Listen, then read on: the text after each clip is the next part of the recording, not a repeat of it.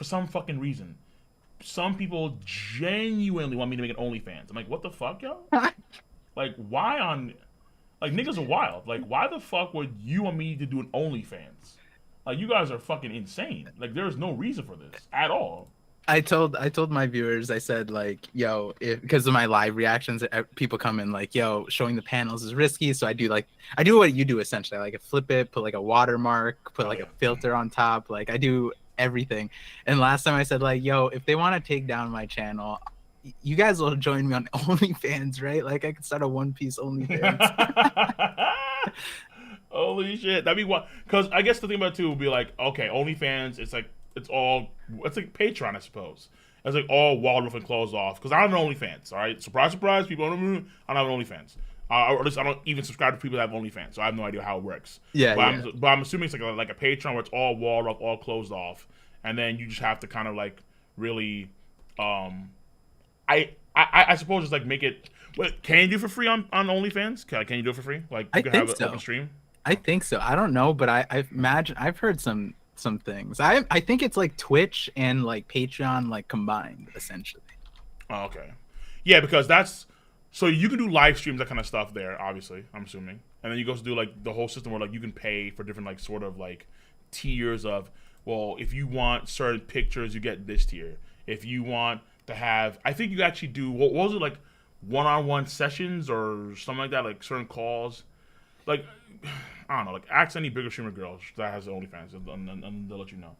But Yeah, I mean, we it's just could kind of become the wild that people. trailblazers for OnlyFans One Piece. I mean, we could be, but I'm not too comfortable being on OnlyFans right now for any reason. Like, hey, I'm trying to talk to a sponsor. By the way, I'm on OnlyFans. Like, what? You're a big black ass on OnlyFans? Fuck out of here, this nigga right here, yo. Like, I'm. So, but it's just kind of crazy that people actually would want to see an OnlyFans to me. That's fucking radical. Okay, talking. Let me see here. So I'm gonna tweet at you real quick. Uh, so I can make sure everything's good and just retweet it whenever you can, and so people know what's up. Yep, sounds good. I already Yeah. shared it with my Discord, so we're good there. So just to be, because I believe we're gonna be talking about a lot of the stuff about the power systems in One Piece, because there's a lot of shit to talk about. Oh yeah. Yeah. So I'm feeling pretty good with the voice. The only thing is that right now I'm hungry as fuck. But I mean, outside of that, I'm pretty sure I can go for a while. Just got through Record Ragnarok and Black Clover. And by the way, no spoilers anywhere. I swear to God, you can get clapped. I swear to God, you will get clapped. You're like Ban Hammer style, hard as fuck. What I want to do right now, I just want to take your screen. I just want to make sure that everyone can see you. So I'm gonna do that real quick. All Add your right. screen. Window capture. Window capture. Yo, bro, you don't need to. You could also grab food. I feel if you want to grab food, I grab food. No, well, I mean, I'm good right now. Right now, I'm peachy. I'm not stressing it. Oh, there it is. There we go. We're good to go. Maybe this. Boom. Perfection. Like, if it's like killing me, okay, fine. But like for the, it's actually kind of crazy because I actually don't even like this on my size. I actually don't eat that much a day. Like, or at least whenever I eat, I can eat like one meal a day and I'm fine. Like, essentially, like I'm not stressing it. So it's kind of weird. Like I've kind of adapted that way. Is it good for me? I don't know. I have no idea. But I tend to eat just one meal a day and I'm good to go. So, but it has to be like a big ass meal. Like no bitch meal. It has to be like I have all my veggies, all my protein, everything, and that one fucking meal. Like it's a big fucking plate, dude. Like it's not some hefty, it's not some weak ass bullshit. Well, at least you're getting a balanced meal. Most Yes, people oh yeah. skip the veggies. Ideally, right? Oh shit. So right now everything's set up. We're all good to go. I just make sure everything's okay on my YouTube too because this is okay. Okay, we're good. What up, YouTube chat? How are you guys doing? Dope. Okay, everything's good. Yeah, I was taking it over while you were talking about Ragnarok. All right, good man. Oh, okay. Actually, I think I see you. Actually, I feel like I should mod you right now. If I can find your name. Hold on. I thought I saw Yeah, you I'll before. type. I'll type so you can see Yeah, it. yeah. Type in the yeah. There, perfect. Got it. I mod all the guys that like the other YouTubers. I'm cool with that. All right, I'm Yeah. already cool. All right. Dope. All right, so you have the power now. Use it wisely. All right, people. So if you guys don't know, this is Parvision. People also know him as Evil Morge. That's his alias.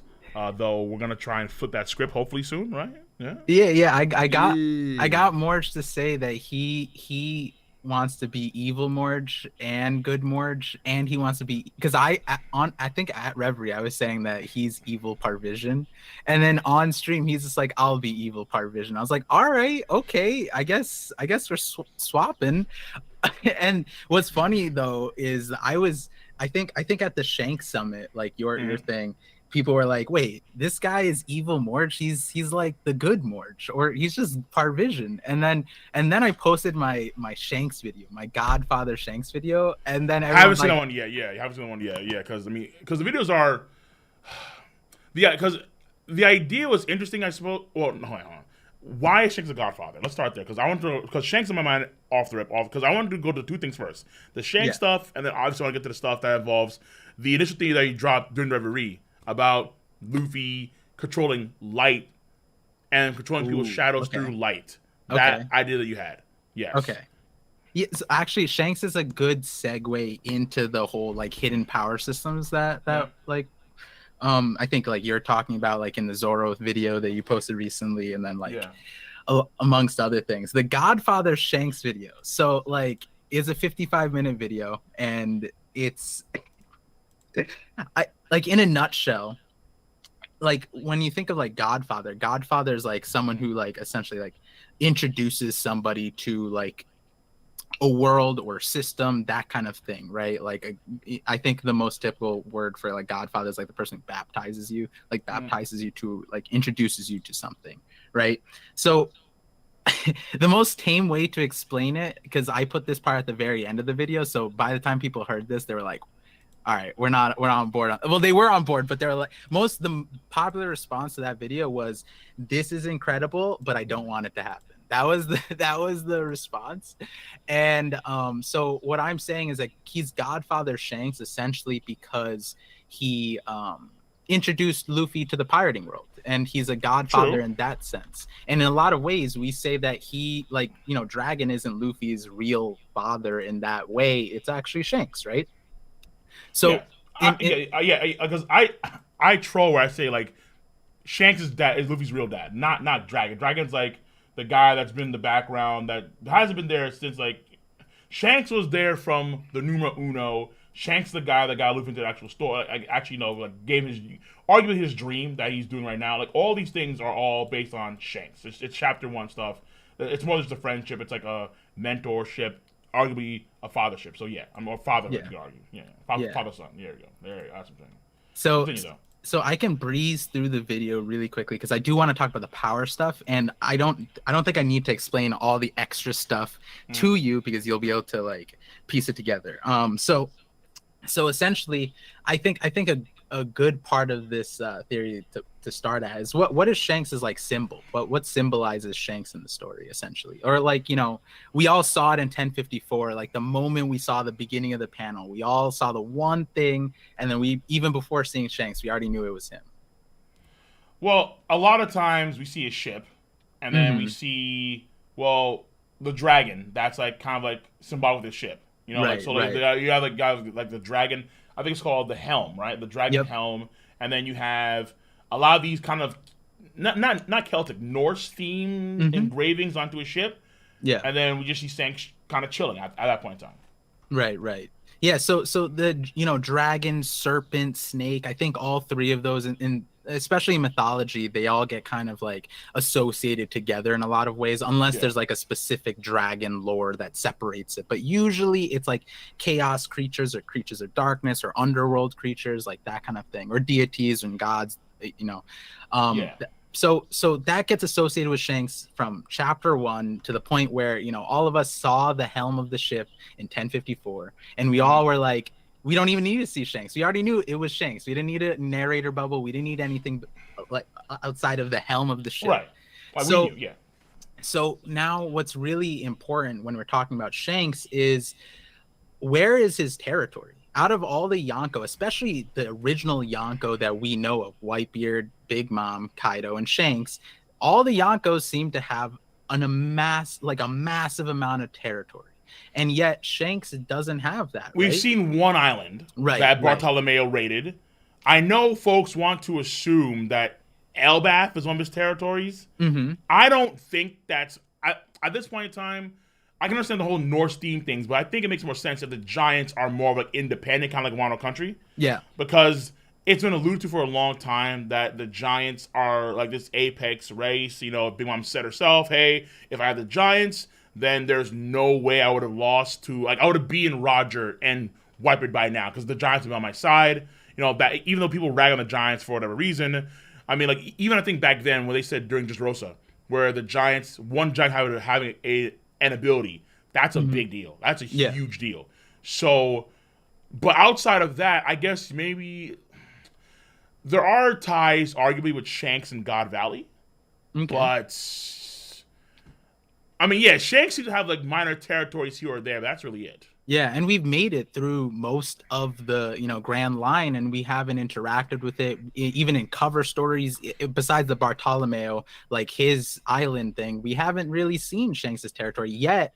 The Right. Yonkos that he was in the same, they're peers essentially, right? They're all of the same era class. Yeah, Shanks was the newcomer, the younger one, but it's weird that Oda created this system where, like a lot of people discounted like who's the next Yonko. It can't be Kid, it can't be Law. They don't have territories, to the point where it's like it was never like discreetly, like explicitly said that Yonkos need territory, but it's implied because of the context clues of Big Mom, Kaido, and Well, I mean, White. I guess I think people just kind of forgot that Yonko have territory. It's like Yeah. because so people think that the idea of let's say Blackbeard having territory, he got Blackbeard having being a Yonko was based on him beating Marco. That's like the main idea that we got during Zoe, where he beat Marco and during the Payback War, and therefore he became a Yonko. But folks always forget that on Fisherman Island, Jinbei said that he took over all of Whitebeard's old territory. Yep. So and I think even in the chapter when Gar first comes to the story at the end of Enies Lobby, the post Enies Lobby, when he talks about the whole Yonko, he explains how the Yonko have amassed all this territory in the New World, and they're always vying for power against one another.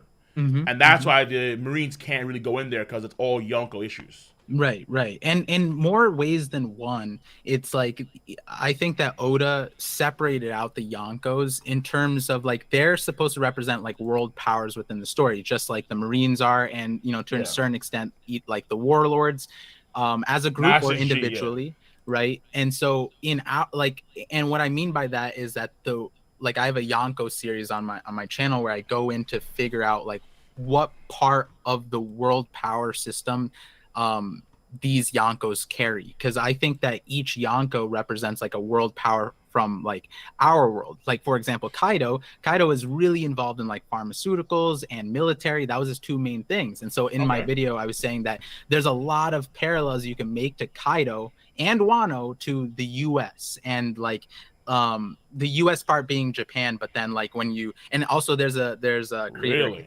Hidden Island, yeah, him and his wife made a video about how the Wano arc really like represented a lot of concepts between the U.S. occupation of Japan, and that was the same point I was making in my video too, where essentially Kaido representing the U.S. took over Wano, and then like everything else fell through, right? And so in that line of context, Big Mom is like has the monopoly on food, and she uses intelligence to like, and has like a communal tax of life, and it's really hefty. And the way she enforces it by monitoring all of her constituents, essentially either through the homies or through like they're not really, I don't know if they're den mushis, but they were like underwater like things to see if people were leaving, like slugs. And so and so I go on and say like each Yonko, even to Shiki and Whitebeard and Blackbeard, they all represent these world powers. And Blackbeard in my mind represents like terror and like terrorism and chaos and anarchy, in the sense of like whenever he's super opportunistic and he's super selfish and he wants to do what he wants to do, whatever it is, it doesn't matter, like he'll plan and he'll get it done, right? So now with this in mind, when we look at Shanks, he doesn't have a territory, we don't know where he fits, and I did all of this, the logic line that I use for this theory is we don't have a lot to go off of Shanks. So what we have to kind of go off of if we want to do something is use like process of elimination. And so when we're looking at territories from a territory aspect, everybody else, we've seen lands, we've seen how expansive Big Mom's territory is. We don't know how expansive Whitebeard's is, but we do know that Blackbeard, took over a lot of it, and we do know that it is a lot from the context that we're given. In the Ace light novel, I think it stated that Whitebeard had the most territory. Right, and then I think Whitebeard took all that territory. Yeah. Right. And so now, like, we the thing about that territory is that that's all territory of like land and islands. Yeah. And these are emperors of the sea. And you could say that the other Yonkos do claim certain territory, like Big Mom. You roll up into any part of her ocean space, that's hers, right? But that's where it's interesting, because if Shanks doesn't own land on top, then what I'm saying is that there's a big sentiment that Shanks is related to the underworld. And so in my video, what I was saying, it's not just the underworld. No, he is the Yonko of the underworld, like under the ocean. And so the line of logic is, if you go to chapter 606 or 604, I believe 604 and then 654, those two chapters. So 604, on the way to Fishman Island, we learn about deep sea currents. Now, the way those were described, if you look at the first picture in 604, it's described as a dragon, an underwater dragon that connects every sea. Every sea is interconnected through these deep sea currents, and it's described as a dragon that goes up and down and up and down, and there's no stopping it. And so what I'm implying is that Shanks controls. Wait, hold on. Do you mean at the end of Fishman Island, where like they get swept up, where like they get swept up in like that giant underwater current? Not yet. 604 is on the way to Fishman Island. 654 is the White Strom, and we're gonna get to that one in a second. 604. Yeah. Let me see here, because I'm not seeing anything about 604 about him being a dragon per se. Let me see. I believe it was 604. Maybe it was 605. Yeah, it could be 605. Give me a second, because I'm not seeing it right now. I think it was like page 11, 12, probably. Let me see. 604. Yeah, 604. What page is this? Because right now, I'm just skipping. So give me a second. Okay, so 604, page 11 and 12. So there's something about, let me see here. Think back a little bit. Okay, here we go, Frankie. So we have, let me see here. But there's just, so we have Brooke talking, but there's a lot more to the deep sea than just the change of temperature. There is huge ocean current called the deep current that we don't normally see. Right now, we're riding the surface current, which flows in the completely different way. What's there? There's a current below the current. You seem to know a lot. I've been around a long time. Then we have Frankie say this. And those currents are always connected somewhere. They don't just branch off and combine from the west to east. They can go up and down, surfacing and submerging like a giant dragon. And then there's actually a picture of the currents that actually looks like a sort of dragon. The sea currents flow all around the world uninterrupted. And you think that ties to Shanks in some weird way through, let's say, he can, like, is he the king of Atlantis? Not think like Momoa? So in the thing I was saying, like, people would be like, wait, if you're saying he's king of or emperor of the under ocean, then what about Fishman Island? And I was like, well, Fishman Island's like literally 0.0001% of everything. But if you remember at the Shanks Summit, I asked the question, because I had this written already, was you guys are making the assumption that the CP9 ship that he raided was in the East Blue. And I was like, I have a reason that it might not be, and this might explain how it happens, right? Shanks was a Yonko candidate, and in chapter 1, he said he was making multiple voyages from Dawn Island, from the East Blue. This is a Yonko candidate who just, like, in 6 years, he amasses that strength, but it's kind of interesting. Why is he there? There must be other places he could operate. He knows all of the Grand Line through Roger. Mhm. So why is he there? And so what I was saying, or I didn't say in the Shanks Summit, was that the CP9 ship could still be in the Grand Line, and he could have Possible. used these to escape out. And so when we're thinking about Shanks, right? Like, Oh wait, so is this your explanation as to why Shanks got to Marineford after fighting against Kaido in the New World? He so traveled through these deep sea currents and just fucking blitzed from the New World to where Marineford was using these underwater currents. yeah, and here's more proof to it. But So hold on, but when you need actual coding on your ship well, we to don't actually do know. these things, So there's we'll get to the other part in a second, but this part I'm not sure about the coding part, but it's interesting to me that in the video I talk about Rayleigh prior to, and he's a ship coder, and so like that aside. So I actually didn't even include this part. So this part of it's really interesting. Why I think the underworld thing is super important. It's because when you piece together like what the Rocks pirates did afterwards, they have like this kind of goal that they all go in a different direction with, like creating like an empire or family, and they kind of all go separate directions. Now, what about the Roger pirates? When we look at the Rogers pirates, it's kind of weird to say these people learned the true history of the world and then just didn't do anything. And I'm not saying that they need to take action. I understand them not doing anything, but do you really think that they would live their lives in a way that wasn't affected at all by that history? To me, that's a little odd. And then when I thought about it, I was like, wait, they did do really interesting things. When we look at Crocus, he made an island inside of a whale.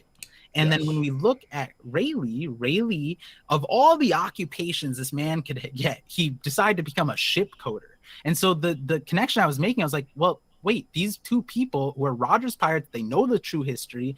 It seems like they're preparing for some subaquatic lifestyle in some way. Of all the jobs that Rayleigh could get, he decides to become a ship coder, literally.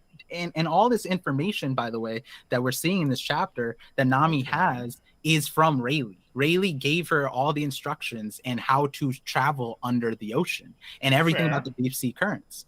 And so, but at the same time, wouldn't that be like an issue of like, okay, well, because he was on Shibuya Archipelago, the place where you have to go to the New World through Fishman Island, then through those years of experience, then he had to actually learn how to do these things and how to navigate these oceans and what could have happen if you get caught in certain streams and that kind of stuff. Like he's had that experience rather than, because when you think about it, during Roger's, like if he knew all this information during Roger's journey, why didn't Roger tap into these sort of deep sea, at least from what we see, they didn't use any of these deep sea currents, that kind of stuff. We don't see it as much, but we also do see that he kind of blitzes through the entire ocean. He did within a year, he went through everything, right? Yeah, but that's all to like skipping.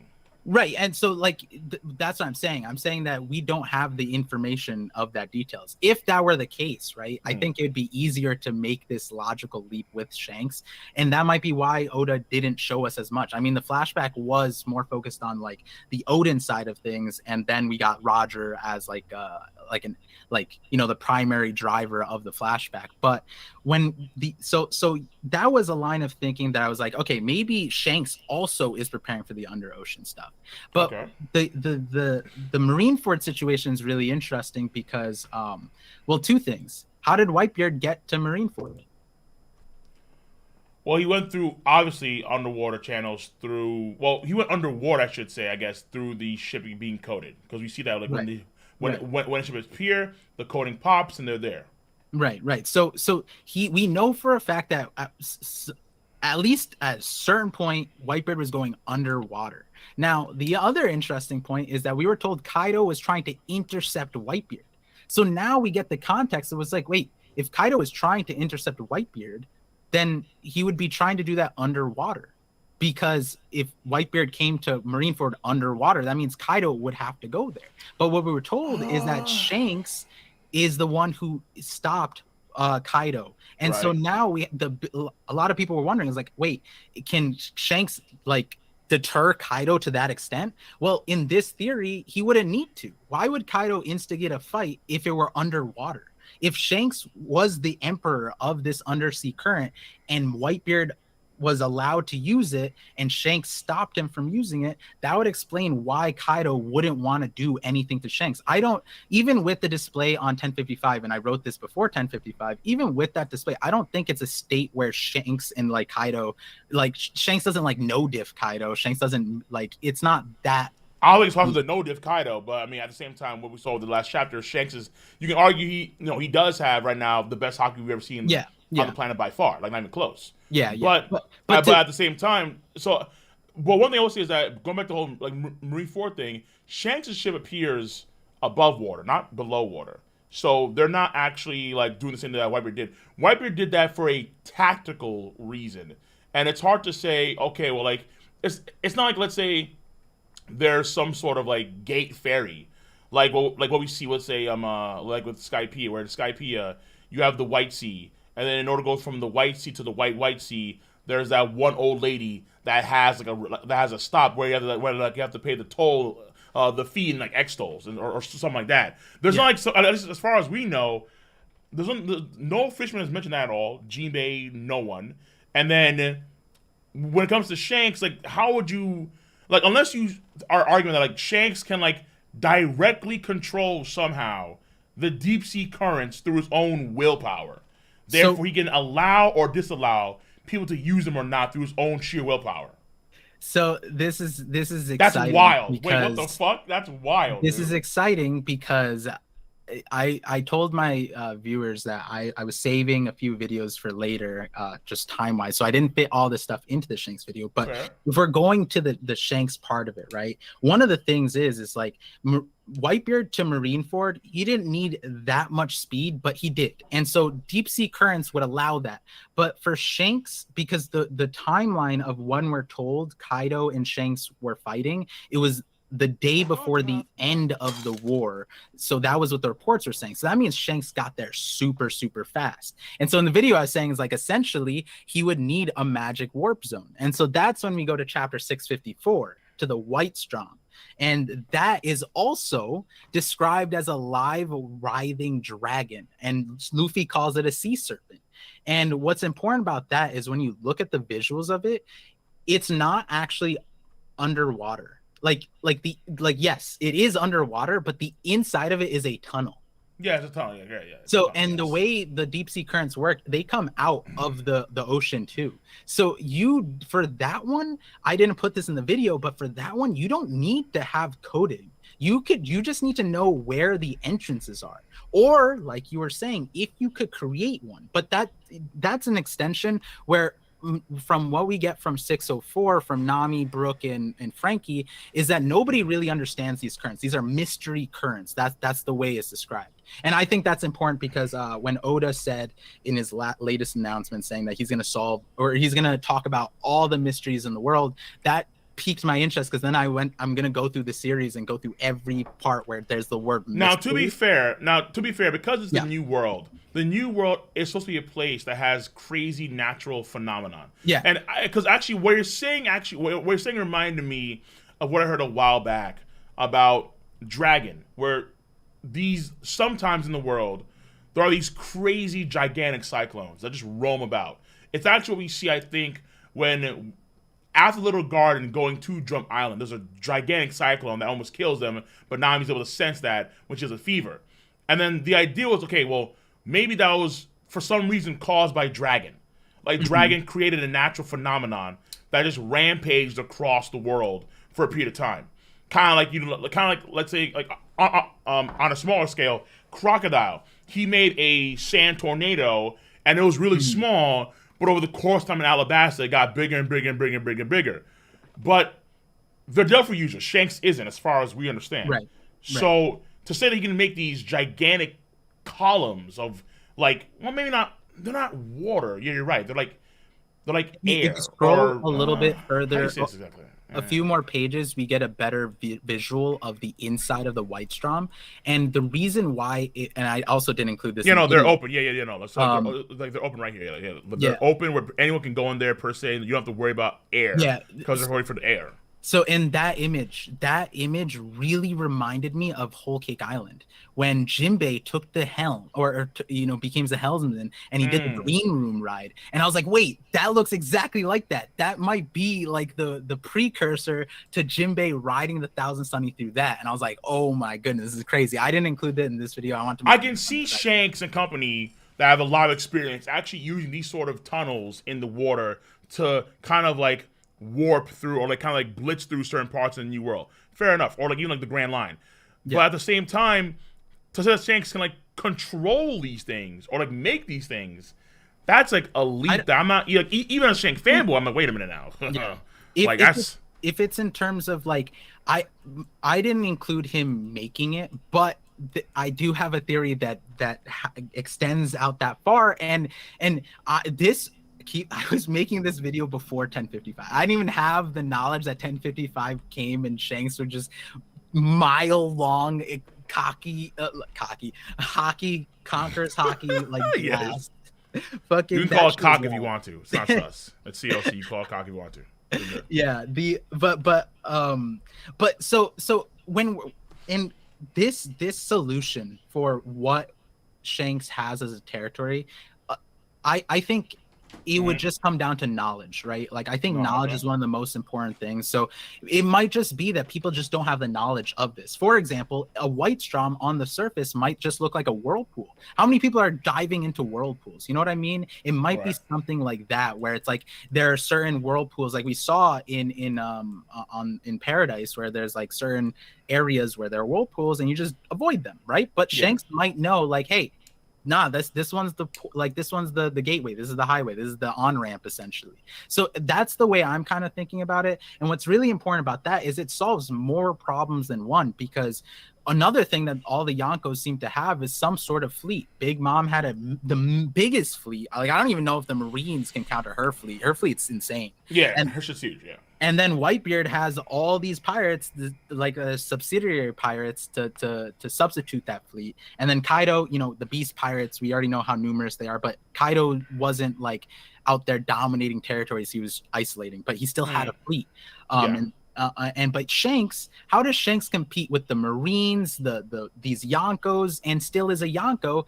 And from what we know, just one ship. And this would solve it, because this would allow him to get to anywhere, anytime, as fast as possible. And the other part of it is like, now that we see 1055, it's like Shanks could literally be miles away from you and still have an effect. It doesn't matter right. True, facts. How close he is. But at the same time, so like, because in order to like make these sort of like, let's say, these white tunnels across the actual like ocean itself, it kind of feels like, number one, it would be a different thing per se, not a hockey thing. Like if it's a hockey thing, then you'd probably actually kind of say, hold on now, wouldn't hockey use like Luffy or Zoro or Sanji actually sense that something is like amiss? Like, oh wait, this could be something to do with hockey. Like why is it like, or like something is weird with this whole tunnel? Like at least like you'd argue that. And then also in terms of, because then a Yonko is someone that normally controls territory within the New World. And I think it's kind of noted to where it can be mostly in the New World Sea itself. I don't think it applies to, let's say, the White Sea, like let's say any Sky Islands in the New World, or that kind of stuff. Right. But at the same time, underneath also seems to be, it's not necessarily like territory per se. Yeah. So it's like, unless they need to actually like, again, like Whitebeard or Kaido for whatever reason, if they need to, let's say, make a quick dive into a white storm to get somewhere, and Shanks could say, no, you can't go here, or yes, you can't go here, it's not necessarily that's, it would seem kind of weird that would make you a Yonko. I think in that line, right, that's where the knowledge part comes in play, right? Because as Nami described, as most other people, unless you know how to travel underneath here, you're risking your life. So for Shanks, it might not be that risk.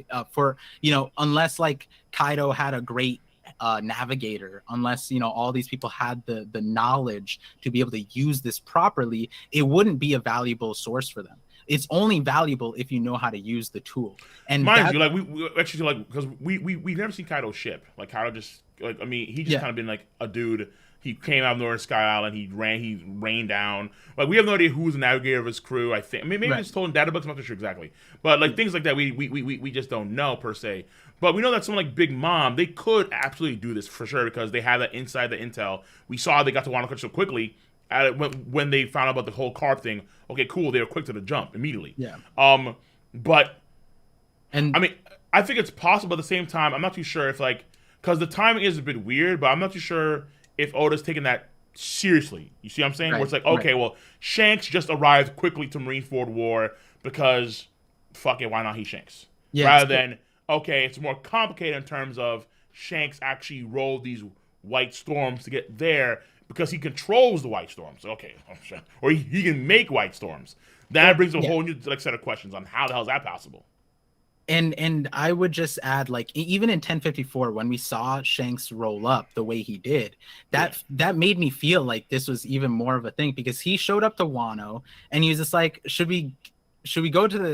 let's go to the territory now, or let's claim the One Piece. And I was like, someone's so nonchalant about what they're doing next. Like, let's go check out our own territory, or let's go claim the One Piece. All those things. It sounds like he has the option to go anywhere he wants, whenever he wants. It just lends itself to the idea.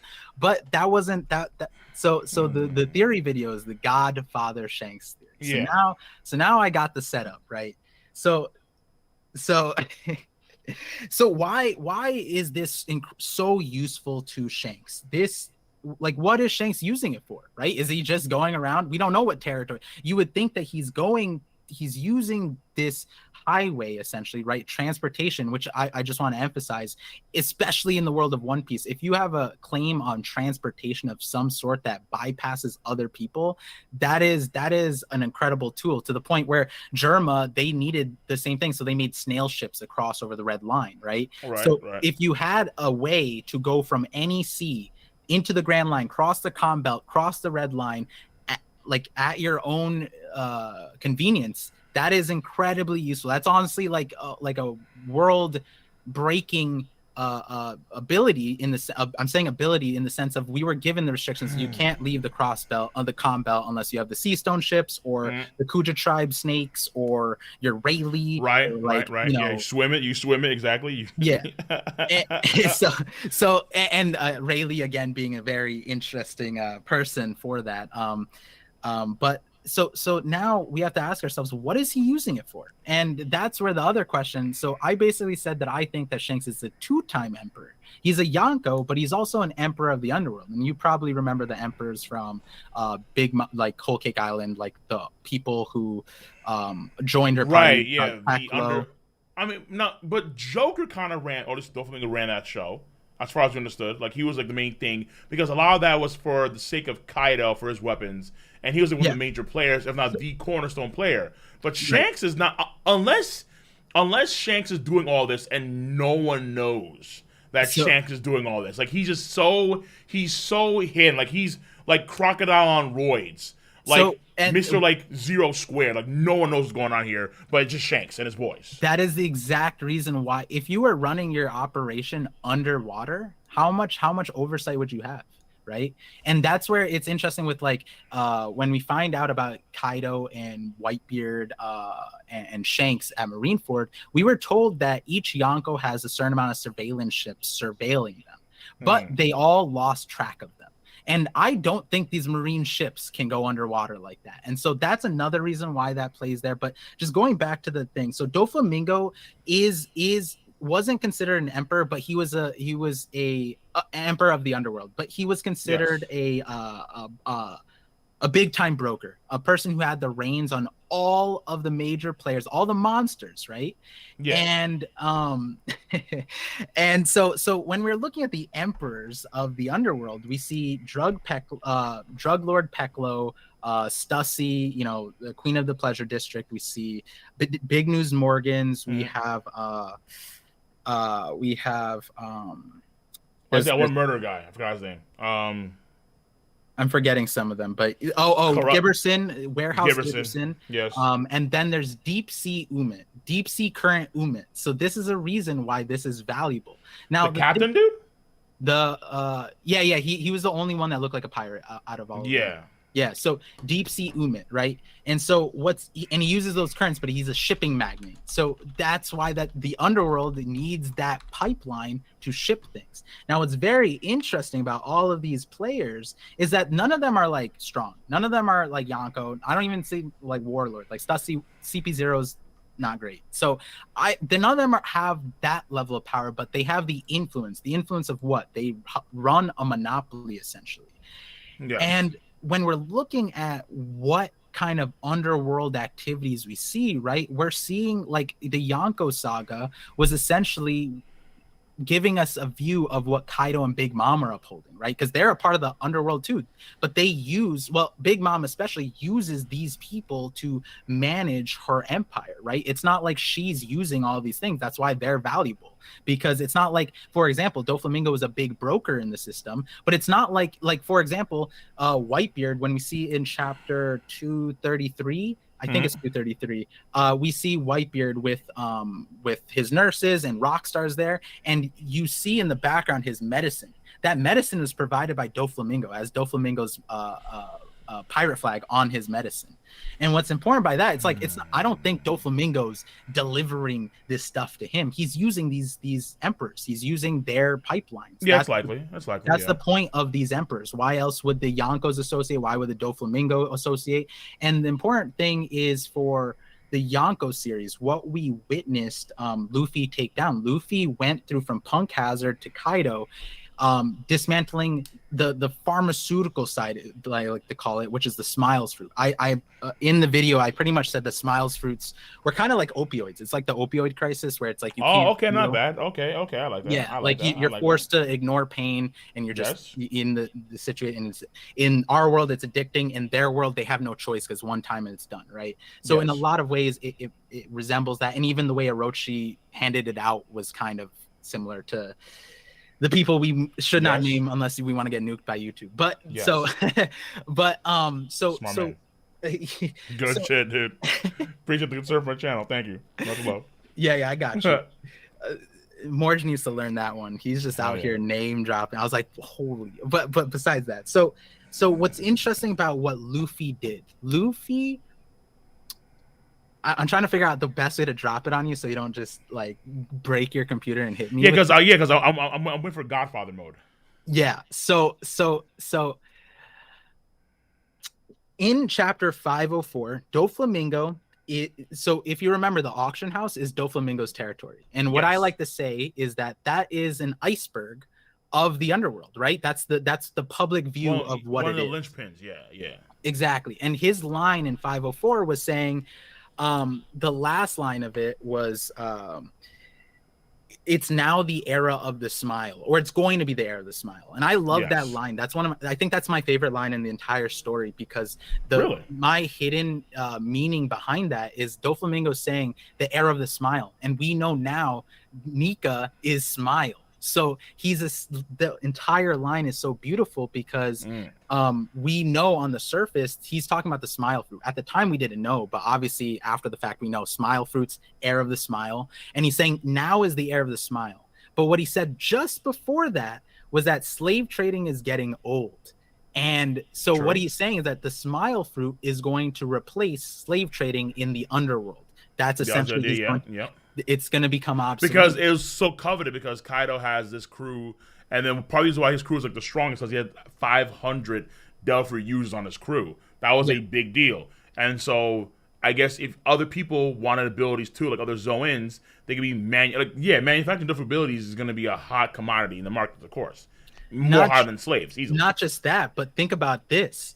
Think about how useful the oppressive nature of the failed smile fruits are. That might be the real thing that Doflamingo would be trying to sell everybody else, right? Because if you had that, you can oppress a lot of people, and there's a lot of people in One Piece that want to oppress people. So now you're just smiling per se, so it's not like you're like actually like trapped, or you're being like chained up like would you like an actual Tenryubito slave like Kuma was in the Holy Land. You remember but you are situation, right? she was unable to express emotions in a lot of ways. She was forced to just smile and just act like nothing was wrong. And so that would be a really valuable thing. If that's what she was trained as a slave at Mary Joie, you know, I would imagine Doflamingo.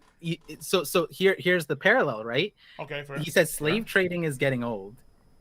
The era of the smile is now, right? So just to get the beautiful part out of it, my mind goes to that's a double meaning for the era of Nika, because smile means Nika. And so Nika, as we know, like the Tentatas were enslaved, Void Century has a lot of slavery involved. So then it's like the era of Nika comes after the era of slavery.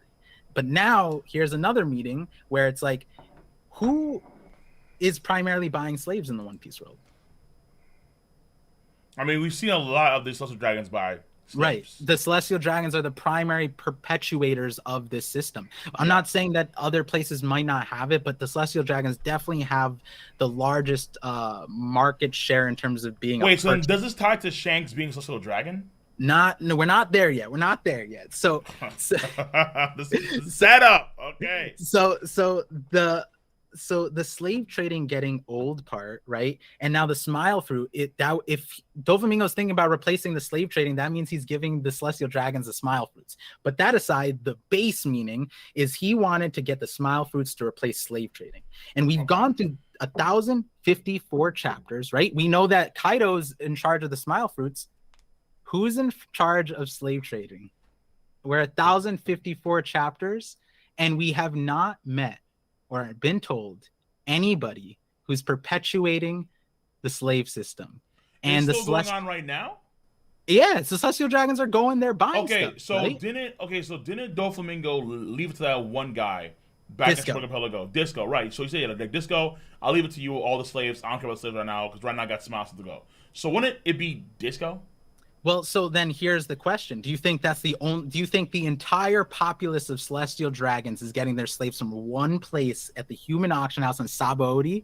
Or do you think there are other human auction houses in other places around the world that have these places, or there's other pipelines? Because we got to ask ourselves, right? There's an example with Mosgard in the Otahime Tiger flashback, right? He was so upset he didn't have a pipeline for fishmen. We know for a fact that it's not like the Navies and the Marines, like unless Oda's gonna drop a whole new faction of the Marines and Navy that are providing slaves, which I don't think will happen. Well, I mean, so if you can argue, because, I mean, I think they're the best art, because I can kind of see where you're going down now in the respects, because I guess the idea would be like, well, Shanks would be like the ultimate linchpin behind all the slave trade all across the entire world, and he'd be able to actually have the slave trade be done through these white serpent waterways, so it'd be a hidden pathway where the vast majority of people couldn't actually perceive what's going on with Shanks. And that's how also Shanks can teleport, essentially, from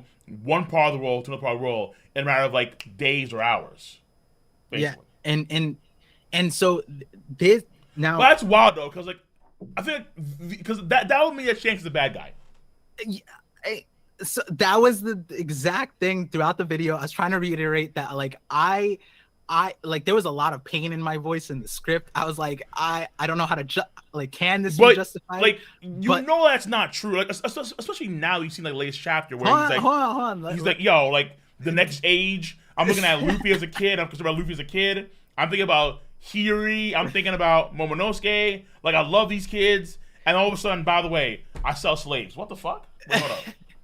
So there's now, this gets to probably, I think this is probably like the 25-minute mark or 30-minute mark, and it's a 55-minute video. So the last part of it goes really quickly, and I try to not really quickly, but I try to get through the dark parts quickly so that people don't think that Shanks is this evil. He is, but he isn't. So here's the thing. With him doing this, why is that important? Well, the Celestial Dragons, from what we know, don't have their own pipeline for slaves. They get it from external sources, at least from the examples we've seen so far. Yeah. And when they don't, when they don't, we see an example of what happens. Mosgard didn't have fishermen slaves. He was so annoyed, he chartered a ship by himself to Fishman Island to gather Like his 20 slaves. years ago. Yeah. Right. And so that's a problem because look what happened afterwards. He almost awakened an ancient weapon, right? Right. And so that on its own, and what's interesting about all of this is that I didn't get to this part of the video, but slavery was abolished after the Void Century, but it was introduced again to the point where the Fishman Island was at the Reverie 200 years ago or something like that. And then afterwards, it became a problem again. Now, yeah, some of that. I think I remember that too. Yeah. Yeah. And so what's really interesting about all of this is, this part of the video is that the same reason why Buggy's in the spot he's in right now is the same reason why Shanks is in the spot he's in right now. So when we look at Buggy, and I explain this, in the video, and I'm sure a lot of people are coming to the sentiment now that Buggy as an emperor makes sense because if there was like a warlord who would be, in an active warlord who's probably the best candidate for a Yonko, I would say if he were independent, it would be Doflamingo because of his power, but then also his influence and then everything behind him, right? Okay. But what's really interesting is that when we look at Buggy took over nearly everything Doflamingo had. His entire empire is now Buggy's delivery service. Also, Germa's 66 is now. Wait, are we talking about for not Wild? This is when This is before Doflamingo was defeated. Right, yeah. So he started delivery service before Doflamingo was defeated, but right after he was defeated. So this is chapter 803, I believe, or 803, I think is when this happens. And so what we see there is that because of Doflamingo being defeated, we see the revolutionaries go up and Buggy goes up because the revolutionaries are winning the wars, but then Buggy is being contacted to replace everything Doflamingo doesn't have. Now, Buggy is primarily a mercenary group, and so then the other primary mercenary group is Germa because they're the mercenary group, but they're occupied or either destroyed by the whole Cake Island situation. They're either occupied or destroyed, and so that also improved Buggy's situation. And the reason why that's important is because the way the underworld works is the underworld is a power vacuum. If there's something missing, something will fill it. Someone or something, if not multiple. Yeah, but this but this has nothing to do with the new world right now, because the whole point about being a Yonko is that the Yonko specifically, at least how it should have been, the Yonko specifically have territory within the new world, so they rule over the new world, as Garp said, as if they were emperors. And so that's why we have to assume now that the reason why Luffy's Yonko but not Kid or Law is because off screen he's gained territory in the new world that's acknowledged. Yeah. Maybe let's say Dressrosa and Greenbeard are like, okay, we're gonna be under Luffy now. Maybe Fisher Island says, okay, we're gonna be under Luffy now, and that's like in between the new world and Paradise. Okay, fine. So it kind of works in that sense of okay, so Buggy may have gotten territory in the new world. But his spirit influence is also in the underworld that's growing exponentially now as a result of the power vacuum that's there. Right. And so you bring up a important point is that the new Yonko system is very different than the old Yonko system. We don't have enough to fully establish what criteria is involved other than just this is plot and we just kind of have to accept it and move on whether you don't like it or you do like it. There's some things that explain it, it's fine. I don't think Oda is going to give us like, these are the reasons why they're Yonkos now, right? I don't think that's going to happen. But the important part is that power vacuum, that nature within the underworld. And that same power vacuum existed for the slave trade industry because the person, and you brought it up earlier, I don't know if Shanks is connected to Elbaf, but the power vacuum existed on Elbaf for 50 years. Mother Caramel was the prior emperor, essentially, of slave trades for 50 years on Elbaf. She was for like the Lamb's house and the kids there. Well, she was a problem to get like giant stuff like that. Right. I mean, like unique slaves that they thought that it could actually be much more powerful later on and bigger assets. I think maybe like a bunch of the vice admirals We also are don't stated to be know like underneath her wing at first. we also don't know the full extent of her regime because we saw the tail end when she's like looking to leave, cash out. But Yeah. from within that 50 years, we have no clue how she got into the game, or if there was someone before or after. But the important thing there is that there was this person leading this group. And why is that important? Is because some of the lines she said, right?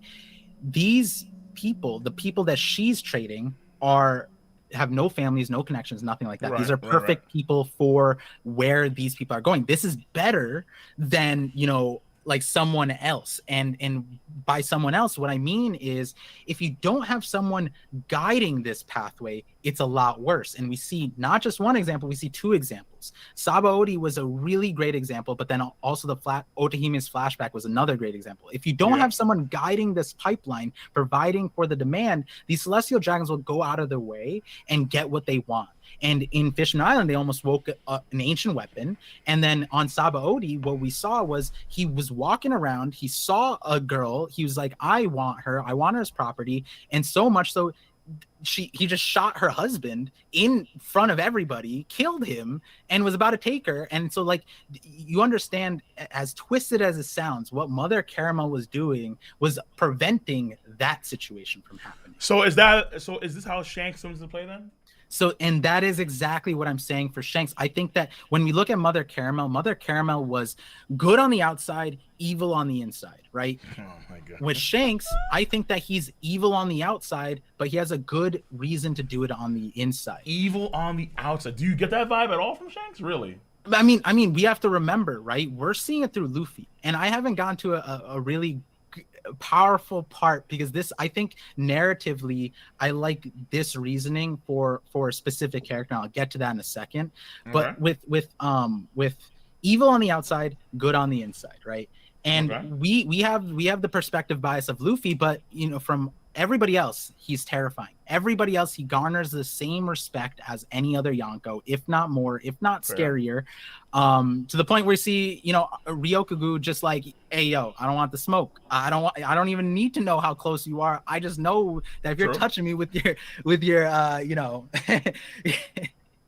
I was gonna say cocky. Sus, again. Yeah, sus. I mean, I don't know what's going on here. Like you're going somewhere, you stopped at a very sus, like dead end. So let's back that real quick. Yeah. So yeah.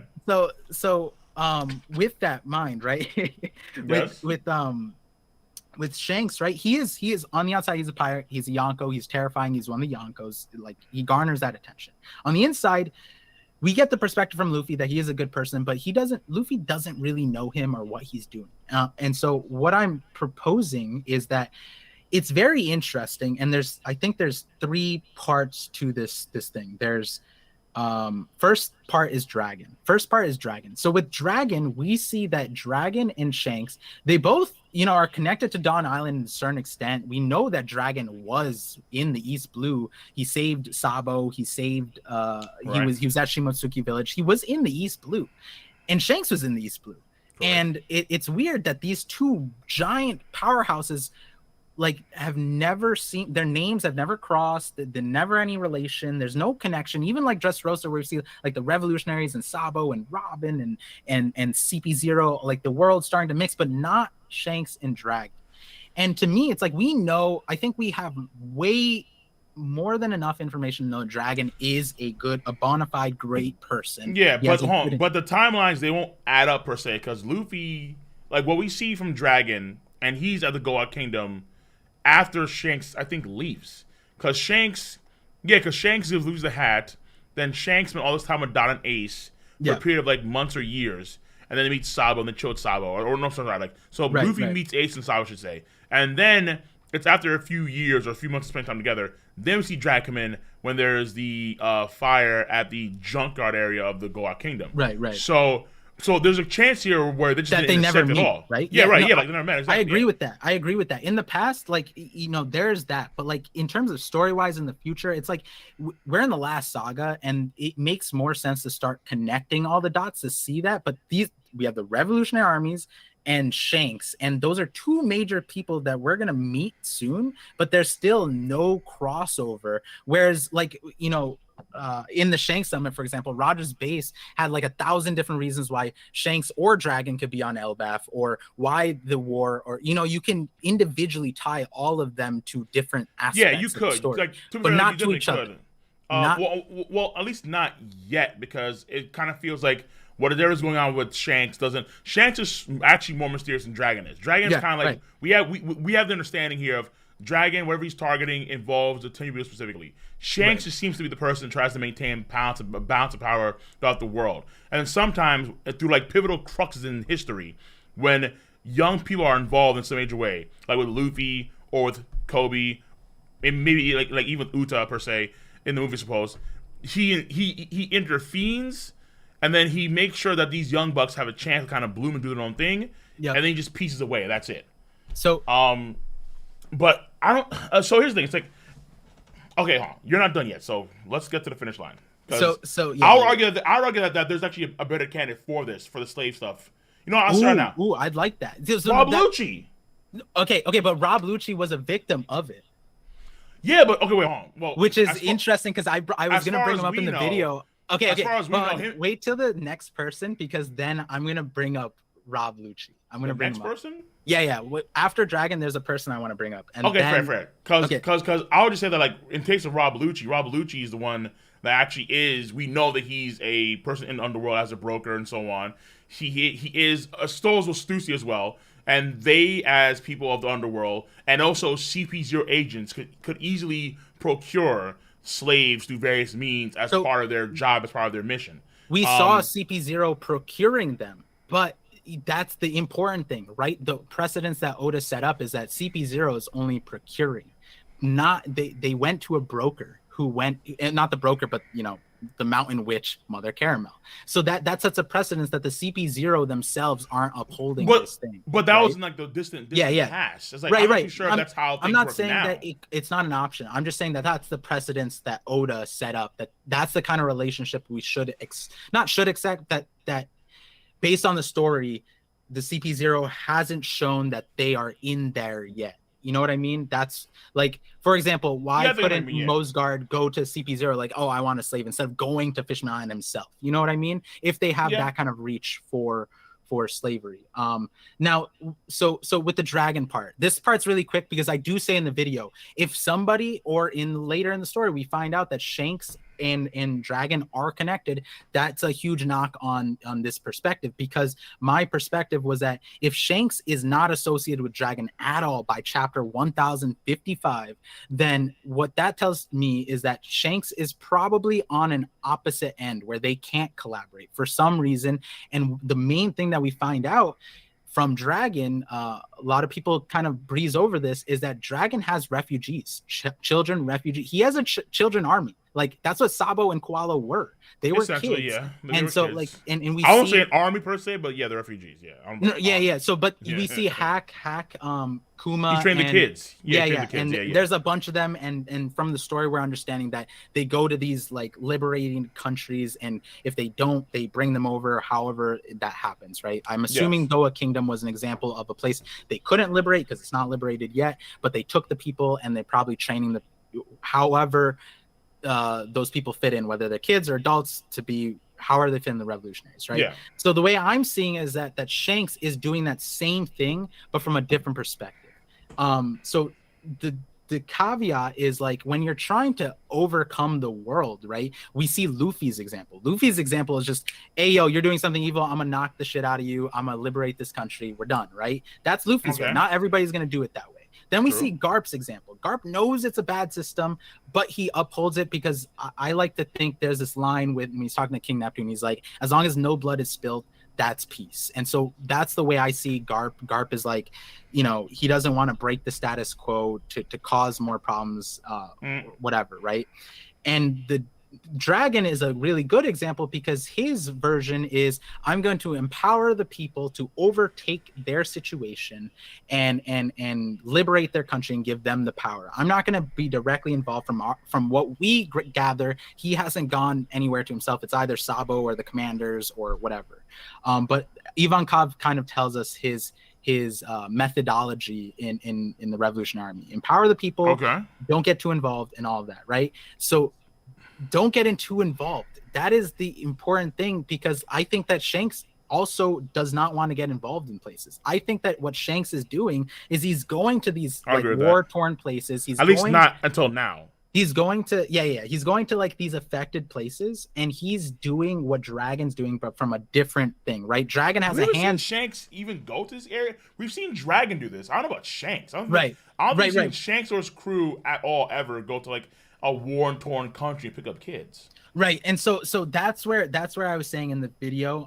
I do bring up movie Red, not the spoilers part, but the we get an understanding that from the trailers that Utah's like abandoned. She was saved from Shanks, saved her from something, some kind of like fire in city or something, and then Shanks had to leave her. So I didn't include like Shanks abandoned her because it was to help her essentially in some way. Right. And so again, the logic line for here was more so like we don't have a lot to go off of Shanks, so we have to use process of elimination, at least within this theory. And so the process of elimination led me to the point that if he's not associated with Dragon, where could he fit in? If he's doing slave trade, how could he fit in a way that isn't just outright evil? And the way I was looking at it was like, well, if they're a group of deadbeat dads, that might explain why they don't feel like they want to bring their kids along on this thing. They need to be older, they need to be more mature, or that kind of thing. And so now let's get into the next person, because this is the one where I didn't include Rob Lucci in the video itself, but what I was saying was that we get an interesting situation with a certain character that parallels the Yonko saga, and this character is supposed to be a rival and parallel almost like to Luffy, and you probably already know who I'm talking about. Blackbeard. Okay, well, like from Saba Odi, the lineup, and then we get an Oni. Okay. So like Kid. Yeah, and but, so I don't see how. Come on, like, maybe, but so what we get with Kid is when Law is making the alliance with Luffy, right? His goal is to take down Kaido, and we get a parallel line from Kid where they're deciphering after Dressrosa. They're like, okay, they took down Doflamingo, so they made an alliance to take down Kaido. And then he drops the next panel. I forget what chapter this is, but it's somewhere after Dressrosa. It's probably like 796, 795, something like that. And the next line is, our goal for our alliance is to take down Shanks. And what's really, stood out to me, and a lot of people came back with reasons to push back from this after I posted the video. And, again, could be wrong, but what I was saying was like, why Shanks? What's interesting about Shanks is that he made an alliance, and we can understand like, oh, he lost his arm during the time skip, right? That might be why he was incentivized to go against Shanks. But the more interesting part is he went in the New World and just straight went for Shanks. That makes me feel like it. What I'm saying is that there's I feel like there might be a parallel situation with Kid and Law, where Law had a backstory that you can say that, but at the same time, every person or every supernova who was ambitious seemed to have their own target in mind. So Capone had his target of like Big Mom, infiltrating, having her head on a spike. And that's like how he used to do things in like the West Blue. He infiltrated it and kind of did that. Because of the alliance with Luffy and Law, like Luffy and Law decided to go for Kaido just because of happenstance, and that was their alliance. And then with Kid, and then so I guess you can argue. I will give you this one in terms because the Kid did have interactions with Big Mom and her ships prior to this, so it would make more sense for Kid to go for Big Mom. But then why would he go for Shanks instead of Big Mom? Yeah, he went to Shanks first, lost his arm, then went to Big Mom. And it's just interesting because it's the priority of Shanks is really important here, because a lot of people were saying like maybe he thought Shanks was the weakest. And I was like, okay, that's really important, because when we look at Marineford, we get a scene after the war.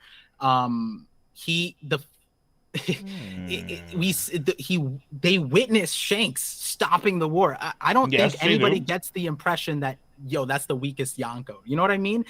But they're ambitious where they actually right. No, I agree take with down the Yonko and make a name for themselves. Yeah, of course. I agree with that. Kid definitely has that vibe, right? So to make the parallel fit with Kid, I was saying that like Law having a backstory that brought Luffy along this journey to that ultimately ended on Kaido. My take right now is that Kid is going to tell us something about his backstory now or soon, which is interesting. We didn't see him in 1055. I'd imagine his Okay. observation hockey would have been strong enough to sense Shanks. Maybe he did sense Shanks, and No, then he doubt. has some kind of reason to go. It's Kid. It's Kid. It's Kid. I don't trust Kid for shit. You know, there's Kid I do haters. not trust Kid for I shit, have to. man. I'm appealing to all sides. I have no opinion on whether Kid's garbage or not. I just take it how it is. Like if I had his powers, You I want would Kid be to have? crazy. I mean, Kid has Conqueror's hockey. Barely uses the damn thing. Yeah, If, I if mean, ever. so I have a video on that aside why kids hockey is it's literally why kids hockey is awful. That's the title of the video. It's a pretty fun one. But going to the kid part, the reason why if that weren't it alone for him to tie to the Shanks thing, the reason why I was thinking about it is on chapter 600 no, chapter 500 I believe it is.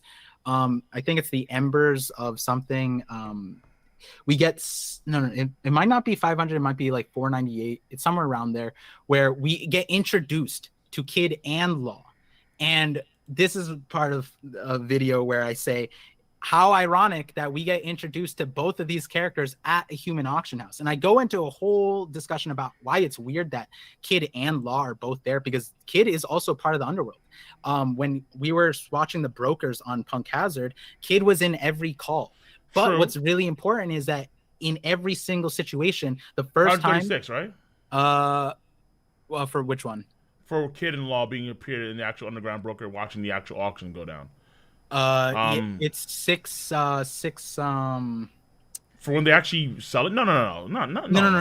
For Punk Hazard, it was no. First Archipelago, when both Kid and Law are there. Yeah. That's like 500, 498, 499, something like that. Okay, 499. Gotcha. Yeah. I think it might be 500. It might be chapter 500. But didn't Kid? But Kid was going to leave anyway because he was bored. It's okay. Like there's like nothing here, boys. But look at what he says at the very beginning. What it frames, in my opinion, these are like the first words that Kid really says, and I think it tells us what his main focus is. So I think Embers of History. So he says, compared to the mighty and their simple pure hearts, this world's villains are much more humane. Before that. Yeah, he has a line. He has a line. Let me see here. He has a line. Celestial dragons. Yes. Is that Kid? Yep, that's. Yeah, Celestial dragons, slaves, human shops. Yeah, and so to me, and then he goes on talking about how disgusting the world is. So those are the first lines we get from Kid, and to me, that's really important that we get introduced to him. Wait, no, it's like it's with Apu. He says, "I'm gonna kill you" or something. What happened? He fights against Apu first time we see him, and they have a fight in like a bar, right? Don't Kid and Apu have a fight in a bar? I don't think, maybe like in terms of like exposition on learning about the character, we might have seen them before. Like fair. Like I guess his most meaningful dialogue. Yeah. I think in chapter like 497, 496, we get introduced to all the supernova and they get the cool card stuff, but we don't really like learn from that. You know what I mean? Like this is like an actual like we get an understanding. Wait, Kid is has a higher bounty than Luffy, but then he's not evil. Like he's like, wait, we're cute compared to this evil. You know what I mean? Right. So this is like our first time like really, really learning about Kid and his focus. And to me, it's really interesting that his focus is celestial dragons, slaves, and human shops. And then, in terms of what we're seeing from Kid, what I was saying was like in the video, like Law being there is a really interesting thing because a lot of people complain about Law's crew. I mean, I complain about them being really weak. And what I proposed that I won't get into much here is that I think that both Kid and Law's crews are comprised of either slaves or people who were captured. Well, okay, but we know that Killer and Kid, I think it was SBS or it was that book, where Killer and Kid, they both grew up on the same island because they both had the same crush. I don't know about he or other guys like that, but John Bart, we do know that John Bart was John Bart was one of them. Yeah, so, that's obvious because we have to see that. But Beppo, I don't think so. I think it's kind of hard pressed. I think that they just kind of wound up in the slave area because that was like the setup for Ray to come in there, have influence on all these major captains, because these are like the prima captains essentially. Yeah. So it was the setting area where the slaves take place, but at the same time, I guess for your Kid idea that ties into Shanks, like Kid has a like so Shanks is the ruler So of the slave trade behind the scenes. No and one has said this per se, but Kid knows this because Kid has experienced the slave trade, and so he's not targeting the just man that's that he behind the slave trade, experienced it, who's not that Shanks. he's experienced it. He's a parallel to Luffy. That's what I think it is. Where I so In a way, this is yeah, but like he's like the failure. He's like the Luke exactly. that went like the wrong way. No, like okay. So let's think about it like this: how like Luffy could have failed. Usopp could have failed. Usopp liking Yasop after everything Mm-hmm. that happened is a miracle, right? It could have easily been that Usopp grew up bitter and hated Yasop. Like to me, that was Ah, true. I put that line in there. I'm like, yo, we should like Usopp is just giving Yasop the pass here, but the real response is to be mad. The real response would be what Kid is probably doing, where Fair. he's upset. And so the way I'm seeing it, right, and this ties back to the straw hat idea Very that we talked fair. about the Shanks summit. Yes. Where essentially what I'm saying is that if at this point I got the kid part out, there's one last part that is interesting. But to summarize this thing, what Shanks is doing, I think that Shanks is Yeah. upholding a system that he does not like. It's evil, but the reason why he's doing it is because if someone doesn't do it, the world would spiral out of chaos. And we see that example where one example we're given where the Celestial Dragons didn't have a slave supply. They went there and almost woken an ancient weapon. And so when you think about it like that, the whole world is kind of incentivized to have these war systems. We know the CP0 is incentivizing wars. Dragon's trying to stop it. So I think Shanks fits in there. And what he's trying to do is essentially There is a relocate line where people. like they say there's a line in the movie where Shanks says, or in the trailer where Shanks is like the world's unfair. Yeah, So yeah. okay. So like that could apply to a lot of things. So you're saying that okay. So in real time that would apply to Shanks now because Shanks has to maintain this sort of status quo with slaves all across the world, but he's doing so just to maintain balance so the Tenryubito don't go insane and they start creating havoc all across the world. Yeah. And so, one thing that I do say, this is like the line that I preface the video and I bring it back is like, knowing your own darkness is the best method for dealing with the darkness of other people. And only in darkness can you see the stars. And so what I'm saying Fair. is that Shanks he knows his darkness. He's in the darkness. And because of that, he knows that he can't be the Joy Boy. He can't be the person that's supposed to carry on Roger's will. He might have been when he was a kid, but growing up, he became different. He matured, whatever world he saw, because from various lines, we get an understanding that Roger's death did impact him. We see after Marineford at Ace's burial, he's like essentially spiritually talking to Luffy, saying like, you just cry and overcome it. Just be like, there's nothing wrong with crying as a man. Just cry, get over it, overcome it, and come stronger. That's how you grow up to be a man. And so my understanding is that the reason why Shanks gave the hat to Luffy was because he was the star that Shanks saw within the darkness. He was looking for stars. And so in the video, what I was saying was that also the Nika fruit is also just, when you think about the kind of person that would benefit from or use it well, it's a childlike person, someone who's not indoctrinated into the world. A thematic that we see in... I would agree with that to an extent where like Shanks is probably a lot more mature and a lot more like his heart may have been I want to say like he's lost his dream per se, but more so he's had to do things they probably didn't want to do. Like Yeah. you kind of get that sense from Lucky Roo and the boys, where Yeah. back at chapter 1 where he can easily kill this dude like not a big deal, like this mountain bandit guy. Mhm. And so you kind of get like that sense of, well, even though Shanks and his boys they do have this kind of sense of carefree, chill, relax, but it's kind of like their time to unwind from maybe whatever hurdles, horrors even, they have to experience and go through out there in the sea, where it's a cool thing being a pirate, but at the same time, there are some things that are very unsavory. And Right. as Shanks, he had probably to deal with that to an extent a lot of times. And that's how his boys and him got hardened over the course of time. But at the same time, but then to say, okay, well then And he is one of the people that's actually trying to maintain that status quo globally. That's a different scale of like influence where it's like, okay, instead of just him being a Yonko where he has territory, because we know he has territory, at least one or two. No, he actually is doing like something far more crazier, far more complex, far more global impact. I actually feel like this actually be more impressive, or this would be something that Blackbeard would do. Like, he has the power, you can argue, to do it in terms of quick abilities, maybe making these channels underwater, ideally. Then Blackbeard would actually have the full intent of manipulating the world, because we actually see it through, let's say, Pinkbeard, where Pinkbeard is actually in the Grand Line, not the New World, trying to control territory in the Grand Line, even in like noble territories where they're controlling the territories that are under, let's say, the Tenryubito rule, that actually pay them the actual what's it called, the taxes, I suppose.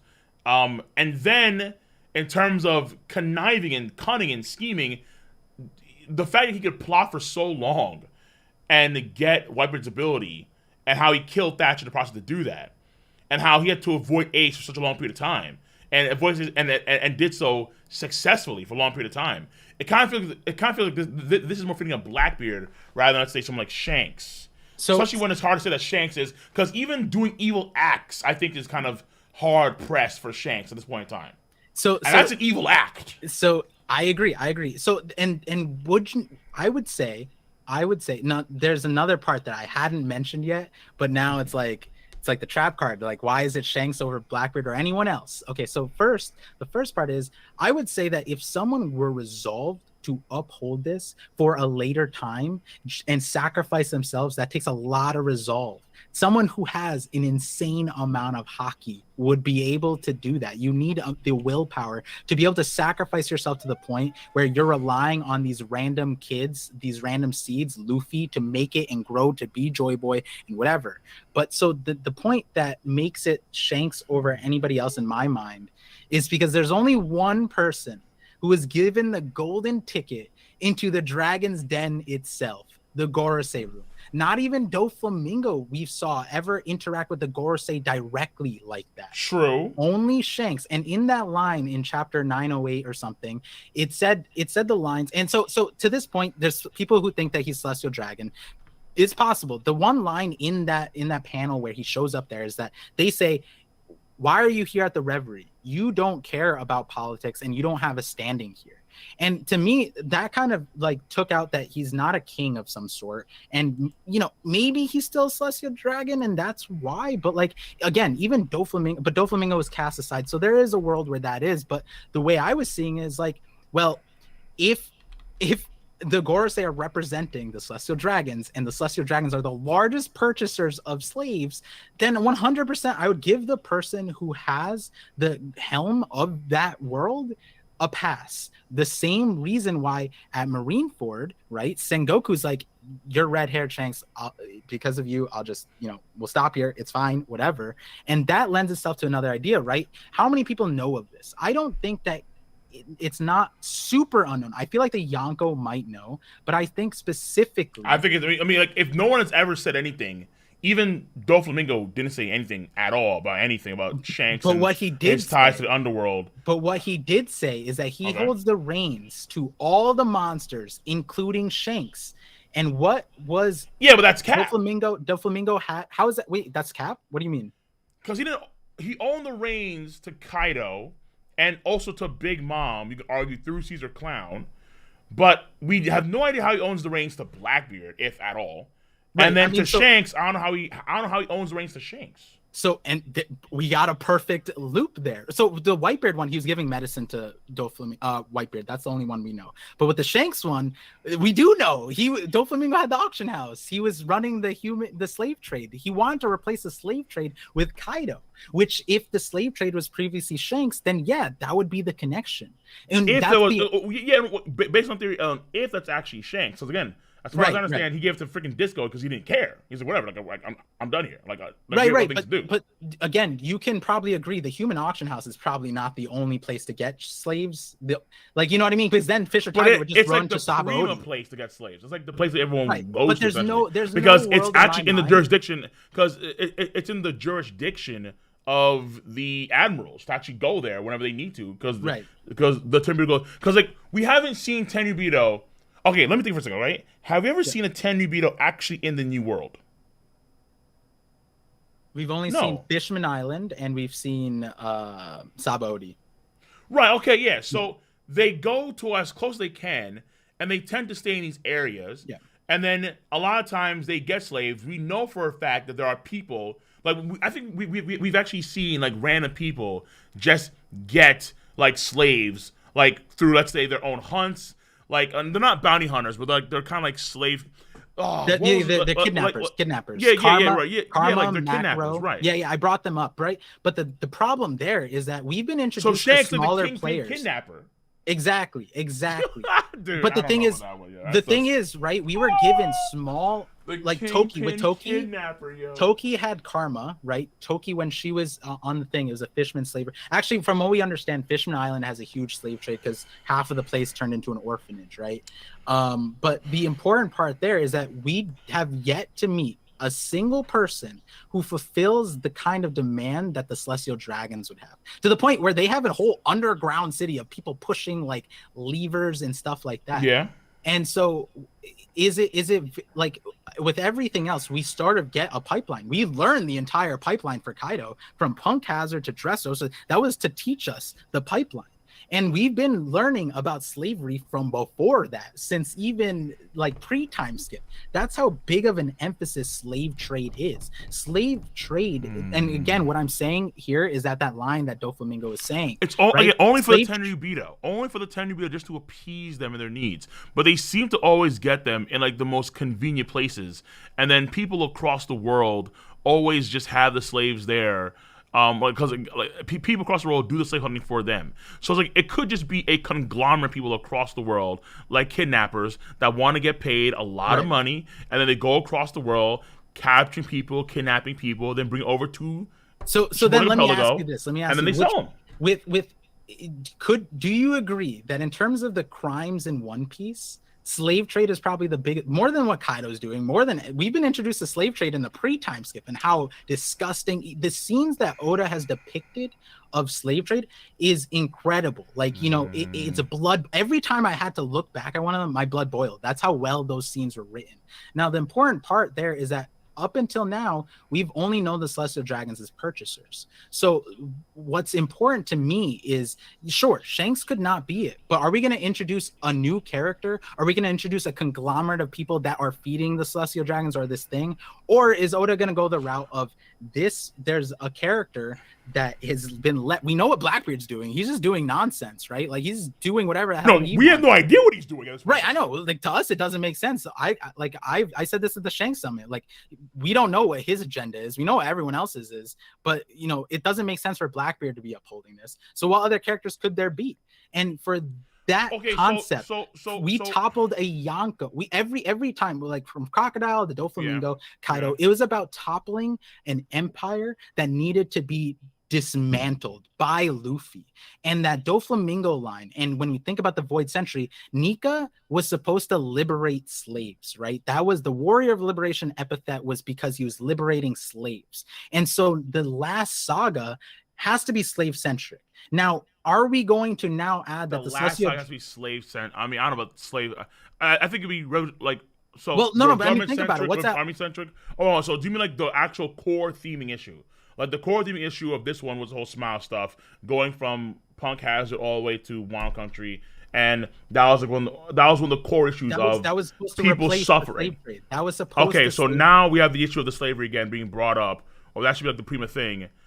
Okay, so here's the thing though. So I guess the question the other part is the last saga has to do with Celestial Dragons, and we know a big thing about them is the slave trade. So we have to figure out who's behind it. If it's not them, then we're adding a new character or process of elimination, because again, the biggest part about Shanks in making any theory about him is we have like 10 panels total, like, you know what I mean, like less screen time than we're going to see in the movie. So that process of elimination is really important to me here, because if slave trade is going to be that core concept that oppressed the fishermen, oppressed, you know, all these different races, the separation and equality that Luffy needs to achieve, he has to overcome it. So who's upholding it? Who's providing? Who's perpetuating the slave trade? For every other thing, we see it feeds itself, though, couldn't you? Because again, like, if people around the world, if it did feed itself, then we wouldn't see the situation with Mother Caramel describing to us why her situation is better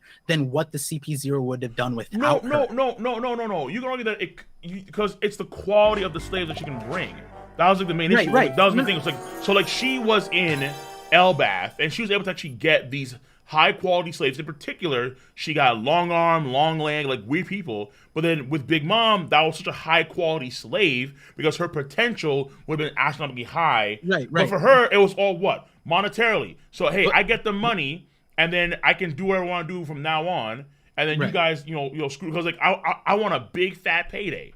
So Yeah. Shank is doing this just to maintain So order and balance. not the payday. So the order and balance part is you're focusing on the Big Mom part, right? Big Mom was their cash out. Big Mom was like, yo, I can cash out on here. I don't need to continue doing this. Yeah. What she said she was doing this was for these kids who have no other options because they're orphans are the best Yes. person to you. So I'm going to fill that gap, right? The focus there is that these are people with no better option. And that is a thematic that we're seeing. And so I was tying to Luffy or the question overall is like, is it better to live and be oppressed or die and fight? And that is a thematic we're seeing through and through where Luffy's encouraging the samurais on Wano to fight and die. Don't live and be oppressed. Don't settle for that. We saw Momo say, hey, I'm going to surrender. Let's surrender. And Yamato was like, that's not surrendering. That's losing. That's dying. That's worse than This feels fighting. way more like a Blackbeard thing than Shanks thing. Do you think so? If you Yeah, if you think so, right? because it's like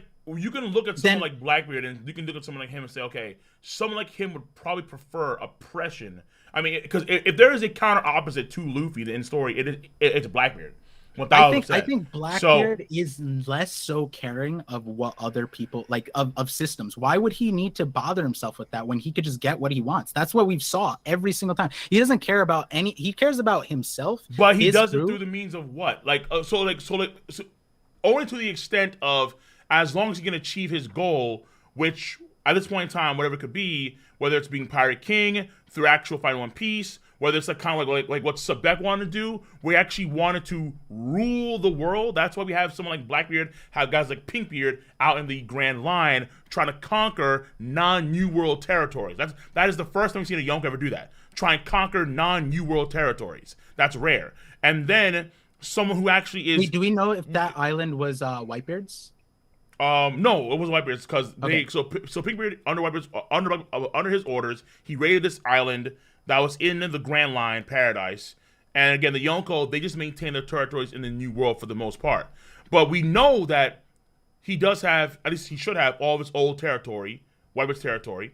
And that, according to the Ace Line novel, is the largest territory among any of the Yonko territories in the New World. So it could be the case where, like, okay, Shanks does have his territories, like in the Yonko, but we don't necessarily see them all that often because we're focusing on like other things. So it could be just that simple. Yeah. And then we just, let's say, have Bartolomeo, he's doing our territories dirty. Let's take him out and the story, and then we'll be ready for Luffy, or we'll go for One Piece now because now is the time is right. Yeah. But he thinks that the world is unfair, I guess there is a deeper thing to it. But him actively kind of saying that portraying that unfairness. Versus that's something that's a part of his past that fuses ideology for whatever reason, right. And then he became what he said as a result of that unfairness. Like you could argue that that's actually a line that is directly stimulated because he was so close to finding out what the One Piece was, and because of Buggy's sickness, he couldn't see the One Piece. So he was this close, but so you can argue that was really unfair. The heavens deemed that he wasn't worthy of actually seeing the One Piece at the point. At that point in time, rather than he's actually perpetuating global slavery. It's like, oh wait, that's on a much more sinister, deeper level. And you asked me at the beginning, right, when I brought up this point, if at 10:55 it still makes sense, and with how he's treating these kids and how much he's banking on Luffy, and I'm what you're saying is exactly why he's banking so hard on the new era. That's why he wanted a Luffy. That's why he needed the Nika fruit, and why he is okay with passing on the hat. It's because he doesn't see himself as the good person anymore. He needs someone to take over everything, to be better than him, to not be that part of indoctrinating. I don't know if is really good, but why would he, let's say, do things like, so he's vying for the One Piece now because Luffy, I think, is ready at some point. So in terms of like, okay, whether he's actually good or not, I think that he may actually just know that he is not the correct person to lead the world into its global change for whatever reason. And I think it probably ties to the idea of the answer that Rayleigh talked about, where once they see the One Piece, they will get to a particular answer, maybe even different than what answer that they got, meaning like the Roger Pirates and so on and so forth, so Roger, Rayleigh, and so on. They found one answer, but their answer may have been a bit too premature, or it was the wrong answer, and whatever the right answer is, Luffy will know the answer, essentially, like instinctively. I think be something like that. I think two parts there, right? Is that Shanks specifically said like Luffy said what Roger said, but also in chapter 1 he said what Luffy said what I said, Shanks said as a kid. And so that's the important part, right? Is Luffy going to grow up as an adult that still is saying that same thing? Yeah, that's what he wants to encourage. And so that Godfather Shanks part is what I'm saying is like he is essentially going around. And okay. So actually, just backing up a little bit was let's talk about the Garp situation now.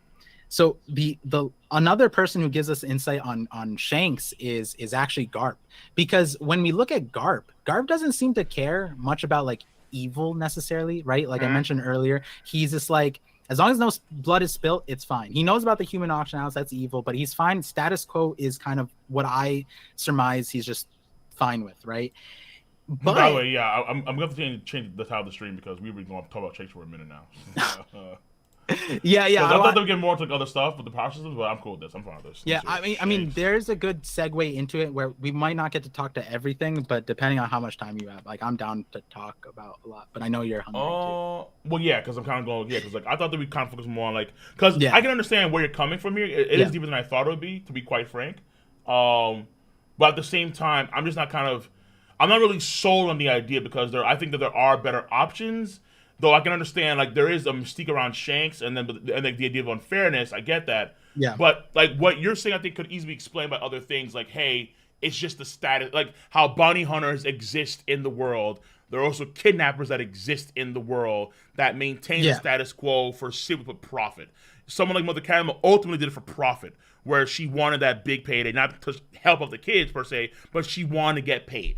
I would agree with the bounty and slave thing more closely had the bounty stuff been more important. But the bounties at the end of the day are not as important as the slave trade. And we know that, right? Like the Celestial Dragons aren't, we need to dismantle the slave system, not the bounty system, right? That's what I'm kind of saying, where it's like, yeah, Oda should have brought more bounty hunters into play, and he kind of did in Dressrosa, but like not enough to the extent where like putting bounties on people this high at the billions even makes sense, right? Unless it's just admirals hunting them, which is just, you know, its own kind of corruption. Because you gotta be calling Shanks a kidnapper in my title, dude. It's fucked up. Godfather, just put Godfather Shanks, bro. Just put that. So the part where I explain the Godfather Shanks part is this part with Garp, right? We know with Garp, he explains that like he doesn't, like, even when Luffy broke out of Impel Down, he's doing a bunch of pirate shit, he was laughing. He was like, yeah, it's fine, like all these pirates escaped, whatever. He's laughing. That's exactly his response. Now the one thing that he's the only time we ever see him actually like angry about is Shanks. Anytime Shanks is brought up, this was in Water 7 and then at Marineford. So the key thing that Garp says is that Shanks brought Luffy into the world of piracy, but we know that that's not true. Luffy tries to explain that himself, but the key line in Water 7 was Garp says, do you even know what kind of pirate Shanks is? And Luffy just ignores that. He says that's the exact line. I forget what chapter it is. It's probably Mary's 430. Wait, so is this actually at is this the Annie's Lobby post Annie's Lobby? Yeah. When Garp shows up, he says to Luffy's Garp says like it's a panel. Garp says like I wanted you to become a Marine. How dare you? Like blah blah. That Shanks guy ruined you. And then Luffy says, Shanks saved my life. Stop talking shit about him. And then there's a response. And then the next bubble is, do you even know what kind of pirate Shanks is? And that hit me because the one thing that a lot of people surmise about Garp is that he has a soft spot for kids, and that's coming from the Roger Garp situation where we don't know what happened in God Valley, but for some reason Roger was just like Garp was dismissive the whole time, but then Roger said, hey, my unborn child is innocent, why, like, please save it. I know you'll do it. I know you'll do it. And so because of that line, a lot of people think that he has some kind of interesting soft spot, and we see that with Garp, right, with Luffy, Ace, whatever, right? And so then that kind of lends itself to the idea that, like, okay, if there was one thing to piss Garp off, it would be a pirate who's trading kids in that kind of way. And so that would explain why Garp can accept all kinds of evil, but then when it comes to Shanks, he's not okay with it. But then the other part comes in where he's just like, Shanks is the reason why you're in the pirating thing. So to me, that's where I was saying that Shanks's real agenda is to inspire pirates, because if we go back to what Roger did, right, in Saba Odi, it was kind of understand from Usopp and the pirate crew or Straw Hats that when Rayleigh told him the story, it's like, wait, was Roger planning the golden age of pirates? Was that his intention? And Rayleigh said, like, I don't know about that, but what he explains is that, you know, in the last few seconds, the fire in his the last bit of his fire turned into a wildfire that spread the world. He instigated the golden age of pirates so that someone would end up finding the One Piece, right, in the right timeline. So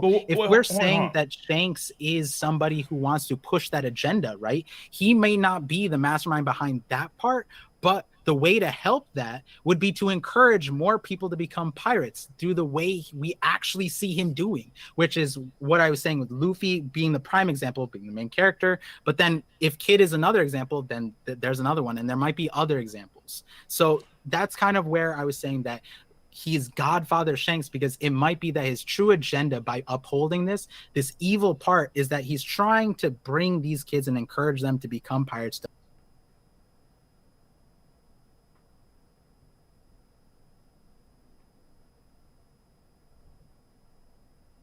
What the fuck?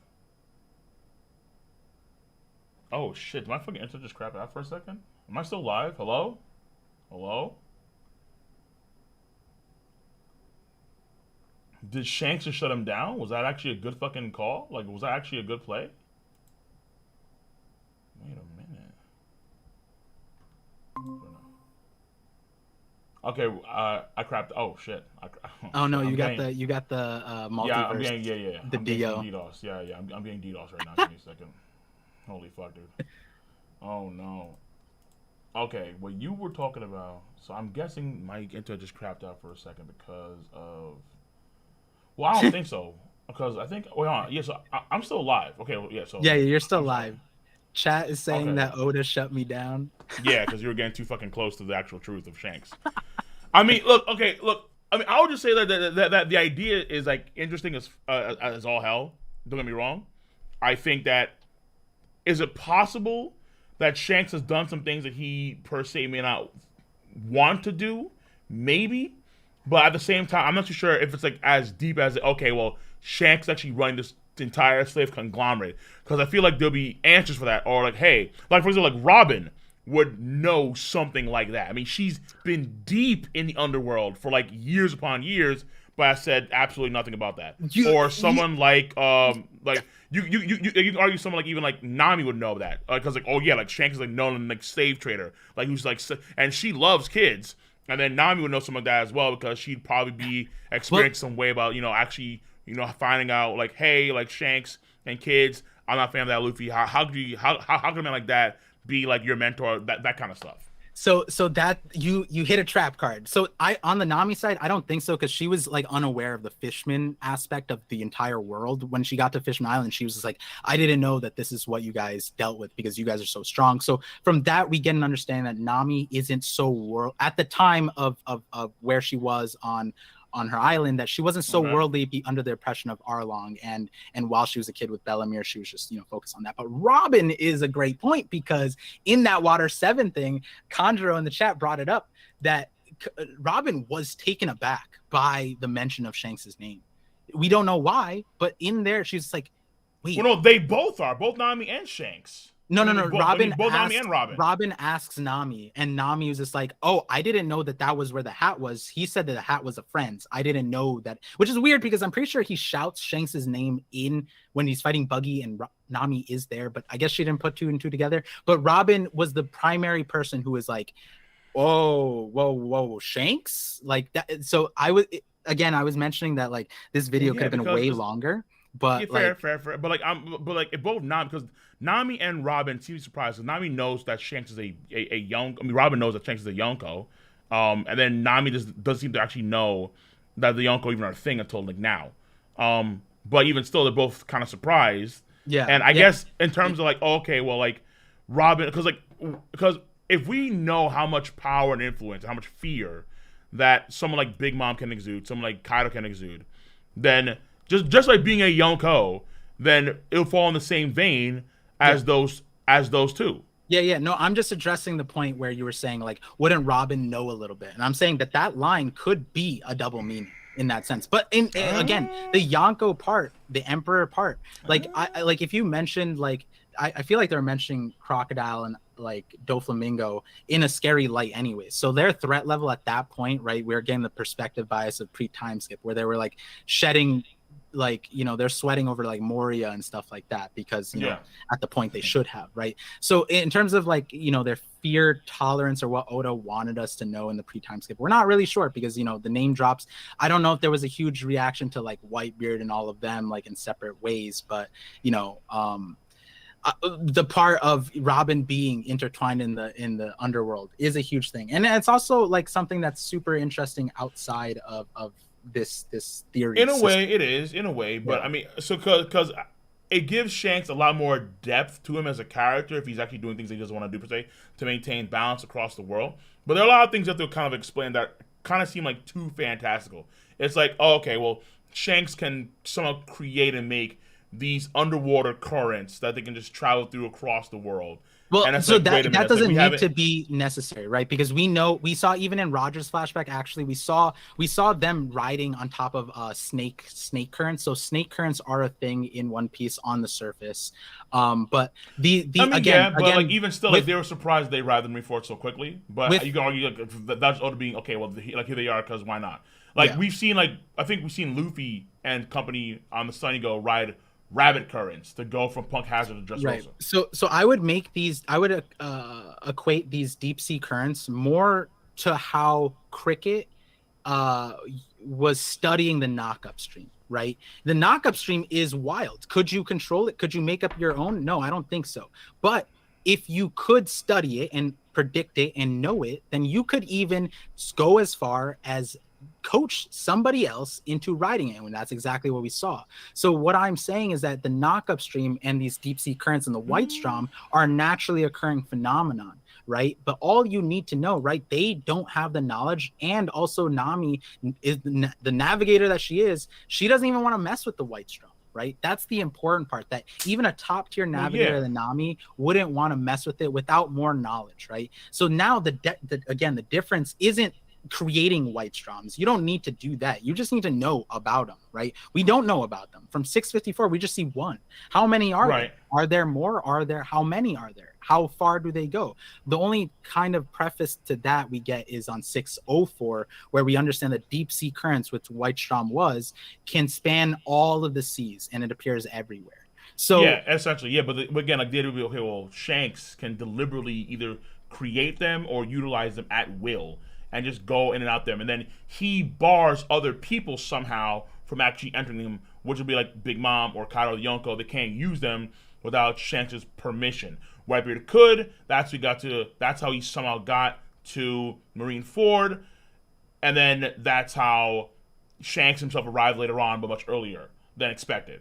yeah. Which it's So like I so give a so better so explanation of like the Whitebeard Kaido situation, because I don't think it's so much so like barring someone, because Umi is also an emperor of the deep sea currents, and Shanks would be too in this theory. But it's not like in Fishman Island there was like a Umi. police force. Umi, the other emperor, Oh, Umi, Umi. Oh, okay, yeah, yeah. yeah, yeah. I got you. Got you. And so it's not like they're just barring people from using it. But the part about the Marine Ford situation was that we actually have them meeting each other. And so what I was saying in the video was that there might have been some kind of collaboration in that line. And so with the White Strom, I don't know if it's so accessible that other people can use it. I feel like you have to be a certain kind of crew. Maybe your ship has to be a certain strength. Again, alluding back to the Whole Cake Island with the green room. Jinbei was saying it takes a special ship to ride a current like that. So I'd imagine to ride a current like the White Strom, you would Mm. probably need like 1,000 Sunny or Oro Jackson kind of ship. Wow. Okay, this is a hefty Yeah. theory, dude. This is and this could have been longer on your part. Yeah. There's a few extra things that I didn't include because I just wanted to put the idea out there and then get a reception. And Fair. I didn't think that I would get the response from you because now I have more ammo to the theory too. Because a lot of people in chat, because like Allegedly. I mean, like at the end of the day, theories are theories, right? Like if you're not Yeah, trying to yeah. build I up mean, a theory, then like like, allowing somebody to try and poke holes in it, then you're not like doing your theory right. So right. That's fair. That's fair. um That's fair. I mean, I'm not gonna deny that. yeah, I mean, but okay. if So because I do want to get some super chats real quick because people have questions, I suppose. yeah So yeah I'll roll through. So at least I think people have questions. Let me actually just go through real quick. So, Rev over here, $5 says, on Super says, Shanks could be the descendant of the first king of the 20 kingdoms, explaining his abnormally high hockey, similar to how Emu can make the Goro say kneel. Okay, then we have O's the Phenomenon over here. 20 says this. Just dropping for some love for two goats. Good shit. Good shit. The One Piece talk over here. 2010 says this. Parvision is a legend I'm making. Is legend in the making, I should say. There we go. Cole is pushing. Cole, keep pushing the bar higher and higher. Both of you, much love from the top. Boys, appreciate what damn doing up with that. We have Lamb over here. Says, how do they know that? Okay, so how do they know to be there and save them at the same time they were saved in despair? What's the reference to? in reference to what? Yeah, I'm not too sure. No, that's it. How do they know to be but there and save them but that at the is a good time they were segue saved to in powers. despair? Yeah. And then real quick, I think it will be about. So we have Malcolm over here says Canadian 20. I think it will be about slave. 800 years ago, Tontada were enslaved and freed.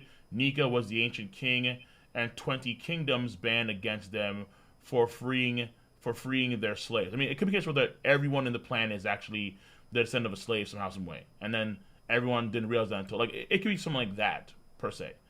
But well, yeah. How does the other one then segue to actual power systems per se? The other one, so like if we got through all the chats, I like if you have time, we can No, I mean segue. that's it. Like that's Oh, actually okay. for like the super chats. Yeah. Okay, I mean, yeah, we Twitch can has some segue stuff too, really maybe, but that's fine. cleanly into the whole power stuff because Mm. 1055 showed us the whole Conquerors hockey thing. But I so for a long time last year I had a video, two videos related to this mind rope, and then also I was pointing out that Luffy showed like some sort of telepathy. And Yeah. so but to understand this part, how would you describe what Shanks did in 1055? Well, I mean, I have it come out probably hopefully like later this week, but ideally, what I'm getting from Shanks here and what he did was it could be either a combination of things or just three things separately. So he's actually sensing Greenbow's location Okay, through so that observation distance. hockey. Then he's actually able to channel his Conqueror's Hockey and pinpoint in that direction. He is still doing residue Conqueror's Hockey on his ship, but the distance is so great to where it doesn't like necessarily matter per se because it's still pinpoint at Greenbow. Yeah. And then to the point where, as far as we can tell, Yamato or the other Scabbards or Momonosuke aren't even knocked out. It's only just Greenbow who feels it per se. And then afterwards, it is, you can argue, the voice of all things that he's actually using along with that, and he's communicating. So the Congress Hockey Lightning Bolt isn't actually tied to him actually talking to Greenbow. It's actually more so he has the voice of all things, and he can actually talk to someone like through a Skype call or over a long distance. And that's how you can work it in like three separate abilities being used at once. Yes. Or it could be a combo thing where through Conqueror's Hockey, he's able to, maybe Greenbow didn't, let's say, hear him per se, quote, but more so he knew Shanks's intent. He knew his will through the Conqueror's Hockey itself, and then it was felt on let's say a more emotional, instinctual level. Yeah. He felt it, and then he backed off as a result of that. But then, how does he know that it's actually Shanks and the Red Air Pirates is a question up in the air as to like exactly how it works. But I think that what he's doing probably just tied to a degree of what Luffy did when he was talking underwater to Momonosuke. So I just posted it's super late. I think I mentioned to you the podcast thing where I just do a chapter review of the latest chapter. Usually goes up on Friday. So I just posted mine today and I broke that down where I think my biggest pushback on the voice of all things is that from what we're understanding is that you have to have the voice of all things to interact with the voice of all things for the most part, right? And also there's a subsection when we get to the voice of all things where like, is that true? Well, like for example, right? Nobody else heard Zunisha. Zunisha was super loud, but only Luffy and Momo could hear it, and they have voice of all things, right? But Law's crew could hear Luffy talk. That's the important thing. So that's the important thing where I'm saying that that's chapter 10:15, where a lot of people are saying voice of all things, but then you'd have to say that Law's crew has voice of all things, which I don't think is possible. No. I think that's possible to where someone the voice of all things could telepathically communicate with somebody else that has to folks that doesn't have the voice of all things. Have we? But then we're saying it's not just voice of all things. They can't respond back. So the person that could, and because it's like Heidi said this, the voice is emitted on a frequency where everyone can hear it. Momonosuke could hear it because he was a long distance away, so they could kind of like link up through that actual like through the same ability itself. But it's like the frequency of the voice that Luffy had naturally was emitted was so powerful to where everyone around him could actually hear it. So like people, unless the Onigashima couldn't hear it because they were too far away, but the guys that are close to him in the water could hear it. And you can argue it could also be because they're in the water and sound waves. And so if it's sound based, it's traveling through the water per se. Right. So you can argue that as well. But so then my pushback on the voice of all things thing is then we're saying there's two aspects of it. You're saying that anybody could hear the voice of all things then? Because anyone could hear someone utilize the voice of all things if they so choose it to. So then, what's the point of voice of all things users then? Because that was the big because they can hear things that no one else can. With Sea Kings, with Zunisha, right? Yeah. There's only a select few who can hear the voice of all things, and we attribute those people to have the voice of all things. But we're not saying hearing that it and talking with it would be two different things.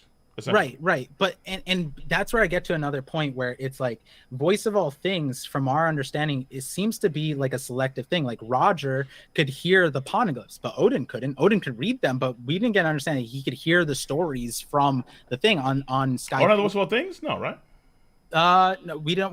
Odin heard the Sea Kings, but he didn't like understand them. I think both of them. Oh, you're right. Yeah. He heard. Zunisha. He heard Zunisha, but not. Wait. Okay, hold on. Momonosuke heard Zunisha. And oh no, you're right. Yeah. Oh yeah, Odin did hear the. Yeah. Oh yeah, Odin did hear. Odin and Roger the Sea Kings talk. I think. Yeah. Yeah, they had voice of all things. They felt a certain way on Zunisha, but they couldn't understand it. Roger also he heard stuff from Sea Kings, and he asked Rayleigh, like, "Do you hear that?" And Rayleigh doesn't have the voice of all things from our understanding, but Roger couldn't understand the Sea Kings, but he could understand poneglyphs. He couldn't understand Zunisha, and this is a voice of all things thing. So my line of thinking is more so that unless we're saying yes. And so a lot of people forget this, and I bring this up in an earlier video that, and we don't have to go in this rabbit hole now, is that essentially at the Going Mary's funeral, it used a certain type of voice of all things that allowed even the shipwrights to hear it. But I have a different explanation for that, where I think that you can argue that, yeah. Where again it was the entire crew and the shipwrights, they all heard it. So unless we're giving Mary some sort of hockey stuff, which is separate aside, in my theories, the Kilbotterman isn't a spirit with a will. It willed itself to go places. So that aside, right, what I think happened what I think is happening in 1015 and 1055 is that it's Conqueror's hockey blending with observation. And so the way I kind of explain it is that observation hockey kind of allows you to be a receiver. And the way I described it in my elemental hockey video was that Conqueror's hockey kind of ends up feeling like an EMP blast, where like essentially they're using it to knock people out and just like EMPs are to knock out electronics, and so the Conquerors would be knocking out spirits, people, that kind of way. And we see that kind of concept. Like, it's like the targeted version of that, essentially. Right. And so if you don't have Conquerors, you're just a receiver, like you're sensing the world, right? But with Conquerors, because Conquerors allows you to affect spirits and expect interact with others. What I think that Conquers would be here is a transmitter. Allows, if you have Conquers and observation, you can now transmit your voice. So only people with Conquers and high tier observation hockey will be able to display what Luffy and Shanks did. And so I have a small video That's on possible. the Luffy That's part. possible. Yeah. And so the important thing that I think a lot of people glaze over is that it's not just the Conquers hockey that we saw on Right. No, it's it's that other yeah, hockey too. he had to sense Yeah, you have to sense it, right? Yeah, from that far away. Right. Yeah. No, that's why I know too in my video where it's like you think about how far away he was, like knowing how like he's still like at regular sea level under the clouds, and then knowing that the hockey moved up that far, which I think is actually taller than Zunisha's own length, and then it traveled all that distance to get to where Greenbull was in the center of Wano country. So it's moving through the regular ocean, the elevation, the freshwater ocean, then the actual So it seems like, but so he's able to sense that far, which is actually absurd in terms of distance. Yeah. And but the thing about it too is, so I had a theory out there where the idea was Conqueror's hockey could potentially amplify. It's not necessarily for actual infusion. It's not necessarily like a it's not like you have stacking, but more so it amplifies what already exists. So it'd be like you could potentially amplify your other hockey groups through your own Conqueror's hockey. So Conqueror's hockey infusion isn't necessarily stacking Conqueror's hockey on top of your Armor hockey hardening. It's more so you amplify your Armor hockey hardening with your Conqueror's hockey. So you can do the same thing with your Observation hockey and theory. And then let's say with that hockey, you can observe more, maybe even communicate per se. You can combine the two. So like you need that chain lightning per se to actually be there to actually communicate with somebody. And then you can, let's say, even perceive things slower, or because that's actually in like the video games. Like there's a video game, I think Power Warriors 3, where Shanks kind of like slows down time around him, where like he can actually perceive time slower as a result of that effect. Or just to pause about the games, because like I think the community, I never played a game. I've seen some because the chat has sent me some, but one of my creator friends, the Hidden Island, he was telling me that the games are completely like fan fiction essentially. And I was dying because the way Shanks is in all of the games is what we saw. Like, not even the games could have predicted 1055, to be honest. Like, it's crazier than what the game showed. The games the games did predict that lightning was, because that was like years ago, like 2016, 2015, before we even knew what infusion was. There was Shanks using red lightning for some weird reason in the game.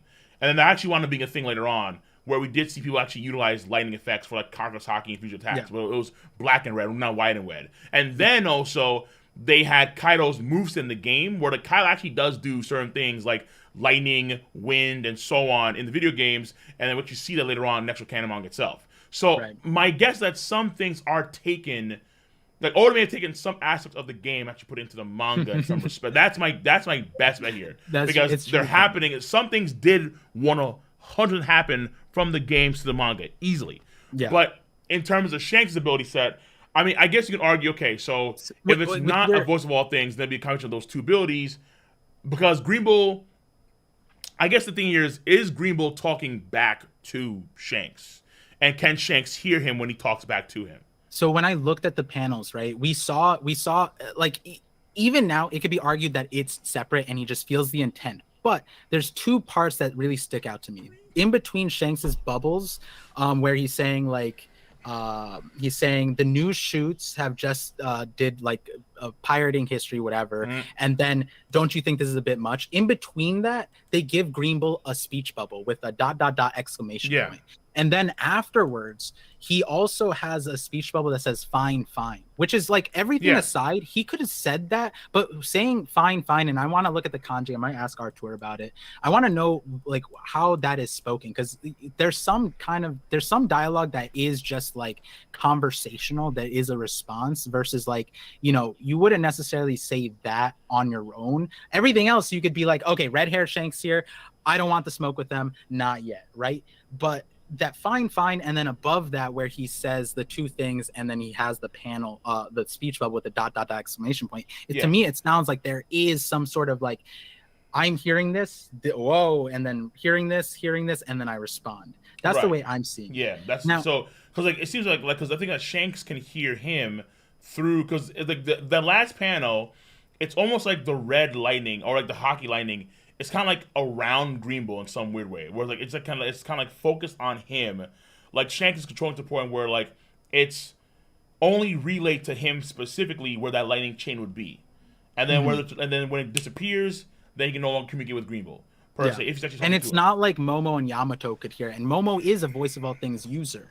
So, it's not like and correct me if I'm wrong, but my understanding of Momo and Yamato is they think that Momo did this and like Momo succeeded. Yeah, that's just you're right. That's what it Okay. seems to be. Where like they didn't actually. But now the weird part here is that Yamato couldn't feel Shanks' hockey as far as we know, but the other like Luffy, Zoro, Sanji, Jinbei, they did.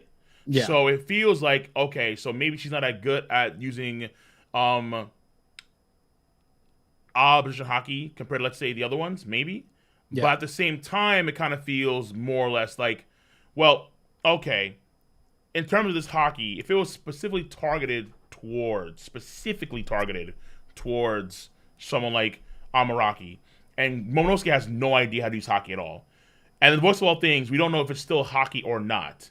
But True. if you can, and we see before, if you can combine your Delta Power with your hockey, like what NL did, and like Luffy did too, with Gear 4, then you're gonna also combine hockeys together as well. That's not necessarily a far fetched thing. And we also seen before with like attacking, but it's not an attack per se. It's like a long range, just a communication thing. That's what's so impressive in like its own unique way. So I have a video coming out about how we have armament imbuement, we have conquerors imbuement. So why not? We're gonna get observation imbuement. I feel like, and Yeah, we that'd be the haven't idea seen it too. yet, Yeah, yeah, right? Like the poneglyphs are probably imbued with observation to some point. But then there's also like Ben Beckman, the scene with Kizaru, that's probably in Yasop. They're probably some sort of observation imbuement that's possible that is really powerful. But to the point that I want to bring up with how is he directly pinpointing Green Bull? And you brought up a thing like he Conquer's sensed him. hockey probably uh empowers whatever you're doing. And so this is a video I made last year. It was called Mind Rope. And essentially what I was saying is that I forget the exact SBS. The video is just like the thumbnail's Mind Rope. So if people want to go watch it, they can. But mantra, right? That was the other name for observation hockey, right? Yes. That was how we actually like were introduced to observation hockey. Yeah, mantra. Yes. Mantras can be translated to as mind rope or reins of the mind, essentially. Yeah. Mind Yeah. rope. And so that's why when I realized that, I was like, wait, then let's start thinking about observation hockey like it's a mind rope, like it's a connection from me to you. For example, if you have someone in your sphere of observation hockey, if you're sensing them, then you're connecting a mind rope. And why that hits harder is because we do that kind of sounds like an empathy link almost, right? And we do have two of my supporting things in that video, where one was that Rayleigh told us that to acquire future sight, you have to have emotional awareness. You need to know about emotions. And why is that important? It's important because then the empathy part of it, if you're seeing the future of somebody, you have to know them. You have to link to them on a certain level. And what's even more important by that, and this is like a Dragon Ball Z Naruto anime trope too, and I'm sure Oda's going to do it too, where it's really funny. Luffy has that to like a high extent. Right. And what's really interesting about that is like the first time we saw Future Sight, where two users of Future Sight were connecting over and over and over again. What did we see by the end of it? We started out with a Katakuri that was very antagonistic towards Luffy, and we ended with a Katakuri that understood Luffy a lot better and believed in him and even turned in him. And so what I'm saying there is that because they were using Future Sight, they had strengthened their mind rope. And we do already know that, like, an anime trope is by fighting someone, you learn about them. And that's even like a real world thing. Okay, that's interesting perspective. So like because Luffy was like learning because Katakuri was gaining admiration for Luffy as the fight went on. Because I think in part because Luffy kind of represented what Katakuri was always trying to hide himself to be, essentially. Where in a lot of parts he was sloppy, he was messy, he did things that were like clean and dirt, that are very not necessarily characters of someone that's a great, but Katakuri would always do these things, but in secret. Like that's why he had the whole mochi like little palace thing where they like he ate his donuts and his tea.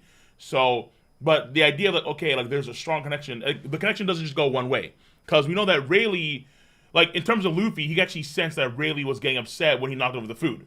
So he had a strong connection to Rayleigh in terms of like okay, he knew that Rayleigh got mad. So he has the emotional tie. So he has the. I think we've seen before too, where like Luffy has a greater sense of someone's emotional state toward other people, even other users of that skill. But in terms, let's say, someone like Kaido, who also used a skill too against Luffy during the fight, there wasn't any emotional tie. There was like, I don't give a damn. Like, I'm just keep pushing. But I can see the future regardless and actually dodge your steaming attacks. So I guess, so I think that future style, I think, is a bit different in terms of like empathy effects per se. But I think that it is a greater understanding of someone's essence per se. I think that's actually like right. The key thing here. Well, you can understand someone's essence to a much greater degree because of that hockey ability. To the point where you could see the future of what they're going to plan to do. Like another example would, let's say, be here the armadillo guy and the alpaca guy that he fights against with Hyogoro. It's like they're not actually building like a strong connection per se, but you can argue if both folks have a strong skill like that, then maybe they could sort of link up in some way. Karakuri is an example, but also Kaido, not so much. Kaido has a skill. To strengthen the mind rope, I think in theory was like if it's two future sight users constantly going at it the way Katakuri and Luffy did, that's what creates that situation. We might have saw that if Kaido was using it more, but like at the end of the day, Kaido's whole like towards the end, I think a lot of people had different gripes about how things were resolved. So with the mind rope thing, the other aspect of it was knowing the other person's like situation, right? Learning about them. And time again, we see Luffy, like for example, Yamato, when he first saw Yamato, he already grasped that she like was fine, right? Like that they weren't evil. Same thing with Fujitora. Fujitora and Luffy both had that mix around where they were sitting next to an admiral, right? Most times, like you send someone strong, you would be like on edge, but like Fujitora was a good person. Luffy could sense that. That's one thing that he said when he was fighting. You're right. He could sense that, but also Fujitora can also sense kind of his like how he's a good person in a way. And he kind of like really was. I think he said something like, "Oh, like he's actually happy." That not happy, like he says himself, he actually approved of Luffy's decisions essentially. Yeah, exactly. And he said, Fujitora, from our perspective, should be held as one of the higher tiers of observation hockey because of his situation, right? Yes. And so for him to have that kind of like connection, being able to understand someone like that, I think that tells me that he has like an immense sense of mind rope. And now but to be fair, Enel does kind of ruin the idea of the empathy thing too, because Enel had no empathy at all, zero whatsoever. So Enel, I bring him up in the video, and the reason why Enel's different, and this is my opinion, this is gonna make a lot of people mad, but I don't think Enel would have had great observation hockey without the fruit. His fruit was just a buff to it. You could disagree, but when you think about it, a lot of what he was attributing, like the scale of what he was doing, he was equating it to his fruit. It's because I can sense electricity. The fruit, no, because the fruit is just the way that you can actually hear someone talk through that range. But that range of hockey setting is still his and his own outside of his own different power. No, he was also using it to substitute for observation hockey in the sense where Luffy turned off his mind and then he couldn't dodge stuff. If it was RNG, then he couldn't dodge it. But if you had observation hockey like Luffy did at Sabaody, Fishman Island, whenever, observation hockey would have dodged the RNG hits that were coming up. He couldn't read it because Luffy turned off the mind and then he was bouncing it off the wall, so he couldn't know what Luffy was doing. No. So like there's something because again, like he says it directly where like he can read the electromagnetic waves coming from people's mouths to actually hear what they're saying. But we see Enel do this, and it's the same thing that we've seen Luffy do against Katakuri, and also Thunder Sonia do against Luffy in Amazon Lily, where all three of them, Luffy, Enel, and Thunder Sonia, all close their eyes to perceive better to a degree of what's going on around them. So and then in doing so, they're able to actually like read the future to a greater degree. So Enel was doing the same thing that Thunder Sonia was doing, and the same thing that Luffy was doing. Well, no. Because again, that ability was just to hear them speak. That's all he really said about that aspect of that, as far as I remember. It was just to hear them talk. No, but his range was it was already the like. thought. It was to read their thoughts. He could read their thoughts. That's what No, he you can was read their using. thoughts. Yeah, he could read their thoughts. No, no, That's no. why Luffy pulled out the octopus move, because if he or not that it was called space out. It was called Well, Gomu yeah, Gomu no space yeah, out. He turned off his thoughts and then he was passively dodging a Nell, right? But why would that if it was observation hockey, it doesn't matter if Luffy's not thinking or it's RNG. He should be able to dodge it no matter what. No, If he's reading the thoughts, that's why it mattered why Luffy had to punch the wall. No. And I never read anyone's thoughts because there were people like, for example, there was one of the I forgot their names. There was one of the Knights of Skype. I forgot their names. Like not like the actual guys that went around, the military guys that went so. One of these dudes was adamantly talking about how he didn't like NL. He hated his reign, that kind of stuff. And that was always what he thought. But Anno never knew that. He never knew that at all. That was just something that had to be said. Like that's why when Conan speaks the ill will of God, it's only when it's actually spoken that Anno smites them. But you can't actually read someone's mind. No. So with that hockey. On chapter 280, he said he's got the power that lets him read my moves too. Luffy isn't telegraphing his moves. Well, yeah, because and he's not speaking them either. No, because the thing about this hockey is that, and this is something that Rayleigh says specifically that it's all about intent. So you have to have the intent to do something, and then once you read someone's intent, then you can perceive that intent and then dodge them. It's not necessarily, hey, I can read your mind. It's more so based on what your body is kind of setting up to do. I can read that intention well before you actually do it, and then perceive the attacks of like whatever you're gonna do. And so like for example, if Luffy turns off his brain and then there's no intent to what he does. In fact, that's why he couldn't attack. All he could do was just dodge, like leaving the wind. Because I think that's what he said. Yeah, he says it specifically where I can't attack him when I turn off my brain. So if he does it to Son of Sonia, the results gonna be the same. Where Son of Sonia can't read his movements because he has no intent. He's just gonna sit there like a leaf in the wind and just dodge the attacks. So then here's my thing though. So the two examples I use is when Luffy's bouncing off the walls and hitting an L, right? Yeah. Luffy at Fishman Island or Sabaody when he came back after the time skip, he could have dodged those with observation hockey, regular observation hockey. Those should not have been able to hit him. He would be able to dodge them. When he's fighting a Nell, right? He's punching the wall and it's bouncing off, and he can't read Luffy's mind, right? Yeah. So, but he's not Luffy with his mind, anybody, his mind. But anybody with observation hockey would have been able to dodge Luffy's hits. No. Why not? Because Luffy himself didn't know where the hits were going. That was kind of the point. Luffy, so that's why, again, that's what Rayleigh says. In order to actually use that hockey to high level, you have to know what someone intends to do. The only exception I think was Katakuri to an extent. I'd argue that's a different story.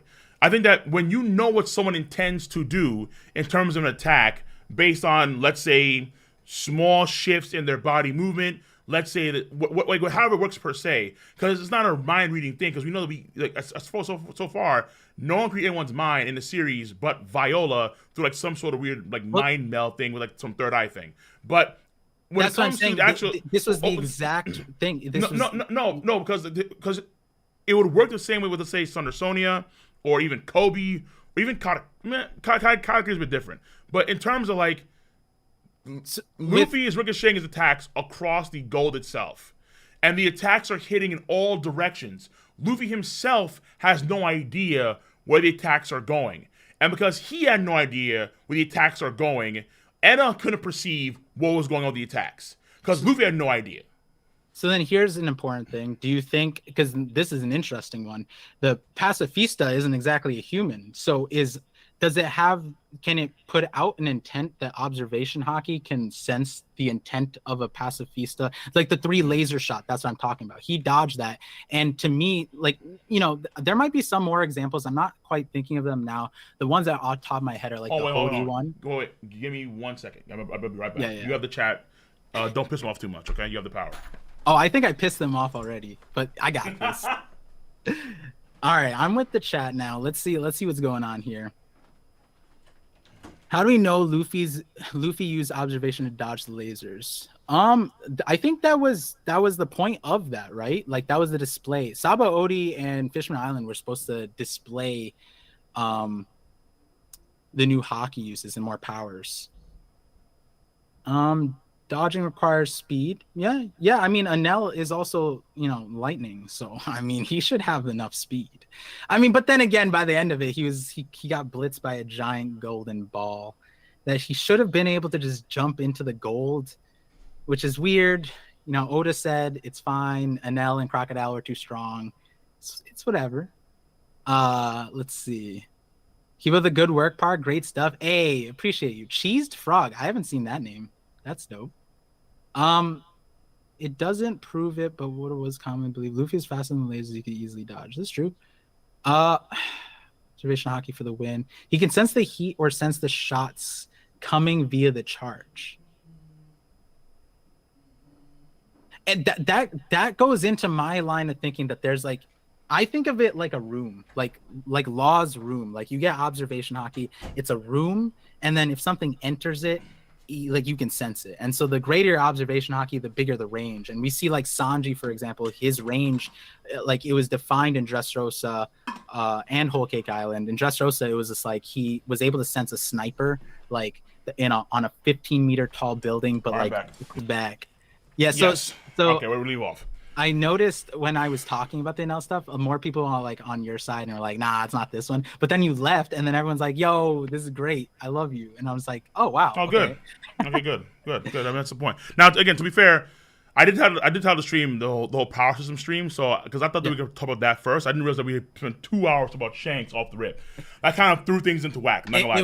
But it is what it is. It happens. It was a substitute to Shanks summit, right? Because we got derailed a little bit. So yeah.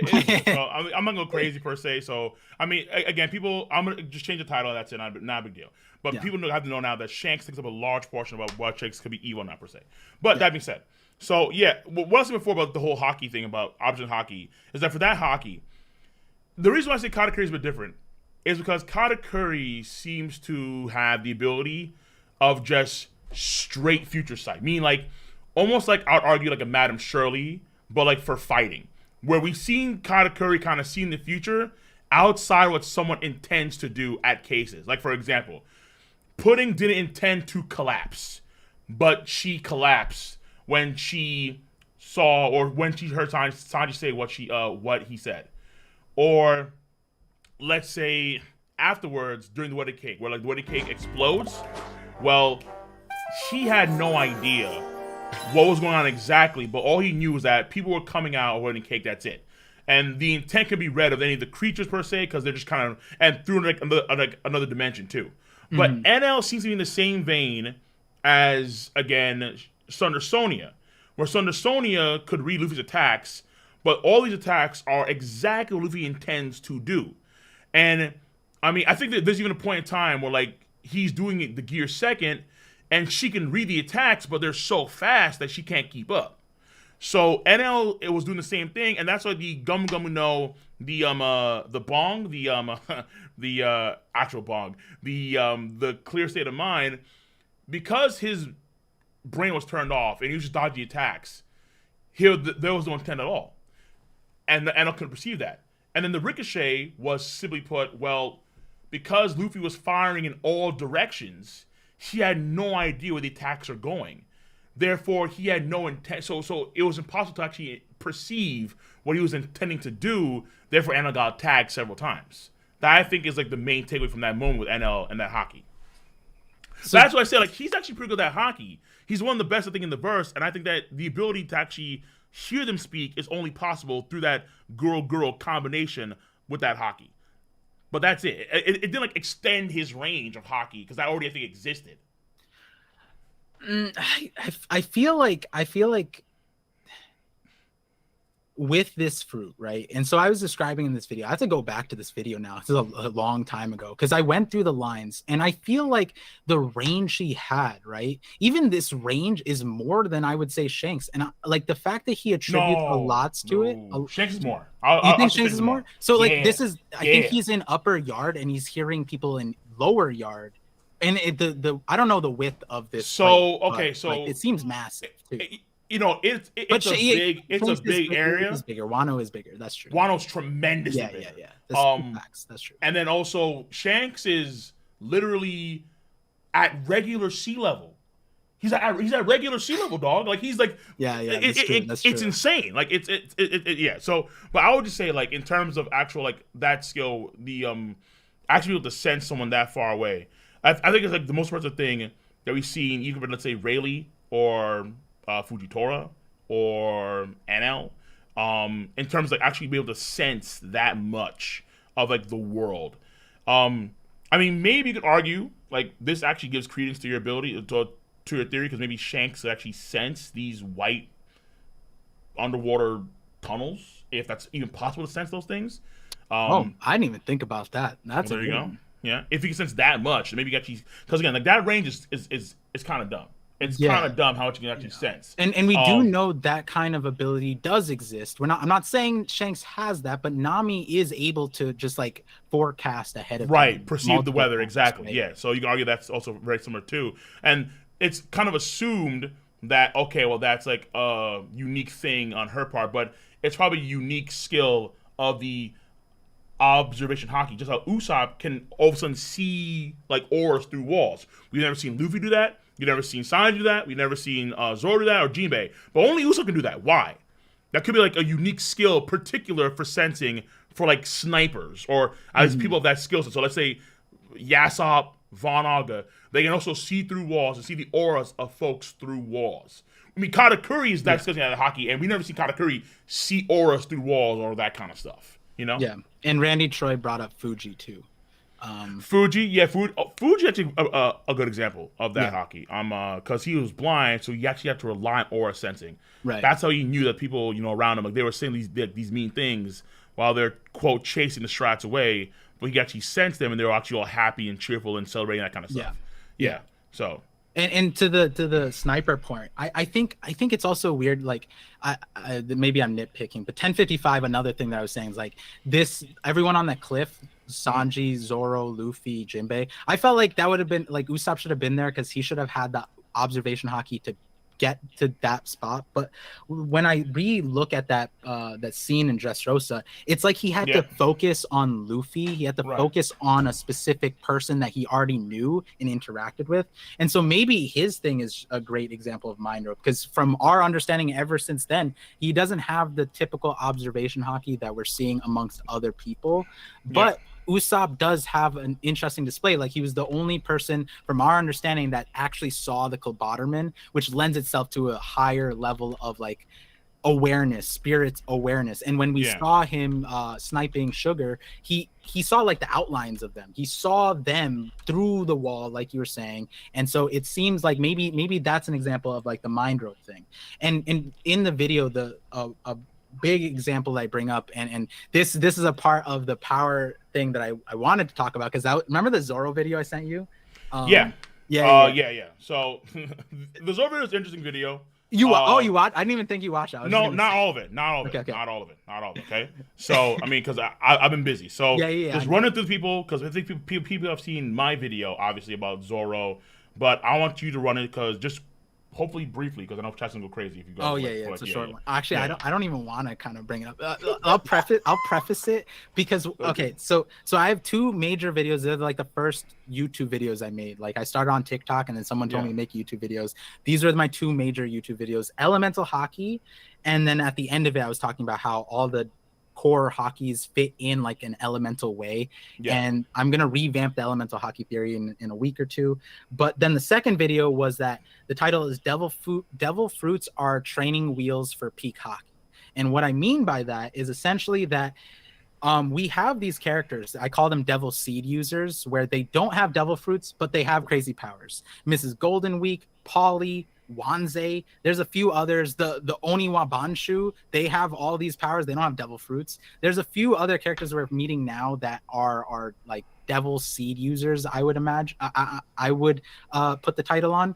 And what I'm saying in the devil fruits are training wheels for peak hockey is that back then, without the understanding of Nika and all of this stuff, I was saying that it feels like there was an entity in the past that acquired this power, and through willpower and some kind of, way mechanism to pass it on, which we don't know and talk about in the shadows theory and everyone else's theories.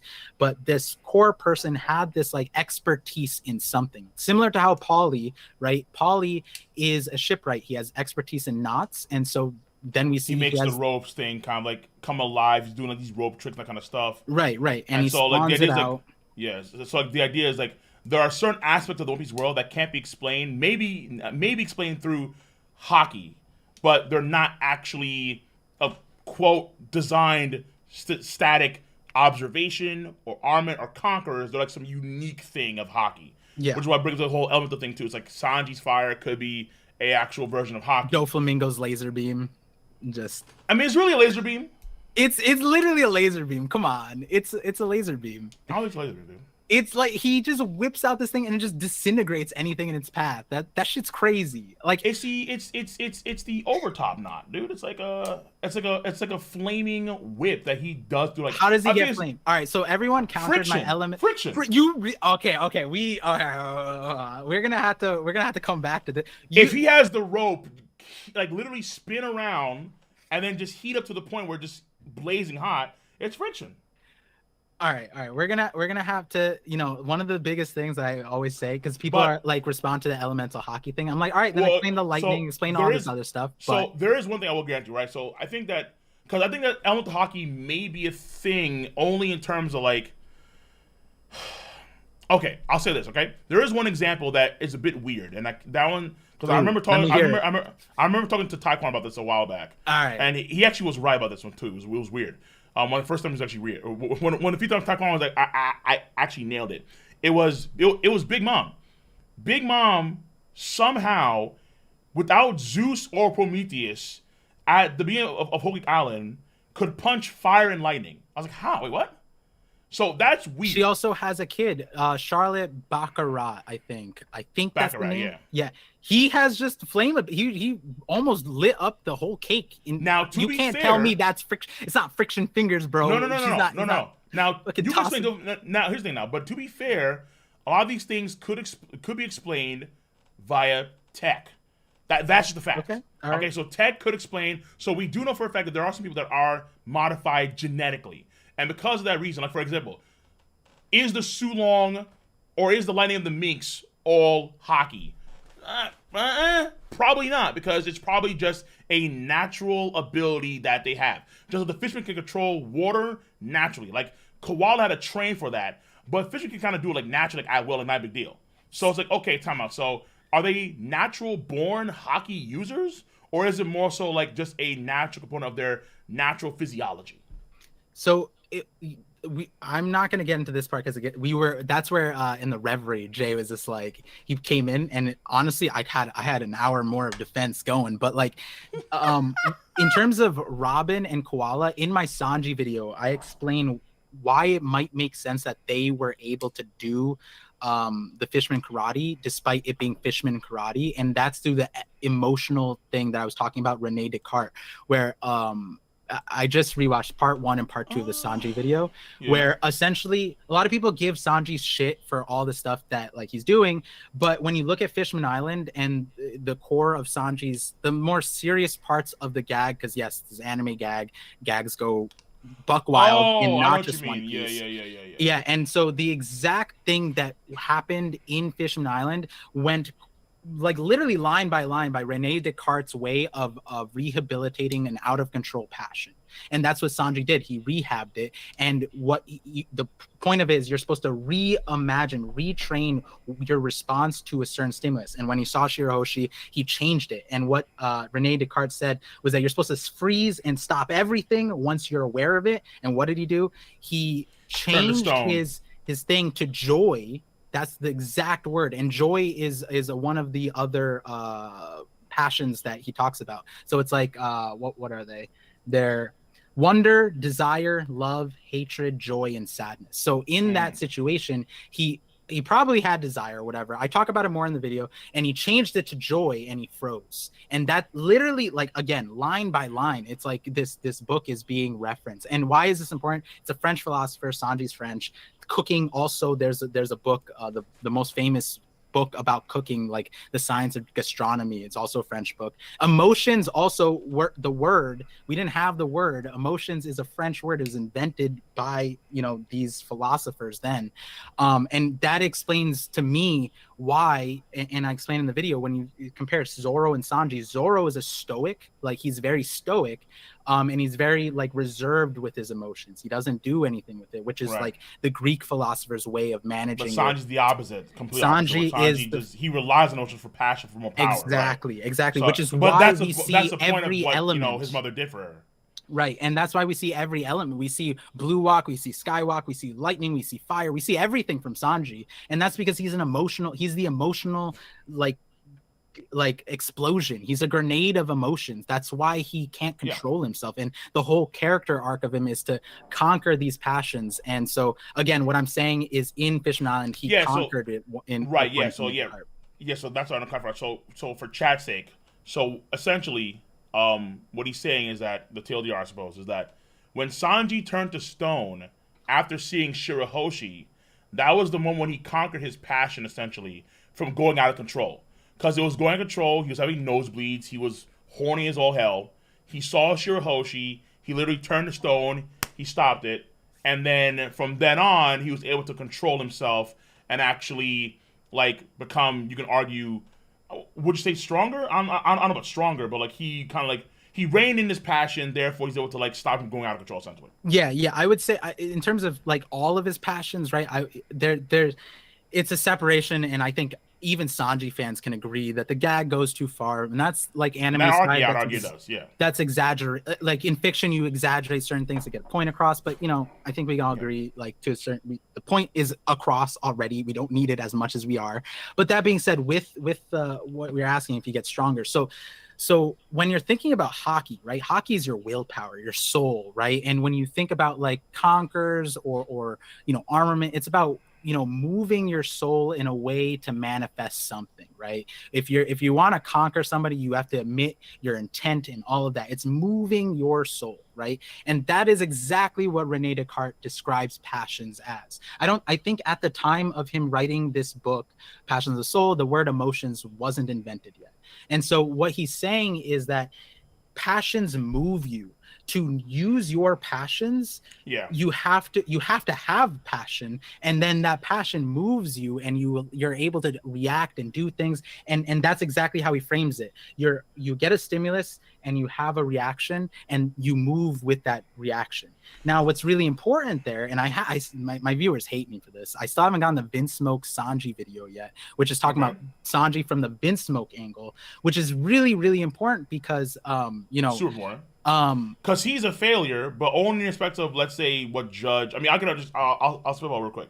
He's a failure in terms of judge and company because he'd actually have his emotions and his exoskeleton body appear. But that was the point of Sora's sacrifice. Right. Sora's sacrifice gives Sanji the emotions, which actually gives him a leg up for his other siblings, his brothers, those guys specifically, because you can argue that they'd be more powerful if they actually had more emotions. Exactly. Emotions would drive them, right. So like, but because they're so stoic and because they're so flatlined, they're limited to actually their most potential. But the problem here is this, though. I don't know if that's Haki. Because Oda actually, because at first I thought maybe it was Haki, but then when Oda kind of makes it way more strict in terms of armament, observation, conquerors, and then you have things like hardening. They have other levels of hardening. Then you have the Ryo that does internal damage. It's like, at what point is it like, okay, is it more so the genetic physiology of Sanji ties to his passion? Because for him, Haki, and this is probably E3, I suppose, Haki exists with E3 Janbei. It exists. But it only exists as a means to protect his own leg from his own temperature that is going through the roof. And is it like Haki stacking on top of Haki? So here's It gets weird. Going back to the other thing with the Vince Smoke thing, I think what's really important to acknowledge is a lot of people don't realize how much emotions do matter in the thing. For example, if you watch the video and some of my later things, like, for example, I say electricity is the desire passion. And what's funny is that there's a character who debuts an electric power in a grand way, and the title of the chapter is Desire. And then we see in like Strong World, in Strong World, the name of the village that they're in is Marivel, which means wonder. And I tied wonder to air, to flight. And the point of those villagers is that by the end of the story, they learn to fly. And the important part is that movie Strong World replaced Crystal Ship's Log, Oda's actual first movie that he scrapped, and the whole point of the movie was emotions. Now, the emotions part, without going to all, it's a really long video. What was the last cover story that we got? It was about how the cold-blooded Germa was coming together, and they were saving. A lot of people are like, wait, they care about their siblings now? I think at the end of the day, what you're saying is right. They're weaker because they don't have emotions. Because they don't have emotions, we have yet to see any form of hockey. And now what's really important from them, they've not shown any form of hockey. I imagine if they ever do, then maybe they have some emotional bandwidth. Yeah, that's actually that's actually ties like one of my theories about Sanji, where I think Sanji for the final war, whenever it's going to be, I think that he should subjugate his own family. And I think that, because I think there's been hints where Sanji has been put in these leadership roles over the course of the entire post-time skip. Like, we've seen like 3 or 4 times now, where he's always been leading a certain faction, whether it's the chefs, whether it's the Marines, whether it's the crew. He's been leading these people. And I think it's all kind of set up to where he's actually going to be leading his own family into combat against Germa, or I guess against the person that would be, or the folks that are the representation of Sora, Warrior of the Sea. Because I think that'd be like the final adversary of Sanji, Sora, Warrior of the Sea. I think it's very fitting. Yeah, and here's a question. This might get the chat riled up. Do you think Sanji's gonna get Conquerors? Never in Fusion.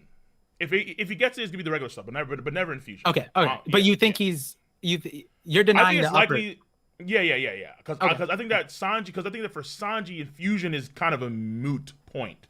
Because for him, he has a unique power that isn't inhibited by the lack of emotions. Like, you can argue that Judge was on the precipice of actually succeeding with his experiment of making the strongest motherfuckers on the planet, but he restricted their emotions. That's the issue. Yeah. Whereas Sora didn't allow that, for at least Sora's sacrifice allowed for Sanji to actually have that. So essentially, there'd be unlimited superhumans that he created. But again, he just kind of failed at that. And then Reiju has emotions to a degree, but for some reason she is genetically bound to Judge. I don't know. Yeah, whatever that's. It's a weird. It's like a prototype almost. Yeah. For the rest. Yeah. Yeah. So it's yeah. So okay. So now we're getting to territory where I haven't scripted this part of the thing, but I want to have the conversation. Find some real shit.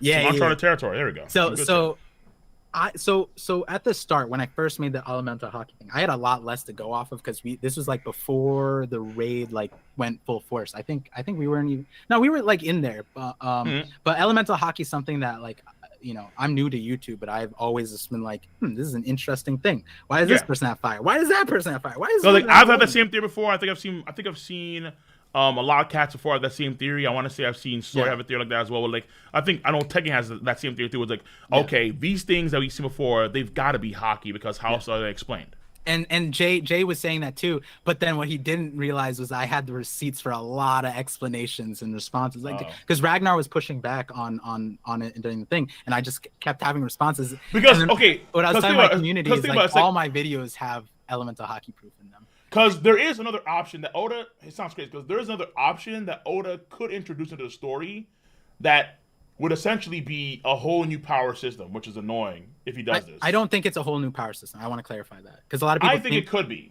Yeah. Because so it could all be under the scope of Arm and Hockey. But that's weird. Yes. But that's so weird. It's like, not. Though. It's sloppy. It's okay. It's kind of sloppy, though. Do you think we know the peak of Rio? We just learned Rio. Do you think we learned the upper limits of Rio? Like, we thought we knew Conquerors, but now we have an upper limit. I would say no. Wait. I would say no, but I would say flip it around.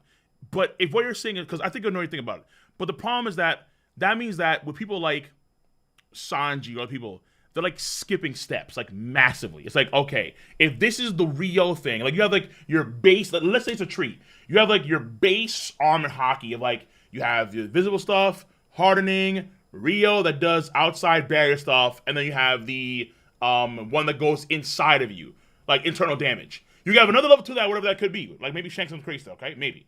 But then you have branches, and each branch has its own unique like thing of like, okay, well, what Zoro might have is like some like those wisp on his swords could be a unique version of that arm hockey. Sanji's fire could be a unique version.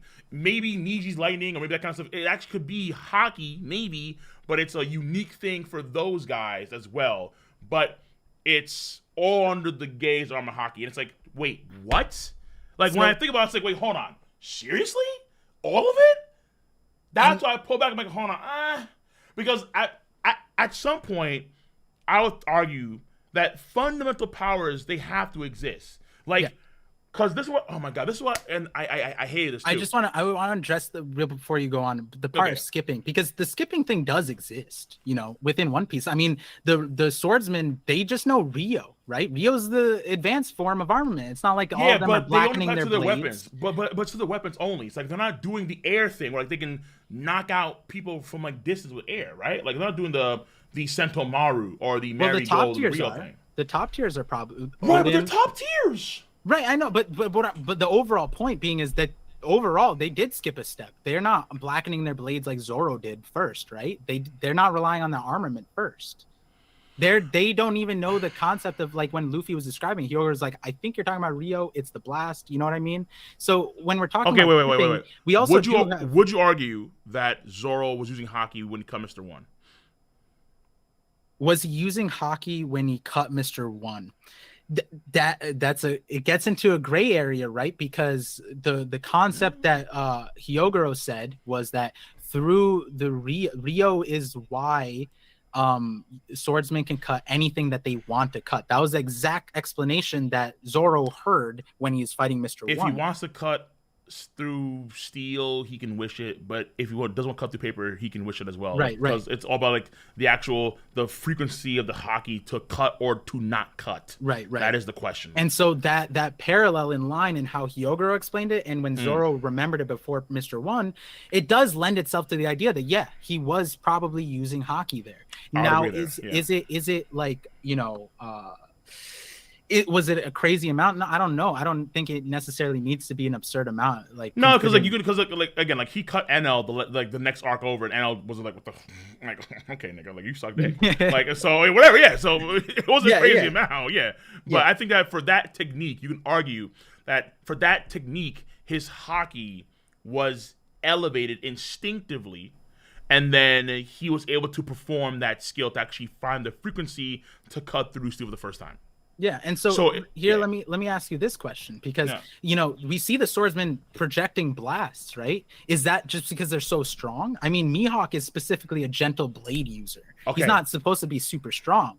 Now, the other part of that is like, yes, I'm saying that's probably wind stuff, but you would agree that Rio, the internal destruction part, is similar to how Fishman karate works, right? It's internal. No. I mean, he's using water. He's using water. Yeah, right. Exactly. So see, this is where I'm a problem with this. All right. So I think it was in the data books, maybe also said it. There was a point in time where they took the concept of Kenpo. So they took the they took the Rokushiki, the 6 paths, and then they somehow incorporated Haki into it. That's was in dumb. V-Break cards. That was in V-Break cards. Yeah, that to me is dumb. Makes no sense, because we know that certain Kenpos can exist without, let's say, the scope of Haki. They're just Kenpo practitioners. Like, for example, okay, you have the V-Break cards. Oh, you have, let's say, okay, hold on. So it's like every time someone uses Tekkai, they use Iron Body. Are they using Haki? No. Right. It's like the original description of that skill was, you fortify your muscles to the point where they become like iron, hence Iron Body, hence Tekkai, or Kamiye, where you're able to actually control the like the functionality of your body to an extent where like you can actually like squish and squeeze or like expand your body in odd ways, or get or like the key one here is Soru. Is Soru hockey? Like shave? No, it's not hockey. No. Because when you're doing that, you're kicking the ground. I think Luffy said over 10 times in an instant. That's a skill. So then to apply hockey, the V-Ray cards, no. I don't think was saying that. I don't think it was saying that. What it said, it said this for Rob Lucci and Kaku. It said that because of their base in Rokushiki, they learned hockey in the time skip. That I thought okay. Yeah. I had to look pretty deeply for that. It's like on some website that so there is that clarification, right? Like I think at the end of the day, I think Rokushiki or any Kenpo would make you better at using hockey, right? Like because you're training in a martial art. You're a combatant, that kind of stuff. So that's the point why CP9 would be training in Rokushiki, and then if you end up in CP0, then you learn hockey, right? Like you can argue that any skill that you learn in the One Piece world will improve your hockey ideally. So like Nami's skill to perceive the weather changes, you can argue is a hockey related thing because she's mastered that kind of stuff, navigation, that kind of stuff. So she has a sixth sense of actually feeling the weather changes via hockey. But at the same time, let's say the Hashoken that we see the Concrete Boys do, where they can take shock waves and then they can move the shock waves to someone's body to do like more lethal damage. That's not hockey. That should be pure Kenpo mastery. That shouldn't be hockey related at all. But you can stack hockey on top of that to make it more powerful. Like, so that's why it's like my fear was like, you have these things in the past. We can argue, okay, so maybe hockey is being used here or there in some sprinkles by Oda. Fair enough. But then to have the base powers be replaced by hockey, that's my biggest fear. I wouldn't say replaced. I wouldn't say replaced. So that's where the emotional stuff, but then there's one other aspect. So one of the things in the Devil Fruits are training wheels for peak hockey, right? The explanation that I was having was like, okay, so essentially, and this connects back to Rokushiki actually with Semi-Kikan. Semi-Kikan is a very important power. You could even say that Gear 5 is like Nika might have been like a Semi-Kikan. Yes, you can. Because he knew his body so well that he was able to manipulate it to the nth degree that we see from Nika, right? That's what Kumadori explained to us. Now, Kumadori had he could only use it for his hair, but his explanation alluded to the idea that you can manipulate your intestine, you can manipulate your toes, anything, right? Lao Ji could store his muscle from his youth with this same sort of technique. He called like a I think the term is, I'm butchering it because I'm not Chinese, I'm not chilling right now, I'm sorry, but I think it was like a Qigong skill where he's able to actually store the muscles of his past, of his youth, and so he can use them in the present. But as far as we know, he's not a hockey user. That's a unique sort of cellular musculature sort of skill that's unique. I would relate that more to Semi-Kikan, to be honest. Right. Where you need to, so the contingencies on Semi-Kikan were just knowing yourself. You'd have to have enough, you have to know yourself enough to be able to manipulate all parts of your body. Lao Ji is old enough to be able to do that. Kumadori apparently trained enough to control his hair. Nika might have been... Would the weird techniques of Ivankov, are those hockey or Seaman Keegan? Okay, so that's... When Ivankov like extend his nails out and then actually like scratch you in like some weird way. Or let's say the wink. This is okay. So this is good. This is great. So a lot of people ask like, okay, you're saying there's a new power system. I'm not saying it's a new power system, even when I introduced it, but now I have a more seamless way it gets introduced. But all from the very beginning, I always thought that, Shanks would show us like the peak levels of Conquerors, observation, and we're seeing that. And then what I thought from the Revolutionary Army was that we would see that Dragon and Sabo and Ivankov are, and Fishman karate is being taught to non-fishmen, that we would learn elemental hockey abilities from there. Now, the important thing is that it's not everybody can just access this. That's the important part of the emotional part, where it's like Sanji went through shit that matters, and so did Koala and Robin. The two characters in the video that I was saying, of all the characters in One Piece, I think the two characters that relate the most to Fishman would be Robin and would be Koala, because they went through similar things. Now, I don't want to go into Okay. describing all of the reasons why it connects, but the other contingency on using these things is like familiarity with certain elements, familiarity with certain environments that allows you to learn it more, similar to semi keycon, where for semi keycon you have to learn yourself to be able to manipulate yourself to the nth degree. Right now, if we Kind of. I'm gonna say kind of that one because and the reason why is because I don't think I think that Luffy used that in Impel Down level 5.5. I'll be honest with you. I think that when he ate all the food in 5.5 and somehow could distribute the nutrients to all of his body just like that in a freaky way, I think that you can argue is a Seimin Kiken sort of thing. That's what I argue. But but at the same time, like, to notice of like I kind of agree to an extent, but like only to an extent. So yeah, but that's it for now. Yeah. So and we don't have great example, like whether Oda. That's the main thing, right? The way I describe the story is that Oda has a lot of seeds that he plants, and that's why there's so many theories. Yeah. If there weren't seeds that he's planting to go in other directions, there wouldn't be theories to be made, right? One Piece wouldn't be like this. Now, what's important about those seeds is that, especially in the center part of the story, Oda chose different directions, like that were probably not planned in the first place, and he might have chose different pathways using those seeds, using different things. Will he bring back Semi Kikon? Maybe not. Will he bring back Rokushiki? Maybe not. Right? Like, actually, Rokushiki's still here because we're seeing like the it's still there. It's still kick ass. It's still great. So, but I would say like, okay, so like let's say in terms of other martial arts skills. So like, okay, the Kingu punch that Elizabeth O'Neill uses, right? That's a long distance sort of hard. In the anime, they actually give it like black lightning effects. Yeah, they to do. The manga too, right? So I'm not sure. I'm like, hold on. So is this a hockey thing, or is this just a raw power, just Chad like arms kind of play, and he's just that nasty? Because according to the legends, that could knock out a Yonko in a single hit. Yeah, and to be fair, a lot of people bring that up in response, and I'll be honest, I don't know what Oda would do with something like that. Are we gonna even see it again? Because there's some abilities that I think that like Oda just kind of does to show us or something, but he may not bring that character back in that same way. Yeah. I don't know what that situation with him is, but what I do want to bring up with like these various hockey stuff that could be possible, right?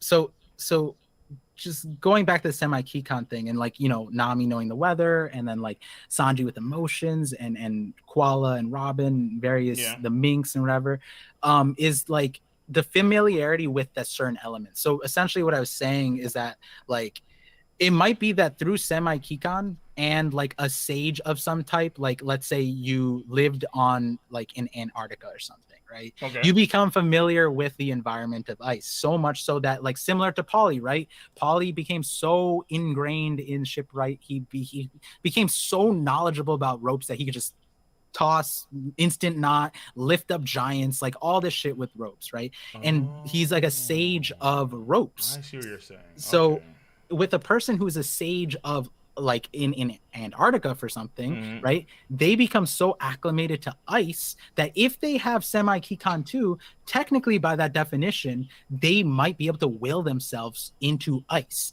Now, the barrier to that is that you have to, again, according to Kumadori, you have to live a long enough life to be able to have that mastery, which most humans don't.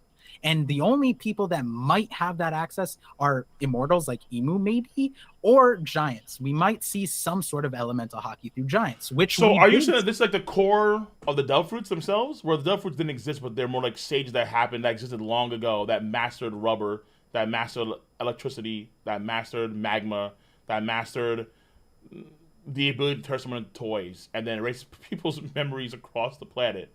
And then they are the core of the Delph Fruits in a way.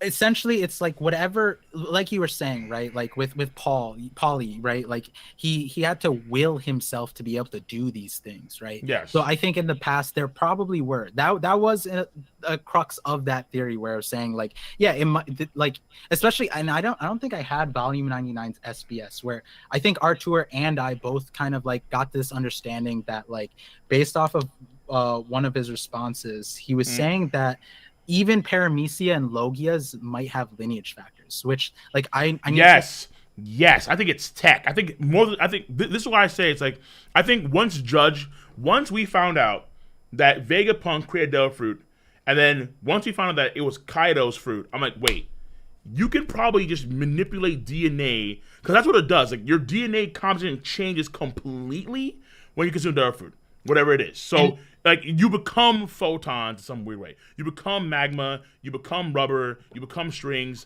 Or you can transform, like your DNA transforms itself completely. It's more scientific, which probably means more tech-related stuff. So I think that the Judge thing is like the precursor. So it's like you have Caesar Clown with the Smile Devil Fruits.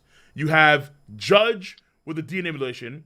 Then you have Vegapunk with putting fruits in inanimate objects, that kind of stuff. It's almost like they're all linking up in one way. Like all these scientists, like Mads, it's all linking up in one crazy way to kind of be what these people could do long ago in the distant past. Yeah. Like through, but again, that's not necessarily hockey or. And I would point out though that like this elemental hockey theory doesn't discount the genetic involvement, right? I still think that, especially like if we take the fishmen for example, it probably, like I'm saying, you have to be familiar with water. Well, fishmen are in water all the time. Of course they'd be familiar with it. Of course they would be able to learn how to do with it. There might be other things involved, but that being said, I'd imagine if you had fishman blood in you, you probably have a better chance of learning these things. And so in that line of context at the time, at the time I put out this video was when Sanji's, we hadn't learned about the genetic stuff yet. So and my biggest response was like, well, you know, a lot of people thinking like Lunarian blood was like, well, if he has Lunarian blood, that might still allow him easier access to these powers than anybody else, right? Like these powers still have to manifest itself, whether it's all genetic, whether it's all elemental hockey. I'm never one to discount, like, especially the genetic thing. It makes sense. Like we're getting all these races, so like Niji has maybe the blood of the minks in him. That's what he can utilize, like because we even see, even without his race suit, he can still use electricity with the Henry Needle. And what's really I like.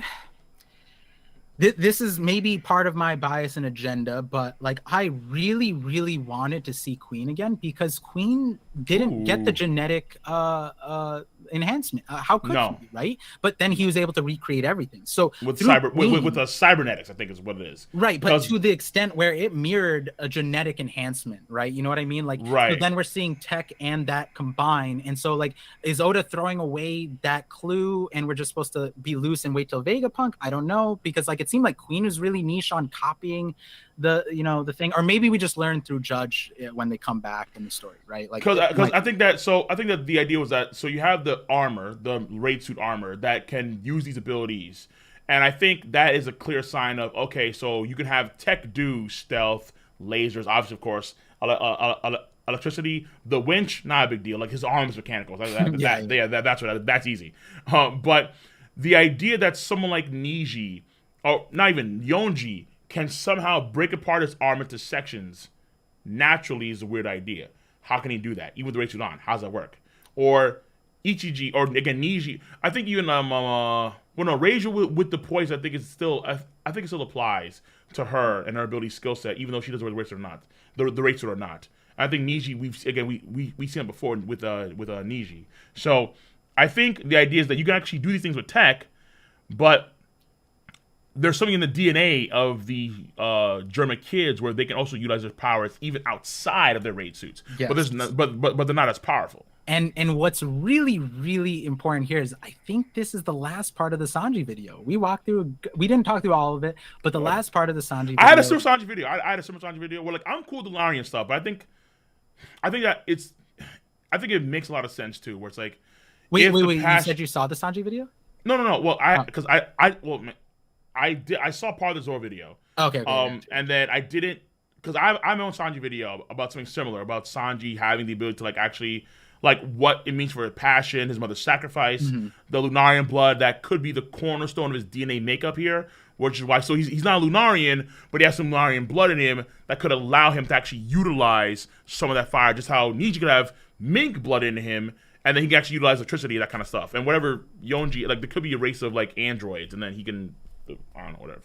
Yeah. So that could be a thing there. Yeah. So in this last part of the Sanji video, something that I was bringing up is, do you remember what Perospero said about the raid suits? The memory make armor. Yes. It's memory make armor, specifically that. Yeah. And so that's where the observation hockey actually video comes back into play, because because when I'm talking about devil fruits being training wheels for peak hockey, I connected the point of that video, the first half, was that there are devil fruit powers that are just observation hockey, like Viola's fruit, right? It's literally just like, I would imagine that Mihawk and Shanks, right? Like she could see 4,000 span, but she was seeing it through the bird's eye, and it's like, well, we saw Momo looking through Zunisha's eye. We see Shanks now being able to sense like miles and miles away, and there's more to it. And is that the voice of all things from Momonosuke, or is that hockey, or are they one the same? Well, Giola can do it, and so her fruit is Giola can look through people's minds. Not Giola, Viola, yes, Viola. Yeah, with an ability, mind you, but that's with an ability. No, and but what I'm saying is, right, earlier in the conversation is like these devil fruits were masters of something, right? So that one might have been more observation hockey reliant, and it might have just been like the clairvoyant or Senrigan that Oda wanted to give a Mihawk the epithet for. But that being said, there are other fruits like that. One of the fruits that, when we go back and we think about what Rayleigh said about observation hockey allows you to sense another person's spirit, another person's like makeup, like that kind of thing, to the point where Rayleigh could go on the island. He knows how many animals there are, how strong they are. They're all stronger than Luffy. He probably can tell what kind of animals they are too, right? Yeah.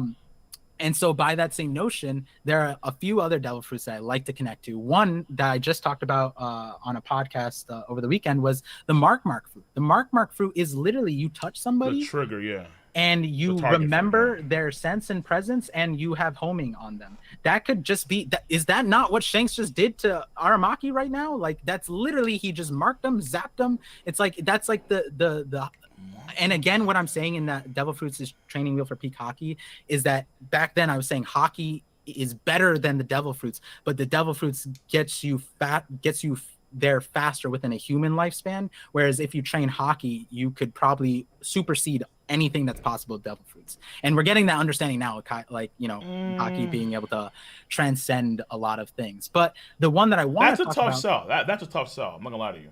What, the Mark fruit? No. Like, well, the concept as a whole, where like the concept of, okay, so like for example, right, like let's take someone like Bluno. At what point can hockey make you create another dimension to go into, and then hide that other dimension? Yeah. Or even hockey doing things like with let's say Brûlé, where she can go inside of a mirror and have her own pocket dimension within the mirror world, and then that's hockey related. I mean, that's.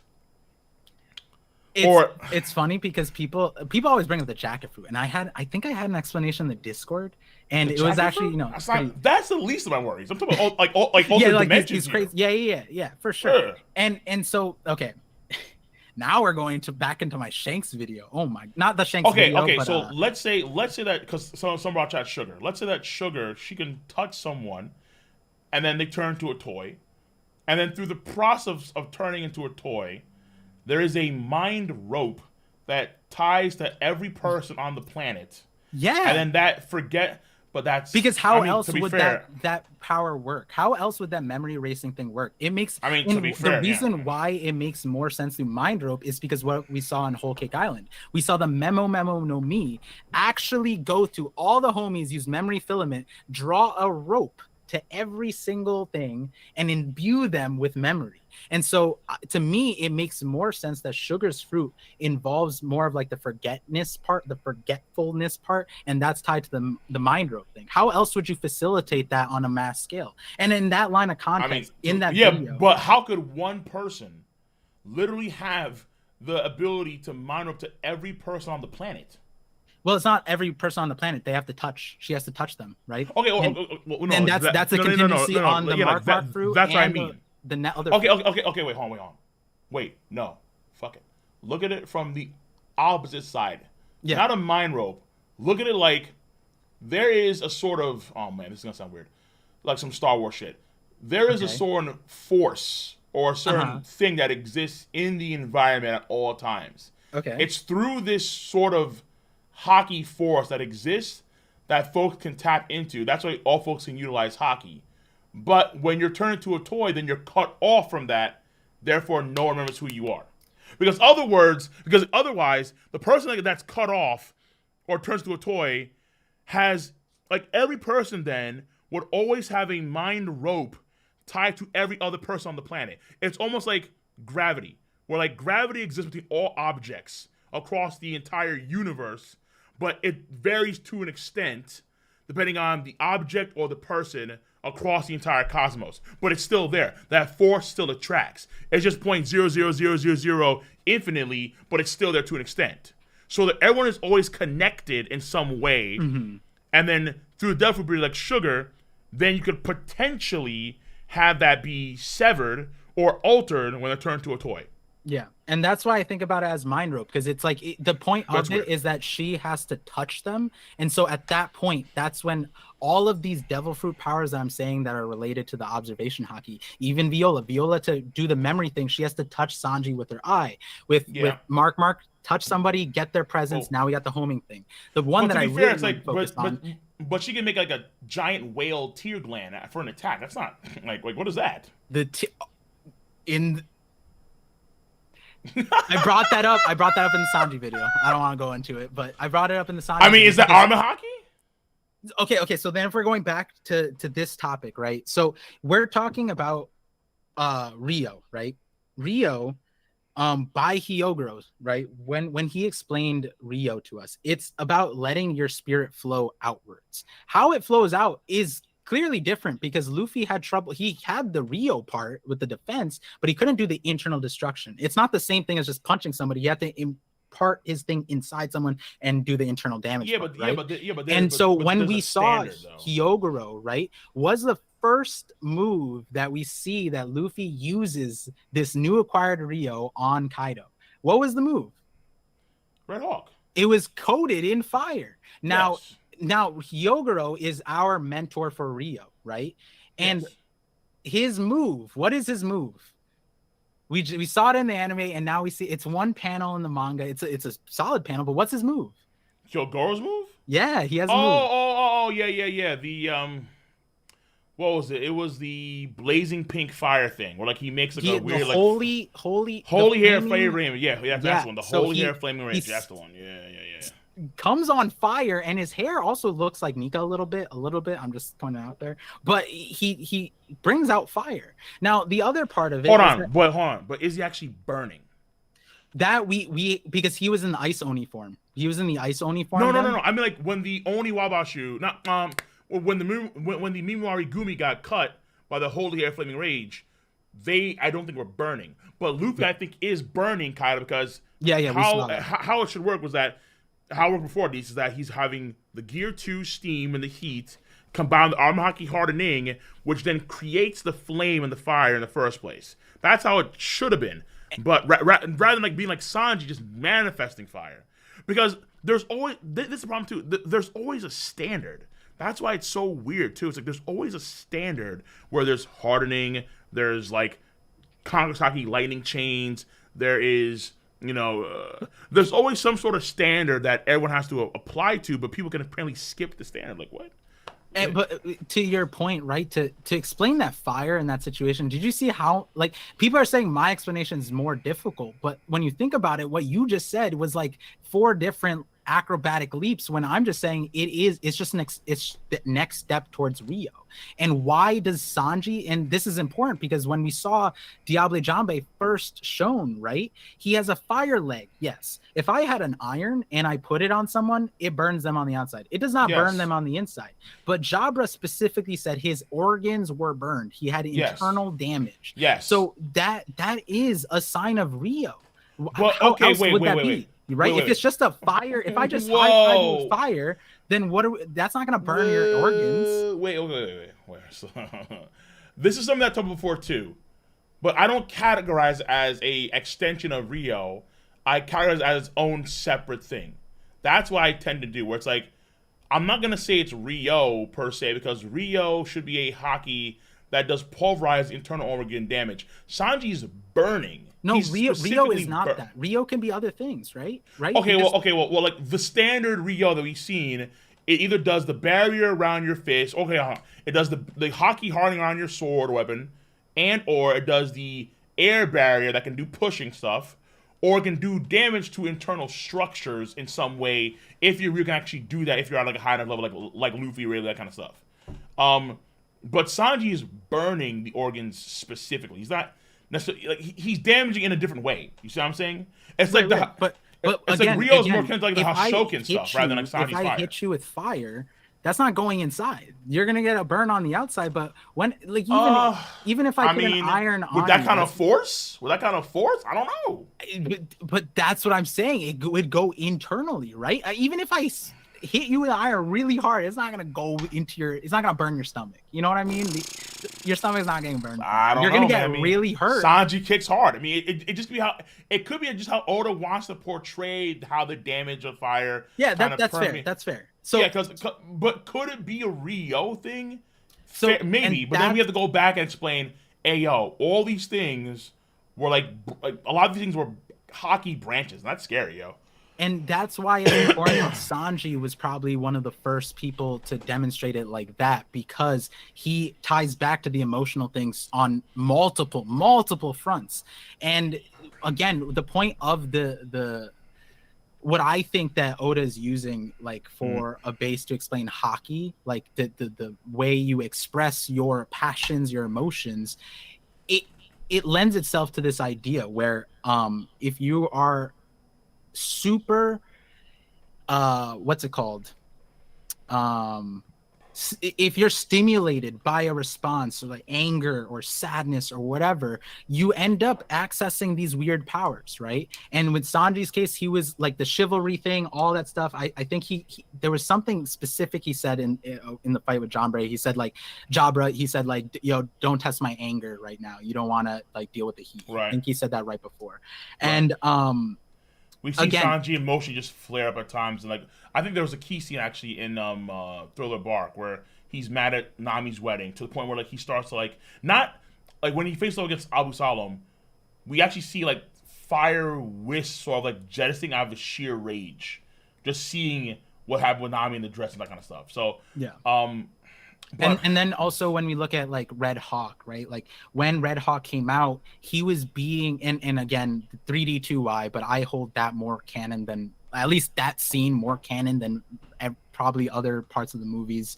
But and I say that because even in the manga, when Luffy uses it against Hody, he says Fire Fist Ace, and in the movie, the reason why it came out was because the guy was like pretty much just like shitting on Ace, and he got like Luffy got mad and sad. Oh, World? Yeah, World is World is savage. Oh, I love World.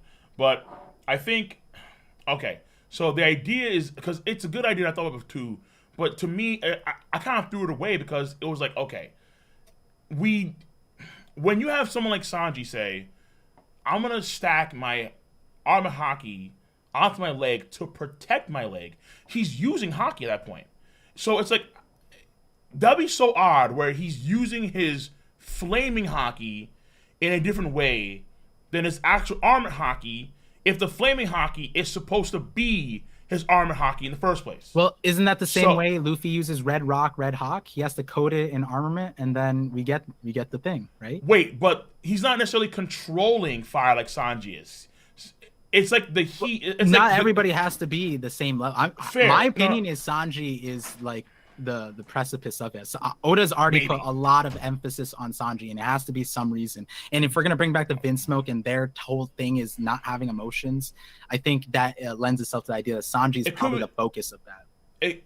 It could be the case where it's the combination of the Hawk and Dara fruit that gets you the Red Hawk, which I think is actually the initial cause of it, where again it's the heat of the gear second plus the armor haki hardening would equal fire in some weird way. Like I think the idea was like it's some version of vulcanization.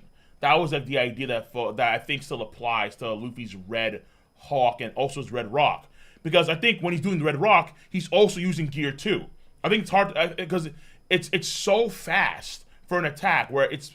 And I think we even see. But Steam we're seeing it now to the point where at the beginning it was like you need to build up, but no, in Wano it's instant. The fire is instant. He pulls it back and the fire's there already. The fire. So here's the thing, all right? So here's the thing. So and it seems to grow with his in the anime, and I think he's done it 2 times in the anime. And in the anime, we see Luffy actually do the Gear 3 first.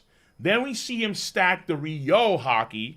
Then we see like some sort of heat and steam for the fire. And then it happens in one attack. So but yeah, to be fair, it kind of feels like the Ryo Haki is the fire in the manga because it's happening all at once. Like, yeah, screw it, done. But again, the anime, we actually like the stacking process of Arm Haki. We have the Gear 3, Ryo, fire, boom. That's how it all happens in the anime. So it's a bit different there. But I see what you're saying in terms of like, okay, so it could be like the Ryo flaming thing, but again, Luffy burns, whereas Hyogoro doesn't burn, as far as you understand. Yeah, and so that's another part of a few things where it's like, one of the things I was saying in the Sanji video was that Odin has a few parallels with Sanji in terms of like observation haki when it comes to women, and then also heat tolerance. Odin, we weren't shown any haki when he was boiling in oil, but he survived it.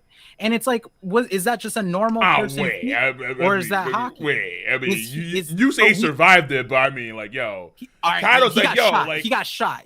Kaido said, like, my man, like, you're already dead. You know that, right? Like, his legs were probably melted by then. I mean, they weren't. They showed us it. They showed it. Actually, no. Okay, maybe in the manga they didn't show us his legs. In the anime, they did. The anime they did. So but I think separating that out, anime throws some shit. So because I want to say like it was like I think Kaido said specifically that like your body's already beyond repair. It was something like that. It was something very distinct. Like, but at the end of the Odin day, was going to die regardless. At the end of the day, right? We've seen Gear 4. Gear 4 is haki reliant, and that can't last 10 minutes. So if how is Odin surviving at the get from the get? How is that possible? And we know that apparent from Sanji strong body, Chad. From afterwards, we found out that haki gives him heat tolerance. But for some reason in there, we weren't shown any kind of haki of any demonstration. But we do know the samurai know Ryo. And what's interesting now, to be fair, though, what I said in this video was that, by this logic, and I was like it was at the end of the video, I was a little bit joking. I was like, we'll probably see someone survive a volcano. We'll probably see someone coat themselves in magma. Big Mom, Kaido, here we come. And then Kaido coats himself in the drum fire thing. And I was like, the coloring of that looks exactly like a Kaino's magma. I in my video, I put them side by side. The coloring. I have no idea what it actually looks like. I know one guy had colored blue. I was like, oh, okay. So no, not the color, the shading. So we've seen fire. We've seen like King's Fire. King's Fire is like supposedly like magma, but it's not there yet. And you can see so in my reaction video, I put a King's Flame, a Kainu, and the dragon. And the Kaido's dragon looked just like a Kainu's, the way Oda would have shaded a Kainu's magma. Fair. Okay, and it was different than fire, and it was different from King's thing. So that's why it made me feel like magma. I'm curious to see what the anime does with it. But same here. But I mean, I would say this though. I would say so the idea of like the fire. I think when you look at, let's say, okay, how to put this? Okay, so let's say you have a fire type attack on Sanji's part, and then he's, let's say, doing a how to put this? All right, give some time to think about this because I'm trying to explain this in a better way, but I think. Okay, what are you saying before? What are you saying before the Akainu stuff and the Kaido stuff? Just remind me real quick. I'm trying to make sure I get my thought together. The haki allowing for like heat tolerance, and I was gonna bring up Flame Ren too, but okay, yeah, that was the thing. Okay, yeah. So Sanji has already shown. I think this is when he first came into the story. Sanji already had heat tolerance from the rip, because Sanji with Pearl was able to just stand there like a blazing inferno, and he was relatively fine. But that, again, this is where things kind of get weird here. Sanji has been training as a cook for all of his life, or at least for like most of it, for a large period of time. Which is why he's familiar with fire. He even says the line that if you can't, like, I mean, this is a line outside of it, but if you're afraid of fires, don't be a chef. Right. But at the same time, before all that, he's Germa. And we already know that he is actually genetically enhanced. But that ability didn't come out to the forefront until the raid suit actually activated more within him. So the idea would be, hold on, is he fire resistant because of the hockey, the German-related stuff, or a combination of both? And more so, there's another power sphere that we haven't talked about just yet, I suppose, where it could be a hockey thing, but it could be independent of hockey because of a few characters, i.e. Brooke and Big Mom, and it could be the soul thing, where it's not a fire thing. Yeah, so it could be specifically where someone's soul gives you another form of power that we haven't tapped into yet. Because Brooke can do unique things with his soul, and that was the whole point about Zoro. Zoro, his soul might be beating on a higher frequency, kind of like Brooke's, because of all the life and death situations, because of his bloodline, that kind of stuff, to where he naturally has a stronger life force, which is why, let's say, Death did kill Zoro when we see Death, but then he came back to life in some weird way because of his soul frequency, where it beats on a higher level, kind of like Brooks. So Sanji can say it went here, where Oda did say, where Sanji, his passion, his soul, burns hotter than fire. So, but again, we know Armor Haki is also tied to the soul/spirit. But then again, can everything be Armor Haki? That thing's kind of get weird. But yeah, I see what you're saying, though. I see what you're saying. Yeah, the way to like rationalize the soul stuff into the Rio stuff is that the way Hyogoro explained it, it's just essentially allowing your spirit to flow out of you, right? So armament is just coding yourself, but then Rio is manifesting this. Now, if we tie that to the concept of what Oda set out for willpower and hockey in general, there's so much flexibility when it comes to that. But with the Sanji thing, I would agree with you to the point where I don't know earlier on if the fire tolerance is related to the Germa stuff, because our understanding is that after he got the raid suit the second time and wore it, that's when he started taking in some of the abilities. And I say some because there's an ability that the brothers don't have that I'm waiting to find out about, and it relates to the memory stuff. And that connects back to all of this, where I was saying the lineage stuff, the tech stuff that you're talking about connects to this in a grand way, where when I was talking about the memory thing, I think the memory stuff is super important, because like when it comes to emotions, right, and this is like a philosophical thing, right, to overcome something you can't forget it, you have to remember it, and memory is being tied to something. Hell's memories. Memories. Hell's memory. He has to remember those things to then fuel his rage, fuel his passion. If he just forgot those things, then he would run into the same problem over and over again. If he forgot how he, So you're saying that Oda purposely had Sanji have their thing in Hokkaido Island for a particular reason, where it's like, hey, the memory girl is infatuated with Sanji because Sanji, his memories also tie to the course of his own power. Viola also giving insight into his mind, being able to see into her mind, and that being observation hockey, very important. Every situation, Sanji against Bon Clay, I didn't get to him, but he has a similar observation hockey like power, where he touches somebody, remembers their presence, and then he can mimic it. And if you sense someone's devil fruit, let's not go. No, but that's what I'm saying. In the devil fruit is training wheels for peak hockey, where these are things that are related. Good memory, I won't say is a thing for hockey, but I see what you're saying. Like, okay, his devil fruit won't work unless he forgets the memories of the folks he's touched. Yes, so he has to remember them all the damn time. Yeah. And so the reason why I'm connecting all of this is because you're talking about the tech and the gene and the lineage factors. Well, then let me ask you, what is DNA? What is lineage factor? Well, I mean, ideally, so is it not just memories? That's literally memories. That's coded memories. That's how we describe it in our world, and that's how they described it there, right? Well, okay, in a way, because I think that when you can actually alter, because here's the thing, when you consume different ability, you're not altering your memories. You're altering your molecular composition to be whatever it is you're consuming, or like whatever it is you're eating.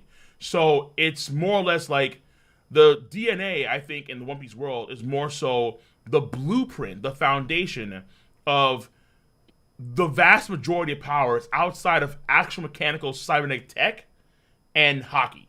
I think hockey is, everyone has hockey. I mean, I think it's actually, maybe you do get it because of you're born with it, because you're born to a particular, family. But I think folks say that you can actually get it outside that. It's unclear. maybe you could get out, like maybe someone like Usopp could get it because Usopp is just a stud, and through his actual achieving his dream and so on, he could actually attain Conqueror's Haki. But things like, I would just say, like, in terms of actual DNA, it's memories, true, like kind of like genetic memory, where like, okay, we like creatures can know what to do instinctively because they're genetic DNA, like they just know what to do. But at the same time, for the purpose of actual power in One Piece, I think it's more so just a blueprint of base power. Like, we also do get an example where we don't have many of these, but when a fruit is recycled, Aces and Sabo's, we do get an idea that Sabo was somewhat affected by having that fruit in terms of his disposition in terms of fights. He seemed to inherit. But is that right? Is that inherited will, or is that DNA thing? Well, and that's the gray area, right? Could it be one and the same? Because we're seeing that Garp was saying that Roger inherited that thing. The only thing that is, we're putting a thing where it's like Luffy inherited like the will that Roger wanted to do, right? But Ace also did, and Ace is the biological son. So, but Ace didn't follow the path. He did, but it was a different, purpose. He had a different purpose than Luffy. He didn't have the same drive. He wanted Whitebeard to become Pirate King, not himself. It wasn't that same thing. Whereas with Ace, though, the flaw that a lot of people put on Ace was the exact same thing Roger had, and Garp loves him for it, where he was saying like, you can't treat Garp, or you can't see Roger as a bad person, because if there was a friend or family behind him and there was danger in front of him, he could not turn his back. And that's what Ace did too. And so that's what the line, I think it's 588 that was said. So, and we don't know exactly, like, is that inherited will or is that genetic? Well, Luffy and others seem to inherited wills, and they're not genetically attached, but Ace did acquire that like inherited will, and all we can get is that they are. That would be more like a soul type of thing, where like, so for example, there's one particular scene. It's people always bring it up all the damn time, where when Sabo beats Burgess, he says that Ace here wouldn't forgive you. It's a weird dialogue that Sabo has, where it's almost like the fruit itself, like this sounds almost like a Horcrux Harry Potter type of thing. But it's like a part of Ace's soul or his personality kind of retained itself within the devil fruit. And then because of that, Sabo could kind of instinctively know and feel what Ace was feeling and thinking when he got insulted by Burgess or he was going to kill Luffy. So it'd be, and also the fact that the Gomu Gomu no Mi is a mythical god-based Zoan, the Nika ability, and it has a stronger will of its own compared to other fruits, and then how that may have influenced Luffy to, let's say, act like the actual Joy Boy of old, Nika of old, where he's doing maybe like the same pose. Like it could be a case where, like, say, Joy Boy in the past had similar attacks to Luffy, like similar, like everything. It's like, okay, so these things could be the case here, where in that way there is some sort of like soul connection, right? But again, that could be Haki in a way too, because Haki and soul are kind of one and the same ish. Also, keep in mind with we do have another example with Moria's shadows, right? At the beginning, I would say, like, let's wrap this because we've been on for a minute now. I think it's 12 past for where we are now, right? Let people want to know the shadow stuff and the Luffy madness. So take it away. Hold on. I don't want to get into the shadows thing because I want to end it still with the elemental thing, but with Dragon, because the shadows thing, people can watch that video. Yeah, I want to bring Dragon to the mix. This is something I haven't written yet, but I just want to throw it at you because it's another thing that relates to stuff today. This Dragon relates to Rene Descartes. We could do shadows, and I mean, people can watch that video. I think there's his channel's going to be in the description box. Well, you can just click on the @ for YouTube and you can go right to his channel. It's easy right there. Yeah. So, okay, Dragon. I was looking at the time. I was like, "Damn, we've been going for a long time. This is great." But with the shadows thing, what we found out through the that was the shadows contain the memories of it, right? And what was interesting about that was at the start you retain the memories of your past life, but that over time goes away. But what you did retain is your combat memories. The combat memories still retained. And so, for example, Ryuma, he was using Brook's attacks. I think other people, I mean, there's other examples through that. Just Ryuma's at the top of my head. But he was using Brook's techniques, but he had Ryuma's But he also had some Ryoma stuff where he did when he fought against Yeah. Zoro, he felt like Zoro was like some sort of beast. Yeah, yeah. Like there was Ryuma, some so like there was some body memory of Ryoma yeah. of old, mix it with the shadow memory of, or I guess essence of Brook. And that's where I would say Ryuma's a little bit of an exception because Moria said that the stronger willed the shadow is, or the body or something involved, the harder it is to wipe the memory. And so Ryuma is an exception in a lot of ways, but like you could see this example in the other characters that were Trainer Shadows. They retain the memories of the abilities, but not the memories of the person. So Oda did have that separation in Thriller Bark. Zoro Shadow does the same voice lines. Sanji Shadow, I know in the manga, doesn't kick women. In the anime, he does, but in the manga, he does not. And at a certain point, I think when Chopper was confronting Dr. Hogback, that's when they officially before that they were instigating them, and then that stopped. They like lost their memories or something like that. But they were still able to make them fight each other or something because this rich body. Oh yeah, that's actually an important thing. Just it was they forgot their memories, but they said that their instincts were so strong towards hating each other that it resided still. Yeah, something like that. Yeah, right. No, that's an interesting because that kind of relates to that Sabo Ace kind of thing where like you don't need to have the memory, but you can have like the instinct. Right, exactly. Exactly. And so now that's a good point. I like that. So DNA. The one I want to leave it on, because we talked about Shanks and the other side of it, right? Is I think that here's the question: what do you think? What power does Dragon have? Dragon. I would much rather lean towards, I think, the standard Wind Logia. Wind Logia. Okay. Yeah, I think that Wind Logia makes the most sense. There are other theories out there about like he could have a mythical Zoan that's based on wind. And then there's another idea where he's actually pure Hockey King, but he's controlling. No, come on, dude. Okay, I mean, what are we doing with Shanks? I'm saying that they're mirrors of each other. They're father. Shanks is the one. Okay, but is the one, not Dragon. Let me talk about the Wind Logia thing. The reason why I don't like the Wind Logia thing is because Oda did a good thing and a bad thing. A good thing in the sense of the gas fruit is the superior fruit of anything because with that he can create winds. He's just stupid. He controls all gases. All gases. He can move them. No. Only particular composite all gases. All gases. Okay, wait. Any gas. He's just a chemist who's dumb. That's it. He can remove the air by doing the Karakuri thing. But he also absorbed Shinokuni and turned into the molecular structure of a gas that poisons people. True, but he can't make a cyclone. I mean, why not? We're seeing Nami creates storms with a stick, bro. We're saying that Caesar, who controls all gases, can't just spin it around. He can take out oxygen. Okay. Because it seems like he can only go into certain types. It's gonna sound very chemistry, but certain types of heavy gases, gases that are not wind. Obviously, because he couldn't control wind. What is wind? Wind is the movement of air. What is air? Air is a gas made up of everything that Caesar can turn into. It's not just the air is made up of a lot of different things, not just oxygen, nitrogen, nitrogen, all this stuff. All you're right, exactly, right.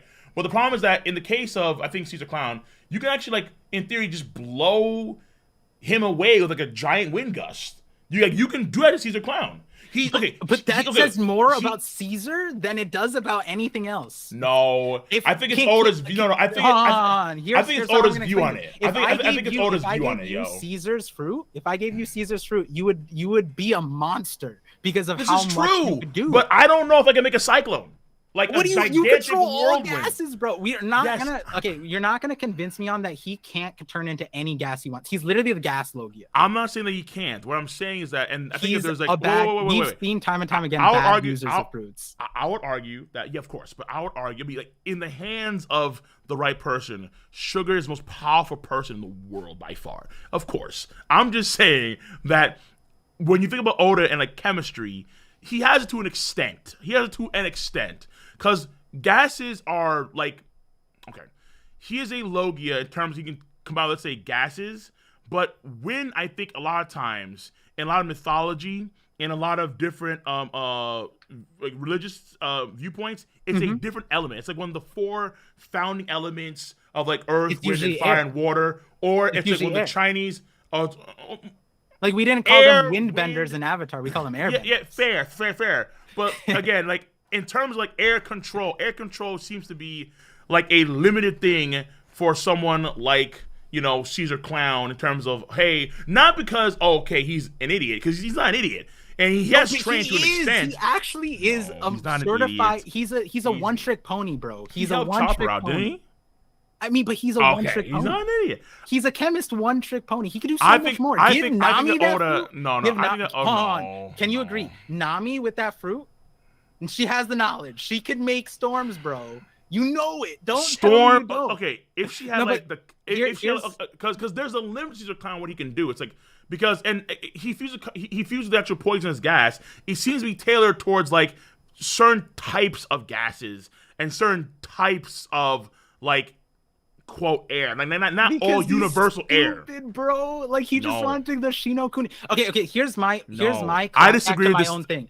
Fair enough, Because of Green Bull, I wasn't open to this before, but because Oda set this precedence, I'm not the biggest fan of the forest fruit in terms of Logia. I need to know more of it to put it in the class. But because that exists now, the umi no mi That's a softens problem. up. But No. I don't think Oda's gonna do that. I okay, think no, Oda but applies to the that's not where force. I'm going with this. That's not where I'm going. What I'm saying is that a lot of people thought Storm Logia for Dragon. That one I'm more open to. Storms now. are fine, but what the hell's a storm man? That's why I wasn't open to it. But what the hell's a forest? It's like a Logia? cloud dude, essentially. It's like what does that mean, right? Yeah. I think wind is better, and also too. But the thing about wind is that makes him an inferior fruit. That makes him you have to agree it's an inferior fruit then. No, I don't think it's How is inferior. it not? I think that it's an inferior. Wait. I'll tell you. I think that it is an inferior fruit. I think that Smoker's smoke ability is absolutely inferior to Silkon Glass ability. 1000%. That shit is trash. For the Smoker's thing. I don't know what Oda's gonna do with it because smoke is technically particulates. It's not exactly gas or air. It's particulates. So it's very weird. If he made it the Komu like the cloud fruit, I would have loved Smoker, but it's a smoke fruit, so it's literally like just carbon dust in the air. Exactly. So, but I think but I would argue that the gas ability is better than that by far. But agree. So we know that someone like Dragon in Baltigo is actually known for always being windy. Always constantly being windy. And we know that the Logia, just by existing, tend to affect the environment around them. We have that with Green Bull, all right? Aramaki, he does this in real time. So does Ace, where Ace, he pops it into Drum Island, and it stops snowing for a period of days because he just exists there. And I think that when we think about like a Wind Logia has far greater capabilities in terms of sheer scale. I think so. All the wind in the area around you is basically at your beck and call, and then also you can create wind at will. And of course, that's a big thing where you can make giant cyclones, like storms. You can control the clouds directly. Caesar Clown, in theory, could maybe control the clouds, yes, but he doesn't have that capability. Nami has made thunder clouds with a stick. Because her climate attack can control heat balls and cool balls. With Weatheria knowledge, though. That's the important part, right? So that lends itself that Caesar's just a dumbass. If he went to Weatheria, he would have learned. He would have learned how to do it. I don't think Oda's going that far, dude. The reason why I think the reason why Oda's smart though to do that with the gas fruit is then we would have to go through the periodic table and those all could be Logias. But by making the gas fruit, he kind of just threw out all of those options and now he doesn't need to deal with them. And what's interesting about that is when we look at the periodic table in terms of metals, he seems to prefer to make them all paramecias. Diamond isn't one of them, but like Gil Tesoro is a paramecia. Gold, yeah. Bullet, steel, was a thing. Yeah, so he's making. Bullet was an assimilation human, right? He was a simulation, so he wasn't. Yeah. But essentially, what I'm saying is that from the few that we know, and Oda does have oversight over the filler fruits because they have to go by him so that doesn't accept them. So and he seems to be making all the metal ones paramecias, not Logias. And so that knocks out a whole nother set of Logias because a lot of people are like, why can't we have like an Earth Logia? Well, he's making all of those Paramecia's, and then the gas ones he took all out with just one go with the Caesar thing. Now the important thing is, all right, let's just say, okay, he has a wind Loki. His power would be like tornadoes, hurricanes, right? More than that actually, but yes, ideally yes. Okay, Tornadoes, hurricanes. Like you can argue that he can actually control the storms to the point where he did save Luffy on Lockdown. And you can agree that from Ivankov, Sabo, and Dragon, we do see wind powers. Sabo had a wind distribution when he blew up the I don't think about Sabo. Sabo, I don't think has wind powers, but I think that Sabo. So what was the move called? What was the move called? Yeah, no, the Ryusoken, the Dragon Claw. Dragon Breath. Oh, Dragon Breath. True. Dragon Breath. Oh yeah, the Ibuki. Yeah, that one. Yeah. So that is tying that to air. Even if you don't want to say that's Rio or whatever, he's saying breath, Dragon Breath. Yes. Now Kaido also had versions of that himself. That was wind. Now when we're looking at Ivankov, he literally winks, and sure, we can. If we're saying friction causes the fire, you could say his eyelids are so strong that he creates this wind pressure. But essentially, it is wind pressure. Now we have is it wind or is it a shockwave? I think of it as a wind pressure. It's from all the things, and I'm tapping into when I made the video because I was trying to figure that out. But from all the demonstrations, it seemed like wind, and that creates the thematic under the revolutionaries, where not only are they we're seeing the top people have these air powers, but also they're able to teach non-fishmen how to use water powers. Now, the thing that I want to tie it back to is we can all agree that at some point, Dragon's power is wind related. Yes. And believe it or not, you want no. I know. I'm gonna skip ahead. You want wind elemental hockey. Yeah, no, it's a thing. 100%. 100% is a thing. 100%. I mean, okay. So, and to clarify to the chat, right? A lot of people are gonna be oh, he's so crazy about this. I literally at the Reverie said this is my agenda, and if it doesn't come through, it doesn't come through. This is my agenda. It's fine. It's whatever. But with the other theories, like I hope elemental hockey, yo. I hope at least to the point. Like, wait, so then would at least you can. Would Skywalk be wind elemental hockey too? I don't. So that's where the Rokushiki thing is very interesting, right? Because I don't know where to. I had a video on Rokushiki, but I kind of scrapped it because there was a lot of things going on in the chapters this year, but also, it just wasn't a priority at the time. I want to wait till more, maybe when we get to the revolutionaries, I'll dust off that thing. The Rokushiki thing again, and we talked about it earlier, it seemed like an interesting thing. Is Oda going to bring back that in full force, semi-Kikan? We don't know. Right. Was that just like a prototype for ideas and he replaced it with something else? I don't know.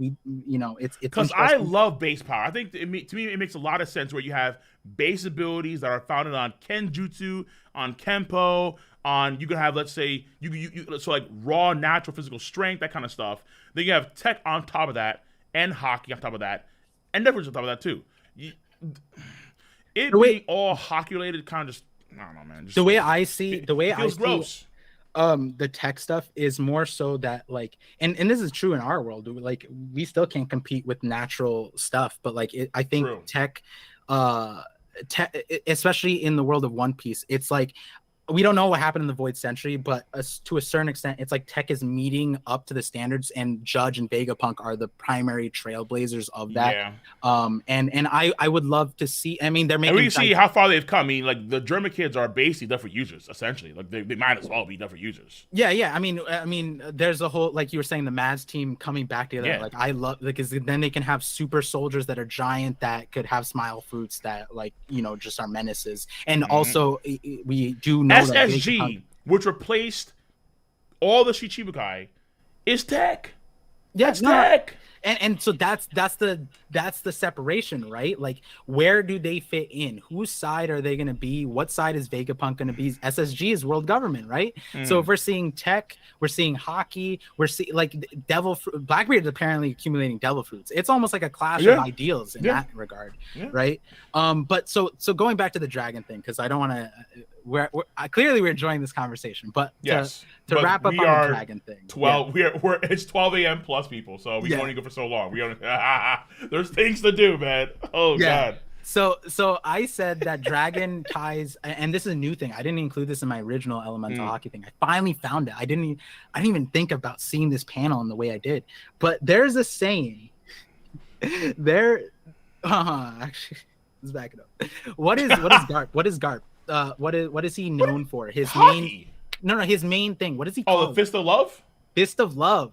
Yes. Is it crazy that love? I mean, it's a simple one, but we're tying Garp to love, right? It's in the Rene Descartes' love thing, right? Uh-huh.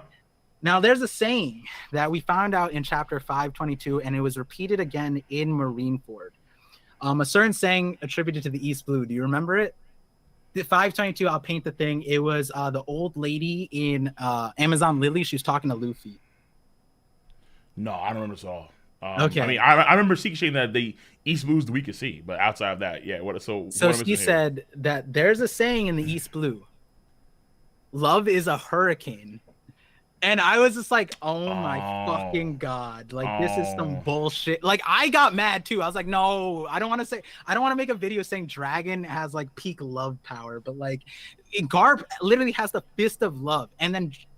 You're taking this literally. Dragon and Garp are like related some way. That would mean that Dragon has better hockey. Right? If Dragon had better hockey than Shanks, and Shanks right now is phenomenal. I don't think it's better hockey. I think it's different. I think at the end of the day, right? Oh, it's elemental. So he's okay. So So Shanks is higher on the actual main tree, but Dragon has this crazy wind branch of hockey to where he can actually manipulate the wind via his hockey. I mean, okay, dude, but there has to be limits here. Because if he can do this kind of stuff, he's practically a different user. It's like, even if you have elemental hockey, no one with that elemental hockey can use the same scale as an actual Logi ability user. So no one is like NL. No one is like Sabo or Ace. Unless there are like, we're not going to see multiple of these things. That's the important part. There's only specific examples, and they need to like that was one of the main parts of the video. Because you could run with this and say like, wait, so Sabo or Ace had the flare flute, and we're seeing all these fire powers. But one of the things I said was like, it will be, even with my theory, it'd be nearly impossible for anyone to overpower that fire just on fire alone, because that would require you to have enough familiarity, enough experience, enough time, and all these people are human. Okay. So none of those things allow for that. You have to go through extremes on top of extremes to access what like Sanji is doing or what Dragon did. We don't know Dragon's story or why he's so like the resolve to do. We see a wind cannon in the Goa Kingdom, but you're saying that's hockey. Was there any lightning there? No, it was just raining. And the raining didn't seem to be attributed to him necessarily. So that's what I'm saying. It's like, I think it's more just wind related rather than anything else. And plus it was raining. I think because was it raining? Because it was a huge fire. But it was raining when he picked up Sabo, I believe. I don't remember. Yeah, but when he made the actual wind cannon itself, was it raining then or not? Because I don't recall it being rain at all. I don't remember actually. Yeah, I feel like it was, but it wasn't strong enough. I feel like I don't remember exactly. Perhaps. But I would just say, like, okay, so we have the wind cannon. We have, and for me, the biggest tell is that in Baltigo, it's always windy. If that's the case, that's like what every Logia does, where, hey, I can affect the environment around me just by existing. It's always windy. That's why you have, I think, what is it? I think it's whenever they meet Dragon at Baltigo, before Blackbeard just did his thing, they're always in like these capes. They're always like in the wind and they're all fluttering all the damn time because being near Dragon means it's gonna be windy. If that was a hockey thing, that's insane. Like he's doing the Logia thing with hockey. Whoa. Let's walk back to 1055 real quick. Let's walk back to 1055 real quick. We saw some stuff that we can't. That's Shanks. He's top one. Dragon is literally supposed to be Luffy's the main character's dad. No, he's not. And Shanks is the other dad. Shanks Luffy has two dads, his bro. True father, and then Dragon is his adopted father. This is facts. Yeah, no, I agree, but I'm just saying that these characters, and I said this, in every situation where it's like, if Oda's hiding something from us, it's going to be something that we couldn't understand, and it's going to be next level. So the things that are left that we don't understand or haven't seen, to like Dragon's power, Shanks's power, well, we're seeing the example of, okay, why didn't Shanks just do this at Marineford? It's because if he did, we wouldn't have seen it, and two, we wouldn't even understand it, right? That's the whole point of this power, is like, Oda doesn't want to show things that we couldn't understand. Wait. But you can argue we're seeing it now only because Oda has allowed Haki to be fully shown. I think it's kind of clear where, like, back in the pre-time skip, Haki was there, but Oda didn't want to, like, through Luffy's eyes, it was all invisible, that kind of stuff. But now that Luffy can actually perceive it, so can we as a result. But let me just add to this point, right? Like, a lot of people are asking the question now: could Prime Whitebeard or Roger have done those things? That question aside, like, I don't know. I have no idea. That question aside, right? That's a debate for Roger, maybe Whitebeard. Actually, I don't think so. But and so my point being is, let's just say you could see Haki at Marineford like that. Even if we saw Shanks miles away doing that, I don't think all of us would be really confused. I'm gonna be honest. You know what I mean? True. Because Black Lightning, all of that stuff, right? Like it wasn't understandable. But we're at the end game of it was just like the final stretch, and that's like what I'm saying. 5 new power systems to unlock or something. It's like, I think did I ask this question at the beginning? No, this is an important one actually. How far do you think Luffy is from Shanks? I think we did biased answer, the non-biased answer, because I got both answers. I'll be real. I got 2 answers, yo. I mean, we gotta hear both. I got 2. All right. The non-biased answer is that I think that Luffy's still in the top 10 strongest guys right now. Okay. But I think that I'm willing to bet that Kai can still beat him at 1v1 in the fight. So I kind of want to say... You think... Wait, reiterate that? Sorry. I think that in a 1v1 fight, I'm still betting on a Kainu over Luffy at this point in time. Okay. But I don't think that Luffy's still as strong as Kaido. I think that because of what happened, because Kaido got so much damage prior to it, and Luffy got healed, he ate food, that kind of stuff. I'm like, okay, fine. So Kaido, I think, is still stronger than Luffy at this point in time. So I would say, like, on a scale of 1 to 10, Luffy is probably like an 8.5, and Shanks is a 10. Something like that. Okay. All right. Now, the bias answer is that there is a gap between Shanks and the rest of the Yonko and the rest of the verse. So Shanks is top 1, but he's top 1 by a mile. Like, he's top 1. Okay? Yeah. So if he's top 1, Luffy on a scale of 1 to 10, Shanks still a 10, Luffy's now like a 6. Okay. All right. Because why do you have that bias? I just want to ask. I think that there's a good chance here, because as time goes on, I think that Shanks is more and more likely to not die, to actually watch Luffy complete his dream through and through. And after talking to Arthur, I think there's a chance here where the actual final place that we go to, like we have our final war before we find the One Piece itself. And I think that if there's to be one last hurdle, I think it could be genuinely Shanks. Not Blackbeard, Shanks. Shanks is the guy, because I remember last time... no, not Godfather. Just Shanks, whoever he truly is, because it would be the summit. I think it was Shanks about he would see Luffy next time at the summit of the pirating world. Meaning, like, you have reached the top. I am the only one here with you. This is where we meet. And this is where the stride is either going to be exchanged or officially not exchanged. That kind of stuff. Gotcha. And then I guess the last thing would be, in this chapter, based on the translations, scans, Shanks still calls Luffy a sapling. That's scary, dude. That's some scary action. That's exactly why. That's scary. So I was talking to Artur about this. So TCB's translated that. This is in my podcast video. I'm probably gonna clip it out because it's still interesting. But the translations, TCB said saplings, Viz said new shoots. And so whatever. Like new shoots sounds like bamboo, like specifically bamboo. Yeah. But it's like that's kind of like a sapling of a bamboo, so they're kind of similar things. But when I asked Artur for the kanji of it, he said that the actual kanji says new green leaves. And I love that one. I don't know why they didn't use that one. I like that. That's nice. New green leaves. Yeah. And so what when I read this in my live reaction, the first thing I thought about was Rayleigh. So there's a parallel to this thing in chapter Mm. 511. Rayleigh Shanks, Roger Pirates, stops an admiral, Green Bull, Yes. Kizaru, and the line that Rayleigh says on Sabaody pre-time skip Luffy and Straw Hats is the here, let me pull it up so I don't misquote it, is at the very end. He says, and I want to look at the kanji for this too, Yeah, yeah. but he says, don't pick the buds before they sprout. Their era is only just beginning, which parallels really Wow. well So we with, go from buds to now new green leaves over the course of the journey so far. and I personally, We're not plants yet. We're not even trees. we're not plants, we're not trees, and that's the important thing. I think Shanks is like the jewel tree Adam in terms of like, This nigga beat Kaido and he's still a fucking goddamn leaf.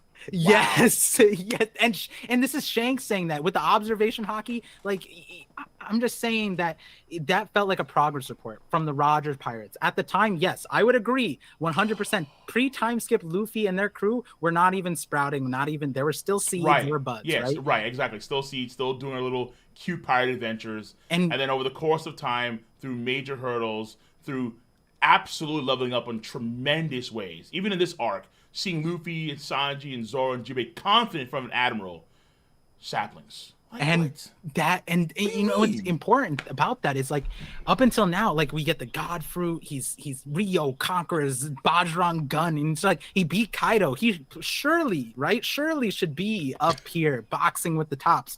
And then But Shanks. then Shanks comes in and is like, nah bro, you just grew new green leaves, and I'm just like, yo. And what was really beautiful about that line even more is that we saw I think the imagery of what Shanks meant in that chapter when Aramaki turned back into like Groot. Essentially, we saw a Yes. little sapling with new green leaves, and I was like, that is Luffy. Shanks is a tree. Ah, symbolically, I like that. I like that mode of thought. So this is Luffy. Luffy's still this sort of sapling. He's not actually a full Groot. He's not full Groot just yet. Yeah, When he exactly. when he turns into a full Groot, that's when he can do this kind of stuff, or even more so potentially. I mean, this is Exactly. what. So personally, I would argue that if anything, Shanks being the top one, I can acknowledge where, even though I believe that could be wrong depending on what one wants to do with, let's say, Blackbeard. Because Blackbeard could be like just this crazy, three-headed, Cerberus, earthquake, darkness, like say ha ha ha, black hole, whatever. Like, it could be dumb. It could Yeah, be just yeah. stupid. But I'm confident in that if Shanks does die to Blackbeard, which I'm kind of over the course of time thinking that's not going to happen now, it's going to be something like an underhanded play where Shanks was clearly superior, but based on X, Y, and Z factor, somehow he got that W. But even still, I'm not too sure if Shanks actually dies. I think Also, that Blackbeard is not the 1v1 king. He's very underhanded from right, which is also. But here's the thing too: Blackbeard 1v1 king, no. What about Sebek though? If Sebek and him share the same body, right? Exactly. So it gets Shadow crazy Steel. there. Yeah. And so yeah, so there's a lot of different things I can perceive, but it's just that like to me, like it wouldn't surprise me if like honest to God, before we get to the One Piece, even after the final war, and there's still something left to do, it's gonna be just Shanks. You finally reach the Pirate Summit. Like I'm waiting here, like me, my boy. So like actual like final fights for like the Straw Hats, Luffy, Shanks, Zoro, Ben Beckman, Sanji, Rue, Yasop, and Usopp. And the final hurdle that Usopp has to actually overcome to be the warrior, like the brave warrior of the sea that he always wanted to be. Mhm. All these different things are happening, and it's just in the final hour, where like I think it'll be like mainly the East Blue Boys. The East Blue Boys I who like that. came, yeah, the East Blue Boys versus the Shanks' boys that pulled from East Blue for it'll be that those four dudes. Like let's get it done. Yeah. So I mean, maybe that's me just being too fanboy, but I mean, like just think about how impressive this feat was. It was like, no, this is just, I don't know, man. Like Emu could be the final villain too. If it's like Emu on some like, I am the goddess of the oceans. My name means Umi in reverse. And okay, fine. But Well, Shanks, I think, is my theory with the elemental thing gives credence, or if a it's not reason. hockey related, yeah, fair enough. I Or, mean, like but the fact if that like if it is actually, if it is. if Emu at least is like immortal, right? Because then that's just inherent advantage over on Plenty all of time to will the seas to their control through conquerors hockey, armor hockey, that kind of stuff. Yeah, Yeah. and then sentient these through option hockey, and then all this crazy control. Yeah. Yeah, Yeah, it can happen. and like with now that we see Shanks, right? Like, because I had this feeling before, but now that we see Shanks, I feel like it doesn't make sense for Shanks to be a lone wolf on that power level, right? Like, especially with this, where we're saying his observation hockey sphere conquers hockey reach is like like I don't even know if it's like it's like I would say this is like at continental, least. like Yeah, right. Yeah, exactly. Wano Country's so huge. It's like this man could probably sense like all of Australia. Like whatever, dude. Like I yeah, got exactly, and so he's 2 oceans across. Like what the fuck? and it's things like this where I'm like, and we've talked about this in the Reverie too. Some people, whether they agree with my thing or not, there was various opinions that felt like there would be some buffs that Blackbeard needed to get, or some other characters need to get to meet what we're seeing out of Luffy. And this was in the Right. context of us not seeing us now, right? But that being said, I feel like these extensions to the hockey stuff, they not only would allow for a more comparable playing field in terms of battle, because it's like, are we saying Shanks is just number one because he has the broken hockey? But then the other part of it is, again, we humans, even in the One Piece world, can't compete with Mother Nature, and we're seeing this concept of nature being brought up, and Dragon is going to be storms. And so I think like it would make sense that because of the way it's feeling right now with hockey, I feel like we're going to see hockey in all regards become this insane power that it's just, it wouldn't be comprehensible to us before. And the other part of this, the idea, elemental hockey aside, when we were talking about the Shanks thing, when we're talking about your theories or other theories, the theories that I prefer right now, especially because Oda told us when going the last saga, we have so many like open loops, missing plot lines or things like that. Yes. And if we're gonna solve all of them in the span of a saga that's reasonably, Oda says 3 years, realistically 5. We don't know what that means. If that means 7 or 10, it could be 7. Who the hell knows? Like we don't know. Like, oh wait, actually, I want to add a whole new bunch of characters to Elbath. And actually, wait, let's go to get Sabo and Julie Bonnie go to the Strawberry Kingdom and. Okay, right. Like, so that makes less sense to me than for us to just start thinking about ideas where these loose plot lines start connecting. That's why I was like, the Shanks kid dragon, celestial dragons, it combines a lot of things. Again, you have a different thing. I'd love to hear it at a different time because I didn't give you the chance to talk about it. But there's nothing to get to, obviously. I mean, in the future, I'm going to do this again. I just need to make sure that, number one, I have that time slated. And then number two is that we're kind of like focused. Or like, now to be fair, we did have a fun, that Shanks thing was very intriguing because I had to kind of pick at that constantly. I'm like, wait, hold on. Shanks is evil. Let's pick at that because I'm a Shanks fanboy. And for me, I love Shanks too. I love Shanks too. It hurt me. But you can hear my voice. But for me, fair. But to be fair, in this chapter, I'm like, this late chapter of One Piece, I'm like, hold on. We're seeing Shanks. Shanks is so far from evil right now. Like, would he necessarily care about the kids, or are you saying, hold on, he has to be evil on the outside, but on the inside, he still cares? Okay, so things are at the end of the day, though, they're still the deadbeat dad pirate crew. They are, but they're the last hurdle that Luffy has to overcome to be Pirate King. At this point in time, I'm convinced of that right now.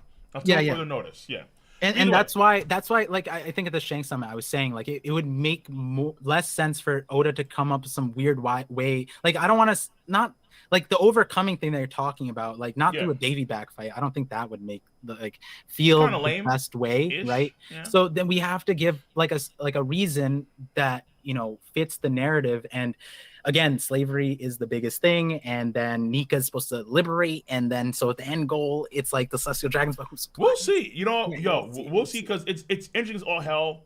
As long as Shanks, I think, is good-hearted, if he has to do these scumbag things, then okay, we'll see how. Because I'm cool with complexity. As long as Shanks is good-hearted, at the end of the damn day, I'm cool with that. Yeah. All right, so let me get us some drops because we're not done yet, so don't go anywhere. Just there's a few drops I'm gonna get to real quick. Actually, they should be quick because people should be going to bed. So, no worries. Okay, so Thunderbird, Saiking Ziz, a paragraph over here for 1,000 bits. Much love, dude. So, Cole and Par, how do you feel about the current idea that Luffy forms seem like how Zoans operate? Base is like other mythicals, where the power is passively around, like Kaido scales. Marco's healing body and Orochi's heads, Gear 2 and Gear 3 are his hybrid forms that he can choose, like Chopper and Kaido. Gear 4, Bowman and Snake Man, is his full form because it takes more of the mythical look from the Nika with the air tacit, I think, around him. and now his awakening form is fully becoming like the Nika. Thoughts? I have thoughts, but they're long, and and they're convoluted. They're convoluted.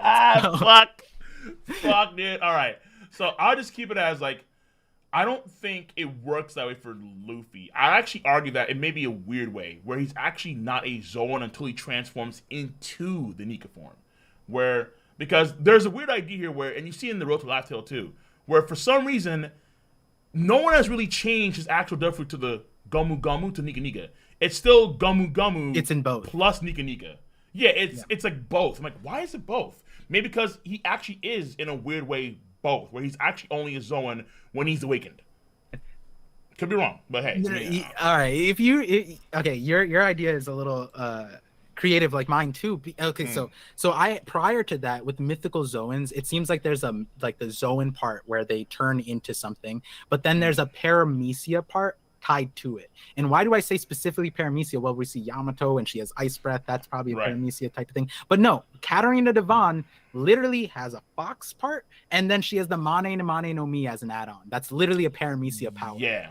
And so if we use that as the benchmark, then I would say that these other parts are probably paramecia stuff. And now we get Luffy's one where it's like the Gomu Gomu and the thing. Now, when the Road to Laugh Tale thing came out, my idea changed a little bit. So he's a Zoan and he's a paramecia thing. Yeah, he's in both categories. I'm like, why? And so this is don't hurt me, guys in the chat. Don't hurt me. Okay. So Luffy doesn't know he's Nika. Keep it short. Luffy doesn't know he's Nika. He also the Gorosei and Luffy part is kind of separated. They were saying if he awakens, it's this and this, right? Luffy hasn't said anything in that regard, but he's closer to it. Whether he's at the peak of Gear 5, we don't know. But what I'm gonna say, also Kaido has this dialogue where he says his powers are like a paramecia awakening, but his transformation is like a Zoan. So what I'm thinking is that Luffy awakened the paramecia, but he didn't awaken the Nika yet. And that was his hybrid form. There's another level. Or that might be his full transformation for Nika, but that's not the awakening to Nika. Because again, the Gorosei didn't Luffy say before, like, now I can do everything? He did. But like, what does that mean in the terms of like the stuff? I mean, Luffy also said Gear 5. He's named. We don't know that back behind the name. You want a Gear 6? I don't know about Gear 6. I don't know about Gear 6. Don't put those. Don't put the audio bits on me for Gear 6. But what I'm saying is, in the Road to Laugh Tale, why classify it as two different things, and then have Kaido have that line where this is a paramecia awakening, which was reiterated in the Road to Laugh Tale, differentiating a Zoan awakening and a paramecia awakening. And from what we saw from that requires a video on part 2, because that one's so fascinating. Just like, why would they do this constantly? Like, even Oda's doing this. Yeah. Why? So then it's like multiple points where I'm like, again, guys, there's a reason why I didn't make this video, because people would be like, you're fucking just off the rails now. And so, but yeah. So that Super Saiyan God, wrong. Super Saiyan Super God, blue form. Like, oh shit, fuck, dude. Wait, Ultra Instinct. There's another level. He's not the true Nika, because even Nika wasn't the true Nika. There's a Nika above a Nika, an ascended Nika. Like, oh shit. And so a part that applies to some people who I also thought that Luffy would be full white, right? And that might be why he's not full white. I think personally it's a little weird that his sash was still colored purple, but everything else was white. But that aside, we accept it. It's fine. Yeah, it's a cool design. It's a cool design. It's just weird that Kaido said like pure full transformation white or whatever, and then his sash is purple. It's like, wait, hold on. Like, even if he weren't all white, I was like, wait, at least the sash should be white too, right? Like, why is close? It's close, Yeah. So, all right, so let me get to because I need to get other stuff, because there's we're approaching 1 o'clock. Okay. Yeah. So Timmy V tier 3, 22 months. Appreciate you, really do. J Nix tier 1, 18 months. 18 months going into 2 years soon. Many more to come. No doubt about that. Mr. Grim over here gifted 5 subs, much love. Z-Lost 3 years with a U, my man, much love for that. Good shit, 3 years strong in the realm. Jolt of Joy, tier 1, 10 months, Hacker Man. Ayo, Wells, my man from RTTV, appreciate you for the 288 viewer host over on Twitch, dude. My man, much love. I need to go actually too. And also, you get the 5 subs too. I missed that. I was mid conversation. God damn. Yo, Wells, appreciate you coming through for the gifted subs. No doubt that, man, means a lot. Thank you very much, dude. I'll get to you back later about that. Holy shit, dude. This man popped up, I didn't even notice that. And also he's catching up to manga too, which is good stuff. DV King 92, which got Twitch Prime 4 months, says love the content, bro. Much love that. Know about that. Marimo over here, tier 1 with a yo, good shit. You're over someone, 200 bits, says it was called the life insurance fist. Yeah, that was Lao G's technique that he used to store the same Kikin thing. Yeah, the life insurance fist. Yeah. Also, we have you over someone again. 200 is this. Or Zoro's dragon's breath is manifested blue flames on the opponent, similar to Ka Fire Sword. What does that even mean? I'm not sure about what they're saying, but what I was gonna say is Flame Rend to me is elemental hockey because they can cut flames, but they can also they can conjure flames through Flame Rend too. Now all of them have the access, but they can also conjure it. So Zoro ignited Ryuma's corpse, and I think Kinemon also exhibited the conjuring too. Yeah, he actually just made fire from his sword, like just manifested it. Yeah, which is weird. Yeah, okay, fair enough. Tony Nine over here, Twitch Prime 3 months, says, my boy, what's up, player? I'm doing good, no doubt. And then you're for someone, last donor from Twitch. Twitch is this. With Gear 5 being Luffy's peak in imagination / ridiculousness, giving his rubber fruit the greatest flexibility and mobility, would you like Luffy to shapeshift into his opponent's moves from his previous fights, such as a rubber crocodile La Espada, or a like a Lucius? I think you mean Lucci. So like a Lucci finger pistol. Could Luffy do that and shapeshift his body into those techniques? So I actually have a thing. It's quick. I was gonna before when everyone was wondering about like what fruit Luffy or like resin fruit, whatever. I had this idea that he had like some kind of collection fruit, some kind of thing, and the line of thinking actually related to that. Where when you look at Gear 5 Snake Man, the way the punches move, that was very reminiscent of Bellamy's attack style. So then after he so the Cobra thing. So he used that against Doflamingo. So we didn't see that ever before, but then he beat Bellamy. And then to me, it was like the will of Bellamy passed on. And then right after we see Cobra, where the panels are literally so similar, where it's just like his arm just bouncing around, just like Bellamy in the panels in Dressrosa. So I feel like maybe Luffy might be doing that already to people he's close to or had a will with. And we have another example, Fire Fist Ace, right? Like, to me, that's like, the will he was right there. The will was passed on. In some form or another, he recreated it. So, and there was one other one, but I don't remember it, so we don't go into it. All right, fair. All right, so now over on the tube to end the stream off, Space Penguin 5 says this: Isn't there a possibility that the Red Hawk / Red Rock came from the Nika ability and is not a form of hockey, while Sanji's fire is due to his exoskeleton body? Actually, I think that's actually a good point. It could be the Nika thing, because there is one part about the Nika, well, the actual clash of the Bajrang gun versus the Flaming Drum Dragon, where at the end of it, Luffy does exert some sort of weird fiery aura on his fist before he actually devastates Kaido's Flaming Drum Dragon, and then he goes down to the earth. So that actually could be like the fire, but yeah, it's actually like that reminded me, because actually like it's a very hard thing to actually kind of see. If you look at the actual, let's say the regular version, but if you look at the actual colored version, it's like Luffy has some sort of like aura that kind of makes space between Kaido's Flaming Drum Dragon and then his Bajrang gun. Because actually, during that clash, it's kind of crazy. Luffy's fist is actually getting smaller and smaller and smaller, and Kaido's actually winning that fight. But then they have that one burst at the end, and then Luffy wins that fight. So that's where he appears to be. Yeah. At least, yeah. And I just want to add to that comment too. One of the Toon Force, all that. Like even my Shadows theory doesn't deny the Toon Force thing. I just think the Shadows thing would be a way to explain Toon Force within the verse. But Oda is also like Tom and Jerry. Sure, do whatever you want with your thing, right? But that being said, there's one demonstration of something that Luffy did outside of the Awakening, that is very Toon-like. It was when he was running on fire. He actually in Onigashima he was off, and then he like spun his legs, and then he created the fire thing. Yes. That's super tune like. I don't even know if that's elemental hockey. But what's very interesting is he did that in Punk Punk Hazard. Hazard, yes. Yeah, I chapter said 680. the same shit. Yeah, it's the same thing I said. Yeah, where it's like, yeah, he's able to run on the, and maybe that's why he's able to actually run in the air. He's actually running on the fire itself, like almost like a flame cloud for Luffy. Yeah. Well, Yeah, he did say he ran so fast he scorched the ground, and I was like, yeah, all right, we're just gonna accept that. Like I didn't yeah. even It was remember that, but then I was weird, like, but wait, didn't this happen in Punk Hazard? But yeah. yeah. It's the same thing. Yeah, good call, good call. Yeah. All right, Mister Marshy over here. Five says this dragon has the fish fruit model Quetzalcoatl cloth. What the hell is that? Oh, What is that's it? the mythical. That's I thought that was the Thunderbird.